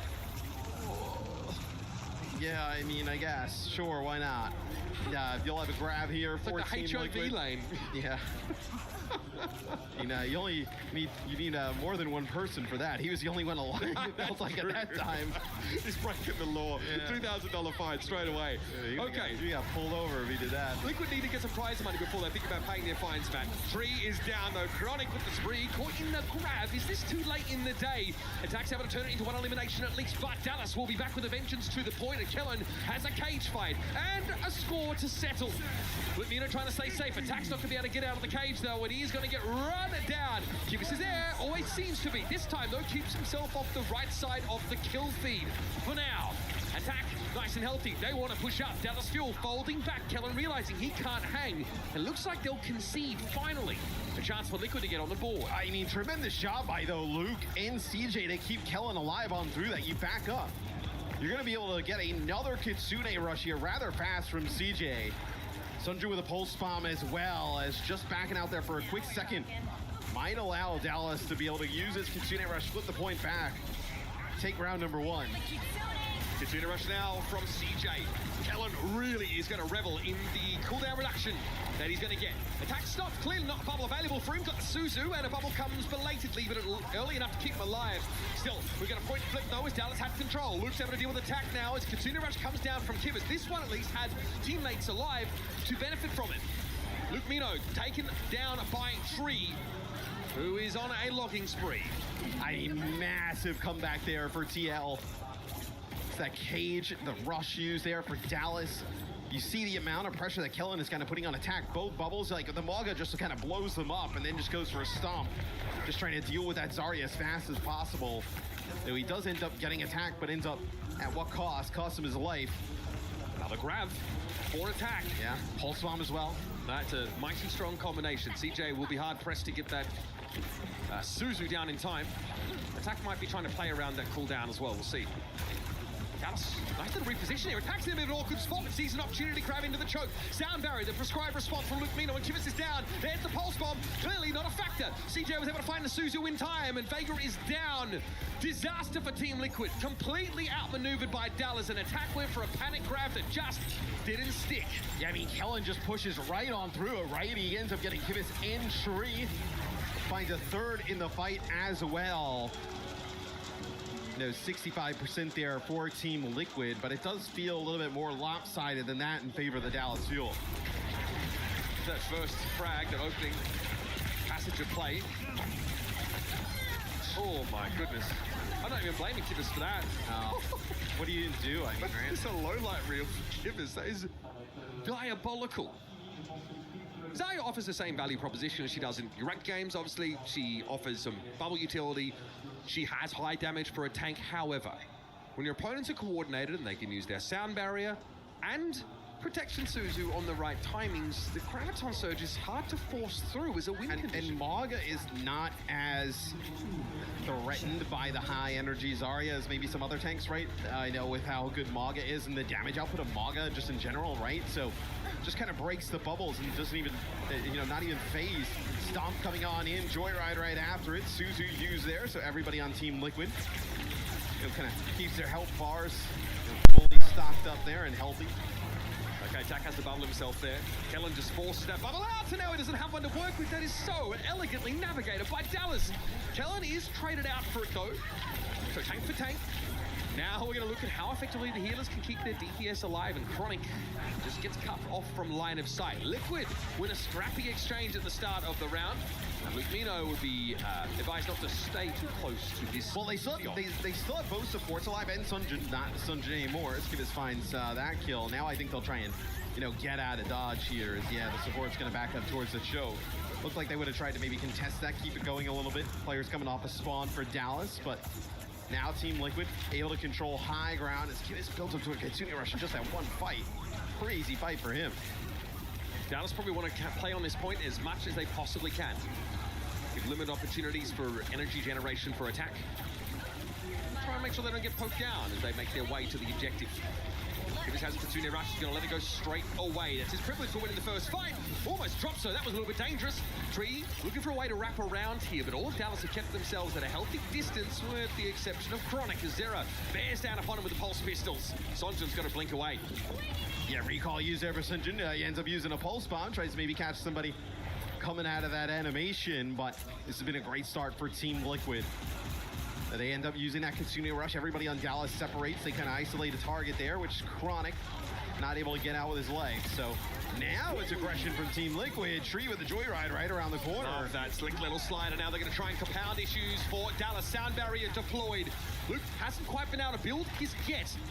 Team Liquid don't turn it necessarily into a kill opportunity though, as Dallas just falls back and Kellen's got a cage fight. He wants to fight on the point, but the rest of his opponents refuse to acquiesce. There's Luke now down to the spree. Inside the cage we go. Tree only has eyes for CJ, dangling like forbidden fruit. You'll deal with him, then send a message. That cage fight used there. Kitsune Rush as well. But Team Liquid, Tree does a nice job with the spree, right? Just going in, getting one. Obviously has the benefits of those Zarya bubbles and the damage following it up. Lucamino with a sound barrier, but this round completely dominated by TL. Nice job getting the beat off in time. Yeah, interesting grab. It didn't hit anyone initially. I think that Luke actually charged into it, just needed to get that beat off, probably for Kellen's sake, if anyone else's. Liquid, though, not able to turn that into an elimination. So, Dallas are on the point. Dangerous game Luke is playing there with that boof around the corner and always gets punished for it, but now Chronic has a spree coming up very shortly. May not need to use it, though. Suzu does get deployed. Chronic's happy to take a back seat here, but they can't allow for a flip in Liquid's favor. That would be devastating. Pulse from Sunjin finds Tree and guarantees the fight win. Sunjin is low, going to use the recall, not going to end up taking that fight there against Zera at that moment in time, but finally Dallas, they're able to get a hold of the point. They get control of some high ground here. I think this is a massive fight match coming up. Dallas, they have their spree, they have their Kitsune Rush, will be matched on the other side. Can they hold on? Attack already very charged up. Ooh, I like the mechanics there from Attack, trying to close the gap quickly. Luke down first. Tree's able to find that elimination. Surely the Kitsune Rush is going to follow, but CJ can't keep Kellen alive. Oh, you're committing to this? No way, Chronic. He's got to go for it. Liquid, of course, will take the round if this is not a Dallas Fuel fight win. Unfortunately, it's just too little. Doesn't come at the right time. Chronic holds on to that ultimate until his teammates are already fallen. How about them apples, folks? We got a really competitive map one. Man, I mean, I know, what, round one, kind of pretty comfortable in favor of Dallas. Round two, the complete opposite direction in favor of Team Liquid.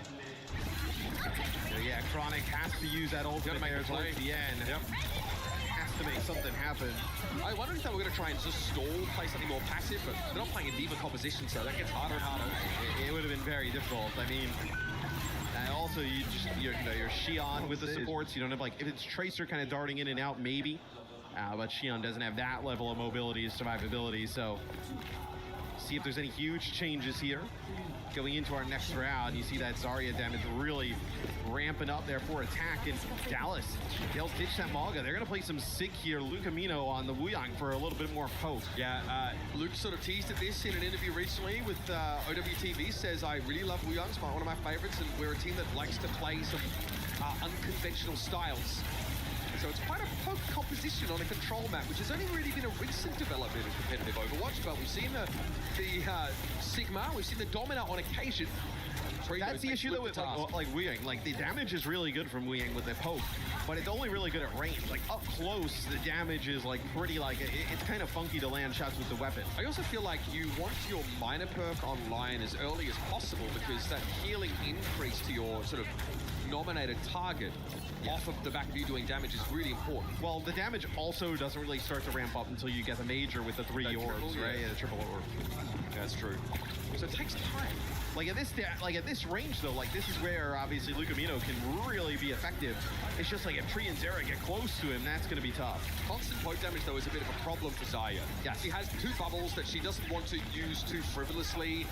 They don't last forever. She doesn't have a static shield that she can use to close the gap. So for Zarya to take space, she has to use those very valuable cooldowns, and a poke comp could really punish her in doing so. Oh, Winton. No, Winton Overwatch. I was going to say, I would really like the D.Va potential switch here. You know, for Attack, but let's see some Winton Overwatches. That accretion clearly not meant for Attack. He drops on in. Kellen obviously the beneficiary of that amped healing from the slam of Lucamino. Winston used to be obviously the go-to tank, really, in just about every situation. It'll be a Tidal Blast used here on the Sunjin. Okay, chasing down the Xion. Tree knocked down, but on a high ground perch that can't be punished. Somehow is able to stay alive. Attack, though, has fallen. Tree still alive, but Chronic was dealt with by Zero, who follows up with a sick pulse bomb. Sunjin, the ultimate flex as a Tracer player, sticking another Tracer. Turns that into an even fight. Kellen's going to drop down on the point now. Going to be relying on Sunjin to do some work. The Tree is aware of where the Tracer's coming from. And Liquid prevail in a very scrappy affair. I mean, Tree being able to live there is massive, right? The Tidal Blast comes in, but he's on the high ground. You actually can't get that line of sight. Lucamino now going to go over to break with that Winston in play. Yes, Winston, let's go. Watch out for the whip shots, though. Yeah, we'll see now if you decide to kind of play the choke here if you're Team Liquid. Obviously not an easy dive target now, right? Like it was the Wuyang before. Brig, not exactly one you want to kind of jump on into. You can't play a poke comp against the dive comp, man. Everybody knows that. It's Overwatch 101. Luke Mino's shield absolutely cracked. He's caught in the corner. Speaking of cracked, here's Tree continuing to run rampant. And Dallas Fuel are going to be bundled out of the chamber yet again. If they get pushed back, you'll end up having Team Liquid here take the lead. And they can lose Sunjin. He has to be able to live, but he is so deep. Spending a lot of cooldowns just to stay in the game. And if he falls now, that is brutal. Oh dear, Primal Rage here for attack. In that backline, Chronic under a lot of pressure, but does get the overclock pop. The attack has to respect that raw damage output, but it's still going to deal with Chronic with a lazy backhand. The second kill for him now, finding Luke Mino. Now, while Tree and Vega might be out of the mix, Team Liquid are still in a solid position. They still have attack, and he still commands respect. Yeah, Sunjin just trying to play off all these health packs. Gonna force a recall there at Azura. Sunjin somehow able to stay alive. Dallas running out of time. Yeah. Okay. Oh, Zuzu. attack gets a nice Very time in nice. there from Kivas. Those have improved drastically over the course of Nepal. 87% and counting. What do Dallas Fuel have to hang their hat on? Sunjin needs a pulse bomb, needs to build a quick. Zera, they're going to throw one and sort of fold away from it. Sunjin knows he's got an opportunity here, but elsewhere it's attack going a little bit low on the point. Kivas trying to keep him topped up now as the bubble's thrown down. Suzu used just to help attack be that front line. He jumps away from the pulse bomb. Sunjin does not connect. He's forced to recall now. We have a flip. 69% and counting for Dallas Fuel. They get control back, but Liquid aren't done fighting. Rally, shield bash onto attack. Kivas is going to get the Kasuni rush in play, though, and attack's going to benefit drastically from lower bubble cooldowns. He'll keep throwing them into play now as he gets up on that high ground. It's Liquid, flip the point back. Kivas' rush, very well apportioned in this moment, but now it's expired, and Kellen gets down and dirty with the Kiriko. Dive up for attack. He's got no supports left, and Dallas Fuel will continue to burn here on Nepal. A hard-fought fight win at the cost of many big ultimates, but they're still in it. Yeah, you're going to get another fight here, though, for Team Liquid. Sunjin forces recall yet again. Vega getting closer and closer to the sound barrier. Most likely you get a Primal Rage here to extend it. Somebody needs to get a touch, though. The whip shot here, potentially. Oh, Zera's not going to be able to get a touch. He actually dies. Anyone else? Yes, attack's having to get on there, but Vega got picked off. Oh, Dallas Fuel wait for the game to come to them, and Team Liquid have been found wanting. Attack has to buy some time here with a Primal Rage, and an environmental kill wouldn't go amiss either, but there's no help. Tree down. I heard the Deadeye getting popped by Chronic. And attack is finished off by the Cassidy. Right click there just to put the fear of God in Vega, and Dallas. What a scrap fest. Have taken our first map. That one goes down to the wire. The huge kill on Zera. Right, he's trying to work that outside, being able to go get a touch. He falls. They end up losing Vega, who's close to the sound barrier at that time. It's probably the two worst players they get a loss in that situation, and that ends up allowing Dallas to take the map. I think just the raw level of individual skill on display there was astonishing. Great tracer play. I love the move over to the Winston to answer what was looking like a poke comp. But ultimately, it is not going to get the job done. This is gross from Sunjin. The guy has come such a long way over the last couple of years. Remarkable finish here for Dallas, being pushed to the limit, as only Liquid seem to know how to do to these guys regionally. We're going to head to an interview here. We've got Lou standing by with some very special guests. Very special guest indeed. I am joined with Isela and Royd, proud Liquid Vegas parents. Even though the boys didn't get the first game, I'm sure that they come back in the series. I wanted to ask you, because we know how complicated it can be, you know, to be the parent of a professional or someone that wants to go pro in esports. So I want to know how long has been Vegas passionate about Overwatch, and how has it been, you know, handling all this at home? Hi everyone. He started very, very young. I think since 4 years old, he loved his iPad, play Minecraft, and from there, as soon as Overwatch came out, one of his best friends told him, hey, get the game. So we bought the game for him, and from there, it became his passion. I'm thinking about 10 years ago. That's when it happened. So he's been playing since then, and that's his love. That's an amazing story. Donc première question, ça fait combien de temps que Vega est à fond dans Overwatch? Comment vous avez géré ça un petit peu à la maison? Et ben déjà depuis l'âge de 4 ans, c'était un peu un iPad kid, il jouait à des jeux genre Minecraft, etc. Et dès que le jeu est sorti, il y a son meilleur pote qui lui a dit faut que tu joues au jeu, on lui a acheté le jeu, et derrière ça a été une passion complète. And now Roy, I'm turning to you because you know now you get to travel around the world, see your son playing on the biggest stage with 100,000 people watching him. So how does that feel today? It feels amazing. My boy's following his dream. This dream is a dream for a lot of the gamers, and I tell the parents when I meet them everywhere, believe in your kid, let them live their dream, and it could be very rewarding. And I love seeing my son travel the world, and we get the chance to travel with him, family and friends, and a lot of fans. And a lot of fans, of course. What a beautiful thought. Go Team Liquid. Go Team Liquid, of course. Donc, deuxième question, tu peux venir ici à Paris voir ton fils jouer devant des centaines de milliers de viewers. Qu'est-ce que ça te fait? Je suis trop contente de voir mon fils vivre son rêve. Quand je rencontre des parents, je leur dis faites confiance à vos enfants, laissez-les vivre leur rêve également. And we know that the boys are down one map. So do you want to say anything to Vega before he hits back the stage? You're strong. You can do this. I know you. You're strong. You can do this. I can know you. What about you, Roy? You're going to get it done. I believe in you and believe in yourselves. Beautiful trust from the parents, of course. And let's get back to the game to see if Liquid Boys can get it. Now, if you feel the same as Vegas parents, your faith would not be misplaced. This team have certainly caused no shortage of upheavals in their own region. They also got very close to a win over Weibo Gaming, China's very best. It would be frankly devastating to see either of these teams bow out of competition at this stage map. But we are here at the Midseason Championship. The competition is cutthroat, and the margin of error for these two teams has gotten very slim. Yeah, I mean, it's awesome to see the support of I know a lot of the parents of the Team Liquid players. But they wanna be here in the venue for a little bit longer, right? They don't want to be kind of wandering around exploring the town with their players. I know the rest of the week. They want to see them compete at the highest level and see a little bit of a run back here in this series. I thought they were pretty good at map number 1, right? I thought it was like pretty competitive back and forth. New Junk City, the map selection here for Team Liquid. I'm curious. Okay, so the Maga ban and then Lucio gone. Lucio doesn't seem to impact. Obviously, Lucamino plays Lucio a lot, but he can also wants to flex over to other different things. The Maga ban feels like maybe a little bit of a tell, like they want to continue to kind of play that Zarya, and maybe the Maga is just too nasty against it. But there are other options. I think you can play. You can just play Ramattra, yes, right?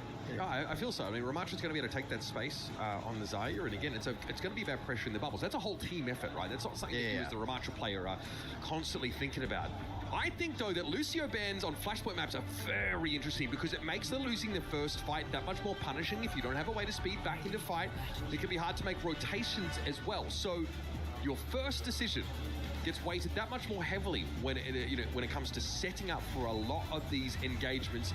It does also allow for the Mizuki to creep in. Yeah, obviously Mizuki very strong. I know I think the healing obviously is somewhat underrated on the Mizuki because like obviously you're kind of using your hat player to player, but just like the aura around, it does a lot of healing. Especially because in a rush comp mat, you are basically at full healing aura charge at all times. It's very easy to hit those shots. Well, I think it's interesting, right? Dallas is playing, we saw, a decent amount of comps like this, really, with, built around, Sigma Mizuki at Champion Splash. Haven't seen them much here. Yeah. And Team Liquid going to be playing the Mizuki with the Ramatra in play. Okay, so Liquid do want to circumvent this, elongated neutral fight if they can against the Sigma. That doesn't suit them.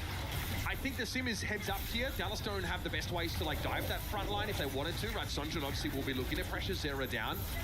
Getting attack in position. Attack just dropped to the point and nobody's there with him. Is there a TP involved in that? They throw a TP to the side and I think it's to get them to rotate around towards the open side. Of the point, and nobody uses that. I don't love that. End up just kind of, attack just jumps down to the point. Nobody, that's one thing. If you're gonna play the Mizuki, he's got to be pretty close, right? Not gonna be able to kind of survive just kind of Sigma damage with the Xion and the Sojourn. Yeah, Mizuki obviously primarily a proximity healer. Obviously your healing Kasa does bounce and you can take perks to get more bounces, but you really do want to be the epicenter of your team formation if possible. Early Kitsune rush here for Tivis, he's just going to let it go, and why wouldn't you? Attacks caught by a Binding Chain into the Accretion combo. That's one of the biggest selling points of this Sigma Mizuki look. Kellen speculates with that gravitic flux and catches 2 players in it. Attack and Tree are reeling after that, and Dallas keeping the pressure up. They've lost Chronic though, but with Tree out of the picture, Liquid are still able to find success on a flip.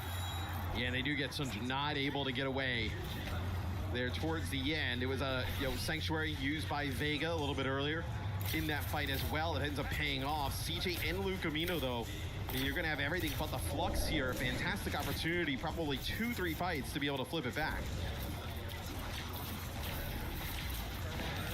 The 40% for Liquid now. Jedi, something certainly you got to be concerned about. Tree's going to use it straight away, but is anyone going to give him an option? Doesn't look like it. He sat there looking a bit uncomfortable there as Team Liquid now had to bear the brunt of this overclock from Chronic. He's in a safe spot. Sonjun as well is going to command attention with the spree. And all of Liquid are forced to rotate. They've got a sim. They can make these tricks on a dime happen. This sim wall now something they can try to use by Dancy, but the Kekai Sanctuary fulfills a similar purpose. Attack though inside the Sanctuary is still a big problem with this Annihilation forcing Dallas away. And Tree finally gets his sit down with Sonjun. Accretion hits attack, but he don't care. Liquid have done enough here to get to 93 and change. Dallas still have to desperately throw themselves at the point. Chronic's going for a back flank, a solo effort here now. He's 1v3, that was never going to work for him. And now in overtime, it's desperation for Dallas Fuel. They're ultimately going to be snuffed out. Great comeback here from Team Liquid. Both of those support ults that we talked about for Dallas used there. Sunjun gonna move away from the Xion here, gonna go over to Mei.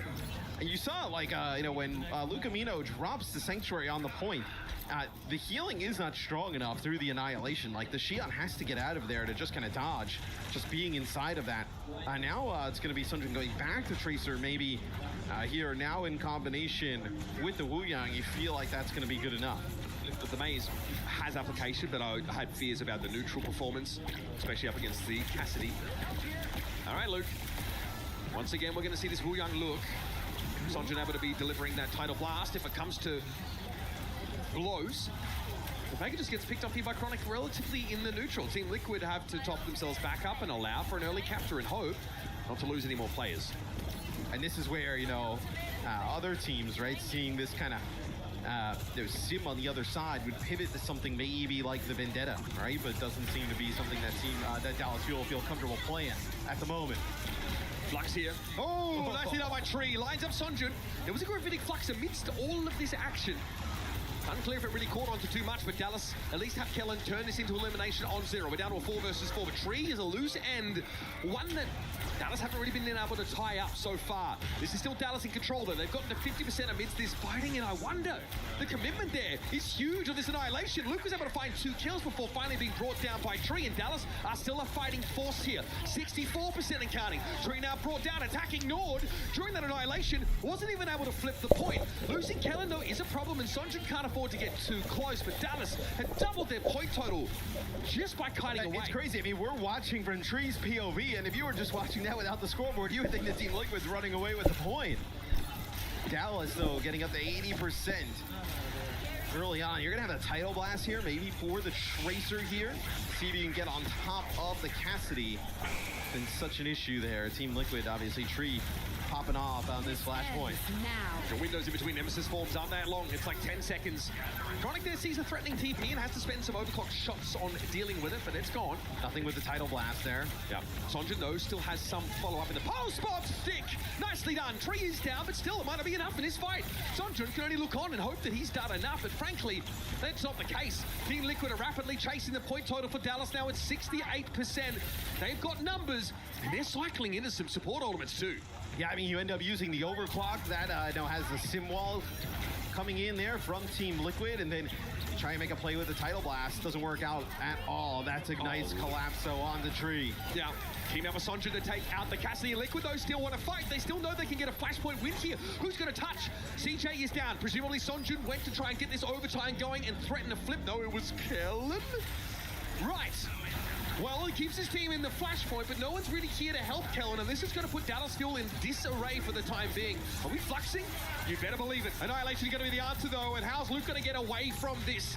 Attack still healthy. Kivas quickly tends to his wounds, and now at 99 each is a flip for Team Liquid. Where are the Fuel? Up on high is Kellen. He can drop down eventually, but a Kekai Sanctuary means that is more than just required. It is absolutely mandatory.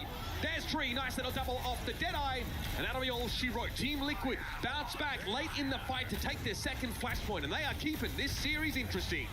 Yeah, they look awesome here, ramping the pace against the Dallas Fuel. As Dallas, they get rid of the Lucio, and it's kind of almost even unlocked this kind of composition here from Team Liquid, playing this Mizuki with Zakiri, and then also just kind of protecting Tree at all costs, giving the Cassie the mobility around the map. Nice chain there from Vega. Connects, and they actually deal with Chronic with it. Yeah, Liquid here. See the Ramacha switch into them. They must be satisfied about that. Feels like a concession from Dallas, who haven't been able to make any of these other comps work. Attack here now realizes there's no fight to be won, so we'd like it to be over. That's why he steps ahead of his shield instead of continuing to dance it. And Dallas will get to start on Labs. Yeah, I mean, the point. You know, although they do kick off the fight with a kill there, 2 from Sunjin, Lucamino contributing in the kill feed there with the Wuyong damage, and then I know Kellen pops that Nemesis for him. All the damage that the Tracer and the Wuyong are putting down is followed up by that Ramatra. So it'll be Dallas getting control of the point here first. Simwall is going to be massive here, right? Tidal Blast on the other side, Overclock as well. Simwall from Zera. Obviously, no support ultimate to work with, and this time could be quite huge. Tidal Blast, watch out for this one. Sonjun is amidst everybody. Blast comes down, knocks Kivas low, but Sonjun is chained and dealt with. Not a good look to start this fight for Dallas, but again, they already got to 50% after staggering Team Liquid out. So a good start, it gives them some buffer, but now it's a matter of landing the plane and staying alive. In Flashpoint, what a shot! Zera didn't know what hit him, a tree, the next to fall. Timber yells Chronic and finds 2 of the most important picks you could ask for. Dallas could actually take the Flashpoint here, but they've got to contend now with this annihilation from attack. He's used it to get Kellen off the table, and he'll be chasing some more of these eliminations. Dallas get to 90% and still counting. Attack stuck with a bomb, but he's able to mitigate some of the damage by putting up the Dukes. Chronic poking at him constantly, but Liquid will be allowed to flip. Bro, those shots from Chronic were nasty. I mean, you could just see that, like a little dot of Zera, his head on the objective, and he just rips it right off, and then connects with Tree on the side, and yeah, not enough in the end. Right, nice little disengage away. It's Vortex disrupt the shot. A lot of AoE being thrown at Dallas. Here comes Vega, charging forward. Chain already used. They are going to shove them on out if they can help it. Kellener with the Annihilation now. That's a little bit scary. Dallas looking to reclaim what was there. The Deadeye attempted by Tree, but shut down, cut off, interrupted, and otherwise unable to complete it. Dallas now will be still tall on this point, and they finally get a foothold in the map. You know, Liquid kind of, you know, in that previous fight, the one that we just watched, we'll talk about it in a second as we take a look at the end of it, where the Annihilation from Kellen is just too much, right? Just really kind of plows through the entire time. Liquid ends up using the Kitsune Rush, like, basically with the Sanctuary right on top of it. And then that's where Dallas, like, you know, Kellen just backs up, puts the Dukes up, and then, I know, ends up popping that Annihilation, seals the deal for that flashpoint. All right, Lucamino chained up by Vega. Not the start for Dallas Fuel that they were looking for. Not exactly how they want to continue to build momentum into a reverse sweep of this map. Sonjun down, okay. Tree's making this even harder for Dallas to set up. There's going to have to be a full disengage from the Fuel. It's good for Team Liquid, is going to build up to, you know, maybe even 50% of the objective here, right, with Annihilation Simwall coming online. See the choke just being heavily contested here at the moment. Lucamino's trying to find these off angles, Mitch, right? It's going to be the Tidal Blast here. We'll see if he can find anything. Just get right on top. Oh, that's nice. Surf's up, buddies. Right on top of Tree, and then I also think the blast from the Tidal Blast actually took out Kivas there as well. So a little bit of a 2-for-1 there with that Wuyong ultimate. I love to see that. That's one way for Dallas to break back into the game. 50% is all that stands between Team Liquid, though, and an equalizer. These picks from Luke, though, I mean, right, it's very difficult to kind of play this hero, especially with the aggression, the mobility that Sim provides on the other team. Is be the overclock here. Doesn't really get anything as Team Liquid. They kite it. They're going to rotate back, try and make their way towards the objective. Sim wall here is pretty big. Chronic's going to have his impact drastically limited, but look at him playing this off angle here. Is look at that. Liquid held in the choke, nowhere to get through, and Chronic just pounds them. Zera and Tree, Kivas all picked up for a Chronic with a 4K. Yo, he's chilling in that window. Bro, he's absolutely hanging out. with the boys. Look at this positioning. A little collat there. If you'll forget that those rails do penetrate. Yeah. Merritt showed us that on Colosseo with that 3K a couple of years back. Chronic pretty healthy the entire time on through that, not taking any serious pressure or damage. We're chilling. They are Would have been not going to chilling. make it, and even worse, they've kind of moved up, used some cooldowns to try and make it. Now they're kind of stuck here. Team Liquid, surely this isn't where it ends. Dallas have really woken up in this map. After switching to Liquid's adopting the remote. Five ultimates, though, for Team Liquid to open up our final flashpoint. Tournament lies on the line for TL. Oh, it doesn't matter. It just doesn't matter. What a pulse bomb there. Yeah, Liquid are going to hit 2, you better believe it. But how are you going to come back from this? First it was Chronic, then it was Sunjin. Individual DPS players taking these fights over. And Liquid are gagged. Sanctuary, Simwall, and Kitsune Rush used there. Rush obviously used from CJ to match that rush on the other side. Pulse Bomb just, yeah, fine. It's good. Sunjin with 2. That just kind of ruins anything that Team Liquid was trying to do there with that bank of ultimates. Arrow now over to the Tracer here. Trying to mark Sunjin, maybe also put a little bit more pressure on the Luke, right? Kind of close the gap with that Wuyong. The Annihilations, though, always add an element of volatility to these fights. Okay, Cloud Blast to start things off. Tree respects it. Sunjin dives in, and there goes Tree. Respect it as much as you like. It's going to come for you either way. Here in the headlights was Tree, and he's brought down, and Sunjin, man, he's on a running riot. Straight after Zera he goes. Chronic with the KS. Dude, and that's, I mean, you end up using your Annihilation there. Kivitz is going to have to jump off the side. This is so bad for Team Liquid at the moment. Vega going to go over to the Cat. Probably just even try and get close to get a touch, right? I mean, oh, this is brutal here. Oh, how do you dance with Tree? Tree has to be so careful. Okay, some help from attack. Tree with literally 1 HP, nobody on the chase. Here comes Vega. Okay, Salvation comes on 4 paws, apparently. Tree was still able to find a kill on Sunjin, by the way. They'll end up eliminating each other, but we need a touch. Liquid have to go for it. Their last chance, and so far they've been frozen stiff. Vega picked off as he tried to come in and salvage the fight, and now Liquid are on their last dregs. Can they get in onto this point? Can they find an elimination?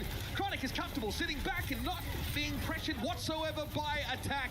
He's been forced out of the affair. Zera now trying to stay alive, but Dallasville will keep the flame alive for North America. An unfortunate team kill, but also a reminder.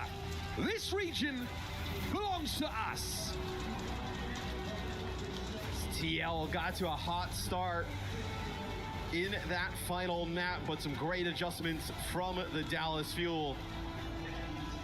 Sunjin's so good, right? Getting massive value on the Tracer. Those title blasts constantly on top of Tree. Chronic when they needed him the most. OCs overclocks. Railgun shots coming in massive.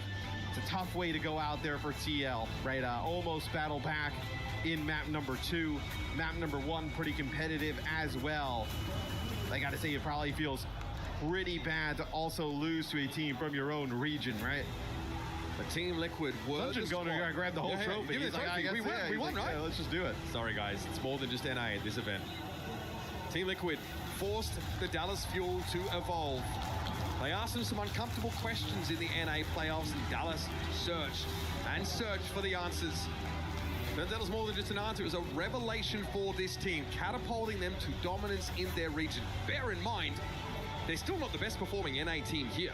We see SSG currently still in that upper bracket, so I'm quite sure there's a chip on the shoulder. But you know what else is about to come, Chips? Team Liquid's key. Yeah, Team Liquid, off to a rough start, I would say, in this season for the OWCS. Obviously, roster changes, different things going on here, but Dallas Fuel, they look great. Let's head to the stage to hear from Luke Amino of the Fuel. Thank you very much, guys. The winners of the American Derby today are Dallas Fuel. Congratulations, Luke Amino, of course. I wanted to ask you, because you are used to facing these boys domestically, so I want to know if you feel like something changes when you guys are on the international stage, whether it's the crowd, whether it's like within the gameplay and stuff. Does it feel different? There's definitely a lot more pressure on us. You know, we can see the crowd, we feel the energy, so. You also feel like you have to win because, you know, like you're the champions in America. Yeah, I mean, we definitely have something to prove, especially after that Falcons loss. So. I mean, I was about to tell you about this. Donc, la première question, vous vous affrontez souvent avec Team Liquid, vu que vous êtes dans la même région. Est-ce que tu as l'impression qu'il y a quelque chose qui change quand vous êtes sur la grande scène internationale comme ça? Bah, effectivement, moi, je sens qu'on a beaucoup de pression sur les épaules parce qu'il y a les fans aussi qui sont là. Et on a évidemment quelque chose à prouver après cette défaite contre Falcons. Talking about that loss against Falcons yesterday, it was looking pretty worrying. And I mean, pretty much everyone, the analysts, etc., were arguing that it was not normal that you guys didn't maybe win or weren't that good on that game. So I want to know, like, how did you manage to recover? Because today was quite with a fashion. So did you get yelled at by the coach or what happened? I think we definitely talked with each other a lot. We needed to figure out our comps because also yesterday was definitely a lot on me because I wasn't sure what we wanted to play. But today we really locked it down. So. I mean, yeah, props to you and your team, of course. Congratulations. Donc ouais, hier, défaite contre Falcons, un peu inquiétant. Tout le monde se disait, mince, c'est pas forcément normal. Comment vous avez réussi à revenir? Et bah honnêtement, la défaite d'hier, elle est pour moi. J'avoue que j'étais pas très confiant sur ce que j'allais jouer, etc. Donc aujourd'hui, j'ai lock-in et voilà, on a réussi à aller chercher la victoire. So it's gonna be your first key crush, Lukemino. I'm gonna bring you to the key crusher. You're gonna get to smash the key from Team Liquid. How are we feeling about this? Excited. I've never crushed a key before. Really? It's your first key crush? Let's get going. Our lovely Wojtek is gonna help you and walk you through that EWC epic moment, crushing your opponent's key. And how could it feel better than a regional opponent, someone that you used to face, you're used to beat? This is Team Liquid's key getting crushed here in Paris. Wow. Wow, wow, wow. Look at me now, I'm gonna bring you back towards the stage for a first key crush. That was pretty solid, I'm not gonna lie. You know that a lot of teams are gonna have their eyes on you regarding the following of the tournament. Who do you feel could be a big threat for you in that tourney? Not sure. My team said that we should be more scared of TM, or more scared of VP, but I don't know. I think I want to play versus VP tomorrow, so we'll see. There's a little bit of the debate within the team, but you'd say VP? Yeah, I want to play versus VP. Fair enough, and we'll see, of course, if you manage to do that. Donc ouais, contre qui t'as envie de jouer, ou en tout cas, quelles équipes pourraient être des menaces pour toi? Ben, on n'est pas forcément tous d'accord dans l'équipe, mais moi, j'ai vraiment envie de me frotter à Virtus Pro. Thank you very much for joining me, Lukemino. Congratulations again on the win. And that's it for us on the stage for today. Thank you for following us once again, and we'll see you tomorrow for some bigger matches. À demain.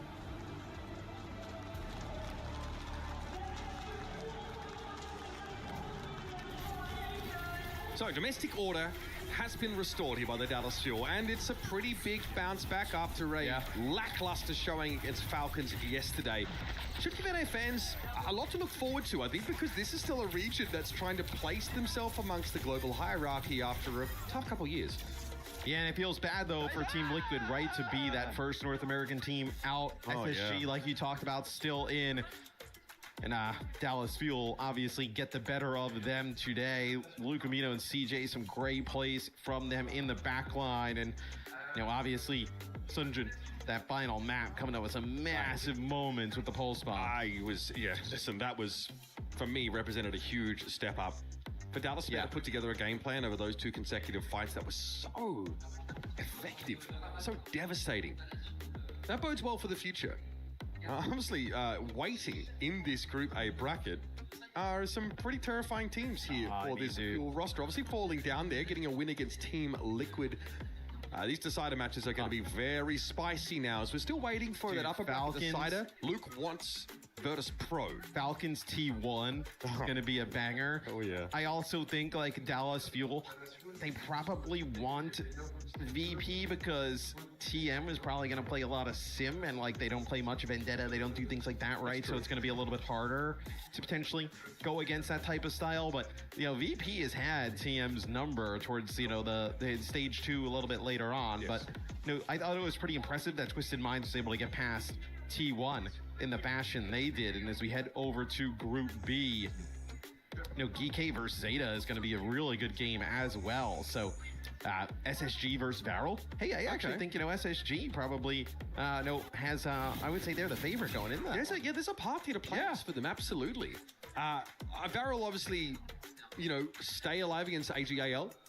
Look pretty impressive, but SSG are the real deal, and they're obviously looking over at, at Group A going, okay, well, we've got to keep pace with Dallas Fuel here. We've got to run this gauntlet and make it to playoffs. The loser, of course, of our second upper bracket game is going to be curious. GK versus Zeta, for me, a compelling matchup. Yes. And then the loser facing off against JD Gaming for survival. There are a ton of barn burners still in store for us. Yes, still some really good games ahead of us. I think, GK, maybe they may not be able to beat Zeta Division, but I think they'll definitely catch a few people off guard. No doubt about it. A lot to look forward to here amongst our tournament bracket, and over the coming days. It's been a pleasure, of course, to cover EWC so far for you guys from Paris. We'll see you tomorrow.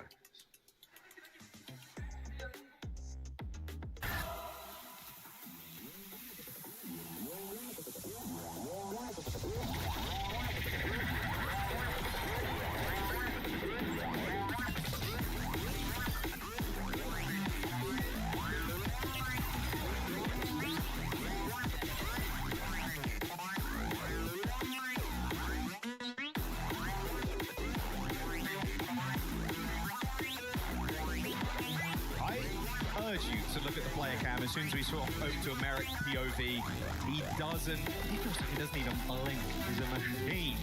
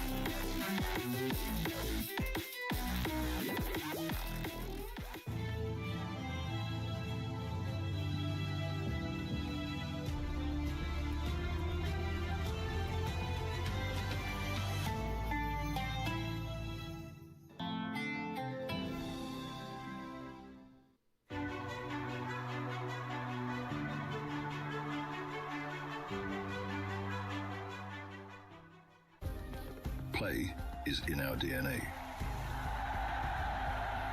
Whenever we let it out, it becomes our superpower. Now imagine an entire city being built to supercharge it. Kadir City, powered by Play. We were there. For every click, every clutch, every respawn. We were there for the years of grind, and we're here. Now, the proud founding partner of EWC, powering the biggest event in gaming, shoulder to shoulder with the world's best, making history. Greatness deserves a stage. Lenovo Legion, reach your impossible.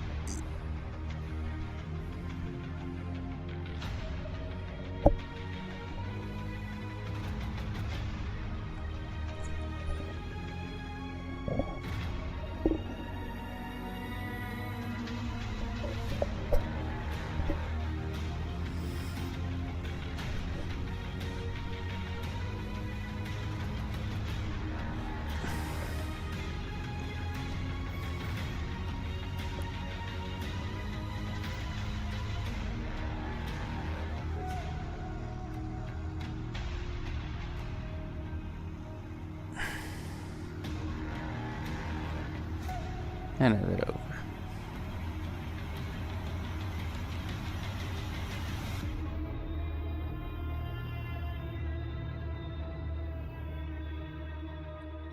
It's insane, man.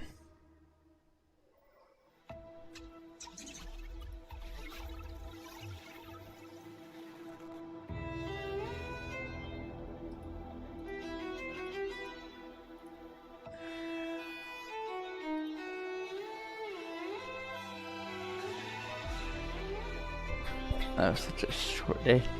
Yeah.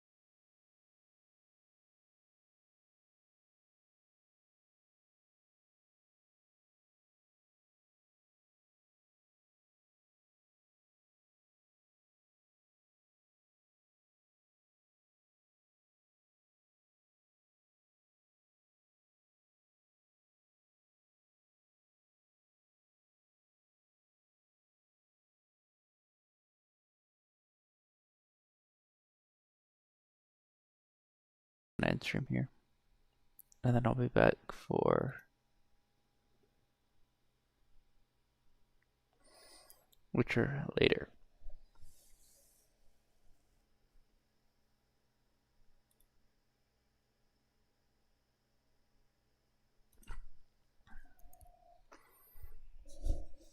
All right, bye.